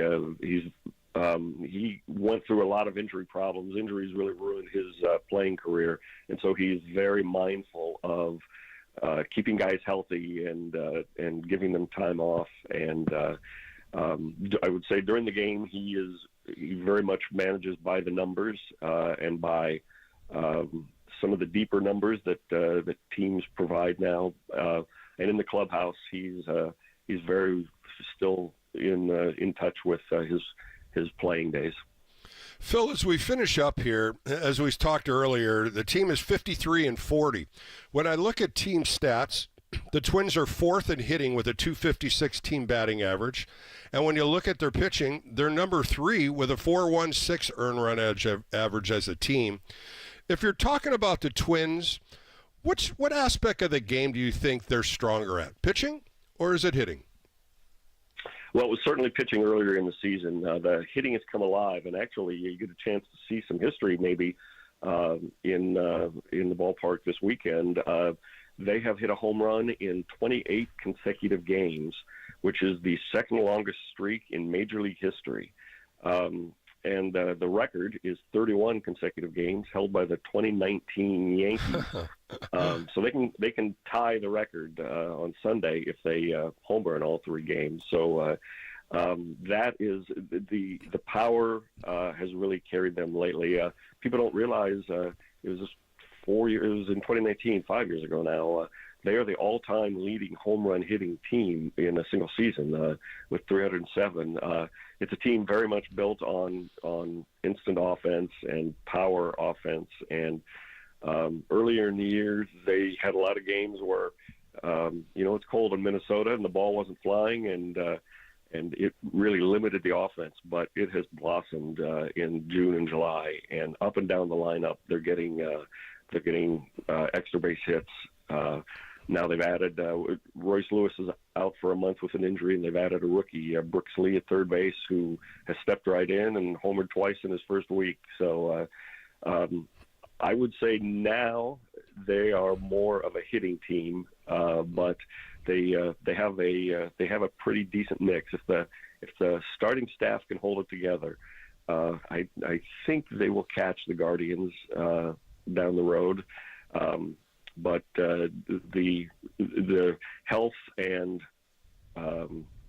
stability of the starting rotation, I think, is their biggest question mark ahead. Phil Miller, thank you so much for your time. Great preview for the Minnesota Twins on a 3-game series before the All-Star break. Enjoy San Francisco, and thank you for your time once again, Phil. I look forward to it. I appreciate it very much. Do they still have? Do they still serve that great ravioli at the ballpark? They serve all kind of food there. You're gonna have to those garlic fries. That's the best one for you, Phil. Always look forward to coming here. Yeah, thanks very much. All right, that was Phil Miller on Sports Phone KNBR. More coming up right here on KNBR, the sports leader.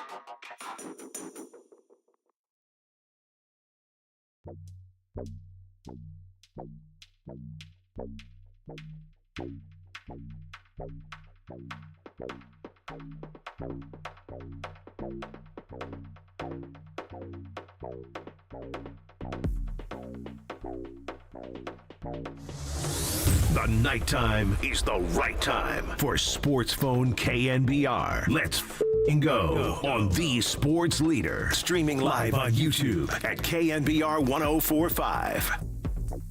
Welcome back to the Sports Phone KNBR show with Bill Lasky. I'm excited to bring my good friend on. Of course, he was the Channel 2 sports director for KTVU for 43 years, 4 decades, covering Super Bowl, World Series, championship runs. Let's bring in my buddy Mark Aban. Mark, how are you today? Yeah, 43 years, but like who's counting, right? That's right. Yeah, you're a young buck still, right, Mark? I'm ready to go, and to tell you the truth, I'm a lot more enthusiastic of late about Giants baseball. Just the course of action as we head toward the All-Star break. I'm actually feeling better than I did a month ago about the direction of this team. Well, I'd like to start off on Monday when Willie Mays had a celebration of life at Oracle Park. Just an epic event. The Giants did a great job. I don't know if you got a chance to look at it or watch it, but I'd just like to know what you thought about the entire event for Willie Mays. Well, Bill, I think I've told you before, outside of my mom and dad, Willie Mays had the biggest influence in my life. I probably wouldn't even be a sportscaster if it weren't for Willie Mays. He was just epic in my life and such a great influence on me in so many ways. So I had to be there, Billy. I went on Monday just kind of as a spectator, and then was fortunate enough to get invited to the after event, which was great too. But I thought, the Giants did, as usual, a spectacular job of putting this event together. Whenever there's a huge moment like this, the Giants organization knows how to do it. And I felt they really struck the right note. It was a combination of mourning a great loss and yet celebrating a wonderful life. And 93 years, it still hits you hard, even though, the natural thing is to say, well, he lived a good long life, of course, but it's still a shock.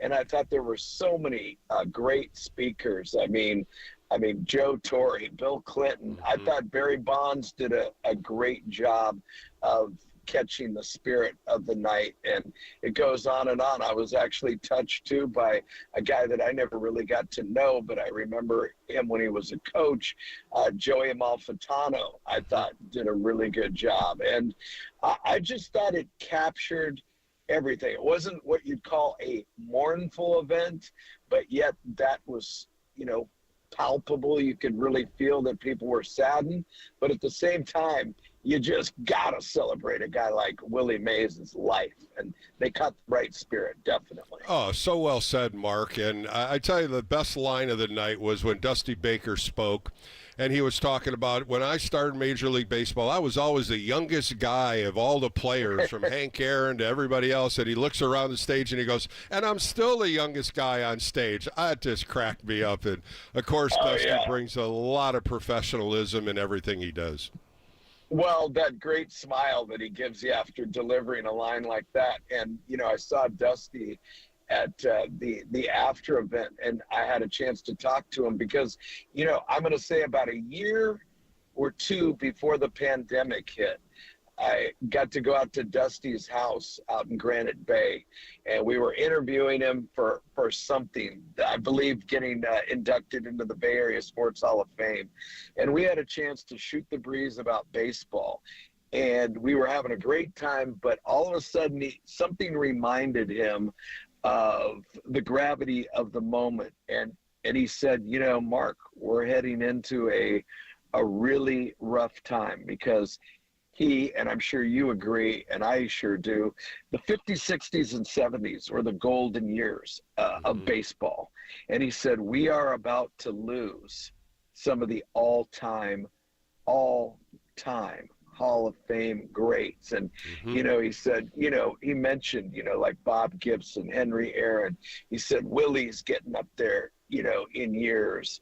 And Sandy Koufax is almost 90. And all these unbelievable names that resonate with all baseball fans, even decades later, they're getting up there. And it's just so sad. The list of men who have passed that brought so much to the game, and how in just recent years we've lost them. I mean, Joe Morgan, Lou Brock. I mean, it just Orlando, of course. All right, Mark, let's take a look at the San Francisco Giants team. It seems they just can't get to 500. They get 1 under, 2 under. They have a couple good games. But I'm with you. I'm excited about the moves they've made. The youth movement is now here.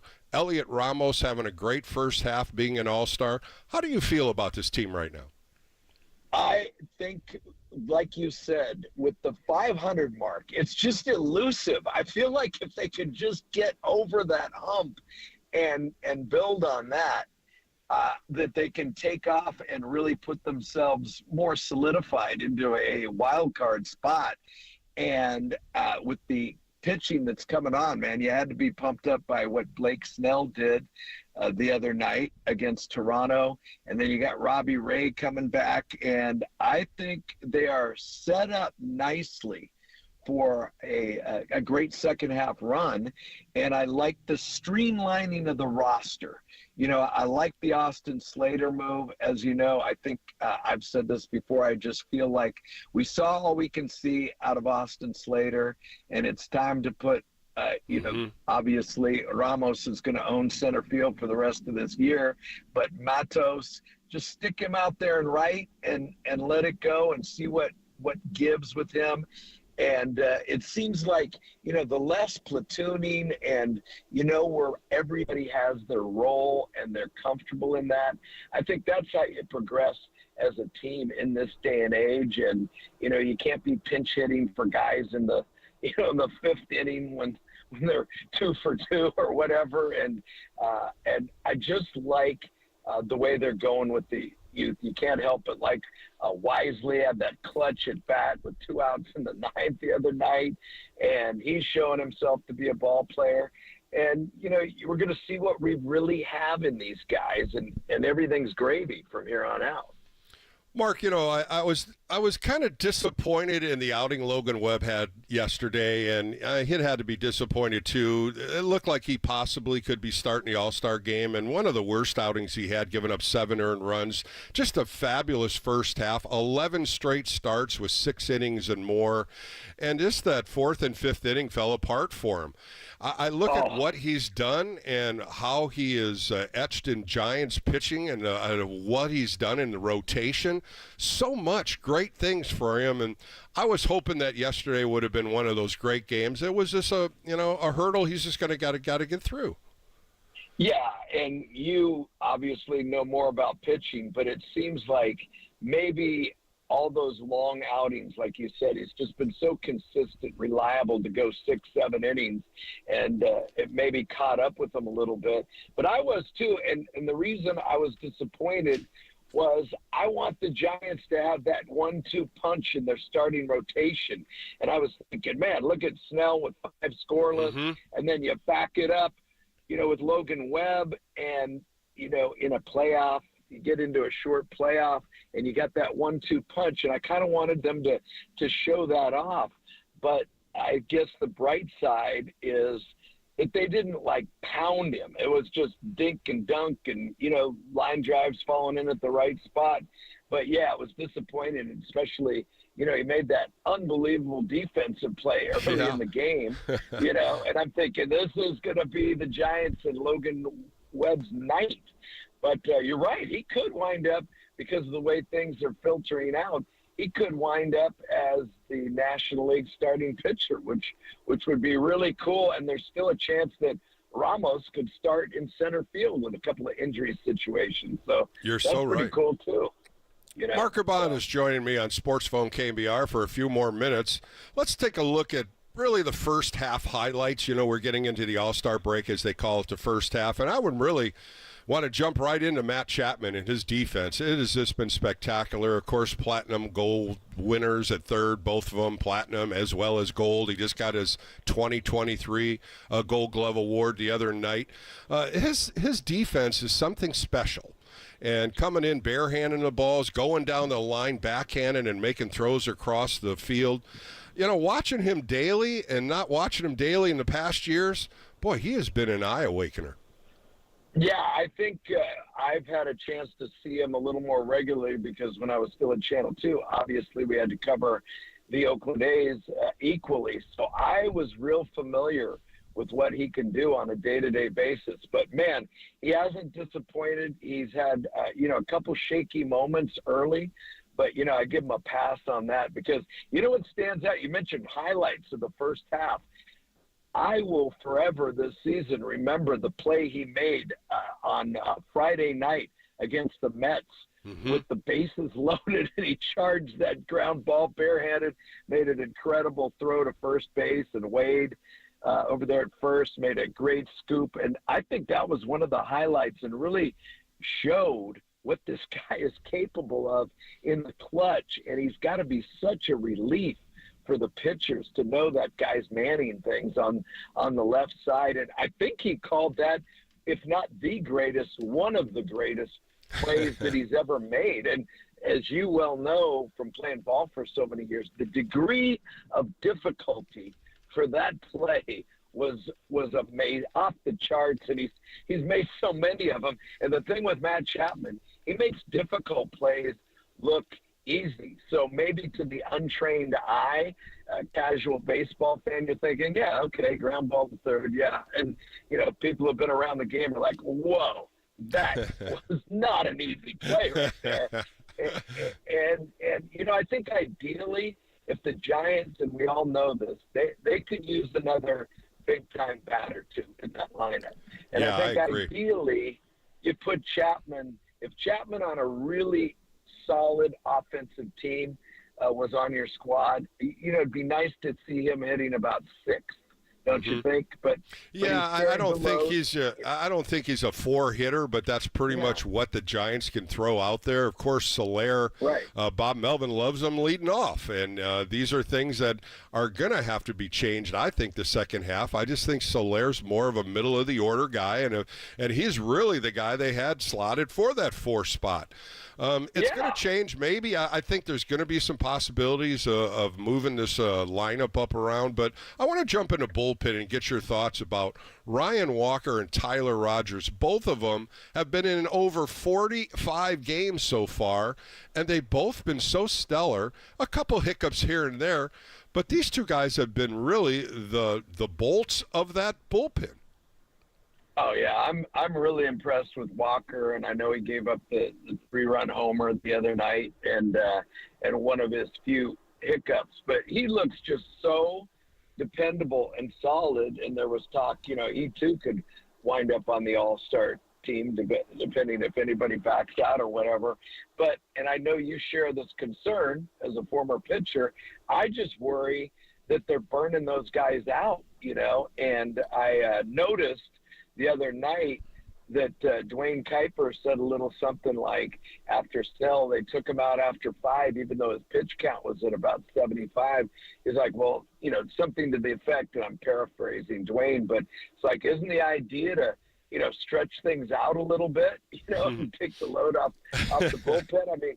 I mean, Snell's got to start pitching 6 and 7 innings, and they, in my opinion, really have to make a move at the break to stock up on bullpen, because I think they're running the risk of burning these guys out. That was going to be my next question, Mark. That was going to be my next question to Mark. Is Alex Cobb, Robbie Ray, even Tristan Beck, 3 guys that are throwing now, and I just don't know where they're going to fit in, if they're going to, piggyback 1 or 2 of them in starts, or if they're just going to lay them right into rotation, which comes to my next question of Hayden Birdsong, a young kid, 22 years old, really is throwing the ball very well, and I just wonder if they're going to put him back in AAA and bring 1 or both these guys up to solidify the rotation for the second half.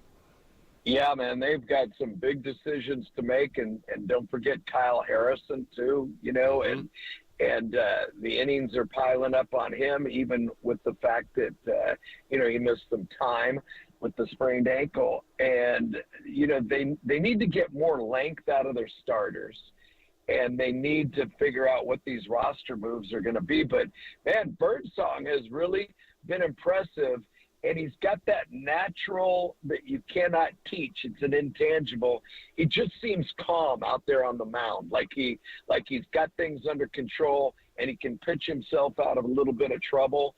And when you consider his lack of experience at the AAA level and just bringing him up and throwing him in there, I've been really impressed with him, and it's his composure and the way he conducts himself, his presence on the mound.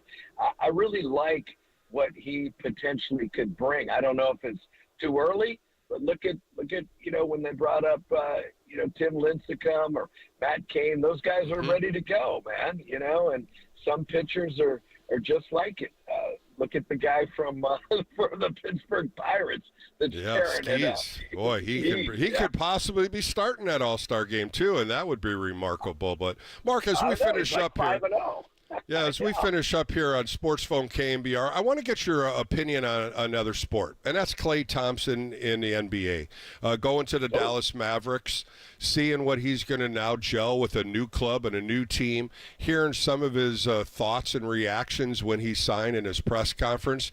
What's your opinion on this whole thing with Klay Thompson? Wow, to talk about basketball with a baseball phrase, that came left field, but I'm ready for it. I'm ready because I have some strong feelings about that. In that, sometimes in a relationship, a marriage, just a good companionship, you reach a point where sometimes it's better if you just go your separate ways. It's run its course, and that's what I feel. And unfortunately, just hearing things that behind the scenes things got a little acrimonious, and it sounded like Klay had made up his mind maybe even before the season ended, and certainly very early in the off season when the Warriors were eliminated, he was going to try something new. He even admitted he was scoping out different teams, and he was watching Dallas, and he was kind of sizing it up like, man, I could fit in there. And I think eventually the emotions will soften. I think Klay, when he gets that, number retired and a few years have passed and everything calms down, I think everything will be cool and he'll be remembered as an all-time Warrior, as it should be. But at the same time, I believe, and I understand it, and you know this better than I, to reach the pinnacle of athleticism in any sport, you have to have that big ego. You have to believe in yourself. And I think what the problem is with Klay, he's been sensational. He's a Hall of Fame player, but he's no longer that player. He kind of still thinks of himself as, you know what? I'm going to come back. I'm going to show everybody. I'm going to be an all-star again. And it's like, Klay, no, you're not, man. I mean, you're a different player. You're a guy who could come off the bench and be a sharpshooter, a role player. But I don't think his ego is allowing him to do that. And I think hopefully in Dallas he'll find a new home and maybe get a little reality check, because the days of him being an all-time Splash Brother two-way player defensively and offensively, they're done. But I love Klay, and I think eventually emotions will calm and they'll be cool with the organization, and Klay will be cool with the Warriors. But there's definitely some harsh feelings, I think, behind the scenes going on. Don't you, Bill? Oh, I agree. And changing his number from number 11 to number 31, and then Steve Kerr saying no one will wear number 11 again. That number will be retired, along with a nice statue out here. And, Steve Kerr's a very class guy. He knows what Klay Thompson has done for the Warriors organization, and he just more or less, gratified him through something. Hey, he's moving on. We're never going to forget him. Yeah, it's just another reminder, Bill, this is a business. And the Warriors were not about to spend sentimental money, I call it, on Klay Thompson. What he wanted to feel respected and loved and all that would not be reasonable for the Warriors to pay, considering their problems with the salary cap and what they want to do in the final years of Steph Curry's career and hopefully build a winner. And I do think they need some youth. They need some length and athleticism. And I think they realized the time had come to cut ties with Klay, and I think he probably wouldn't admit this publicly, but his feelings are probably hurt. He's got his defenses up, and it is a reminder. It's a business, baby. Right? Mark Aban, is great stuff as always. I appreciate your time. And once again, Mark, thank you, my friend. All right. I think we're in store for a really, really fine second half with the San Francisco Giants. I look for them to be about 10 or 12 games over 500. That is how confident I am. That was Mark Aban. I want to thank him for his time, along with Alex Pavlovic from NBC Bay Area, Mark Hallberg, of course, the first base coach for the San Francisco Giants, and Phil Miller, who gave a great breakdown on the Minnesota Twins, and he writes for the Minnesota Star Tribune. I want to thank Raph for producing the show, Cole for picking up all the calls. I thank all you for all the phone calls today. I'll be right back on here tomorrow for Sports Phone KNBR, following up the first game against the Minnesota Twins, and also Extra Innings post-game show will be on Saturday and Sunday. For Bill Lasky, have a safe night, and more coming up right here on KNBR, the Sports Leader. This is Greg Papa, your voice of 49ers football. Papa.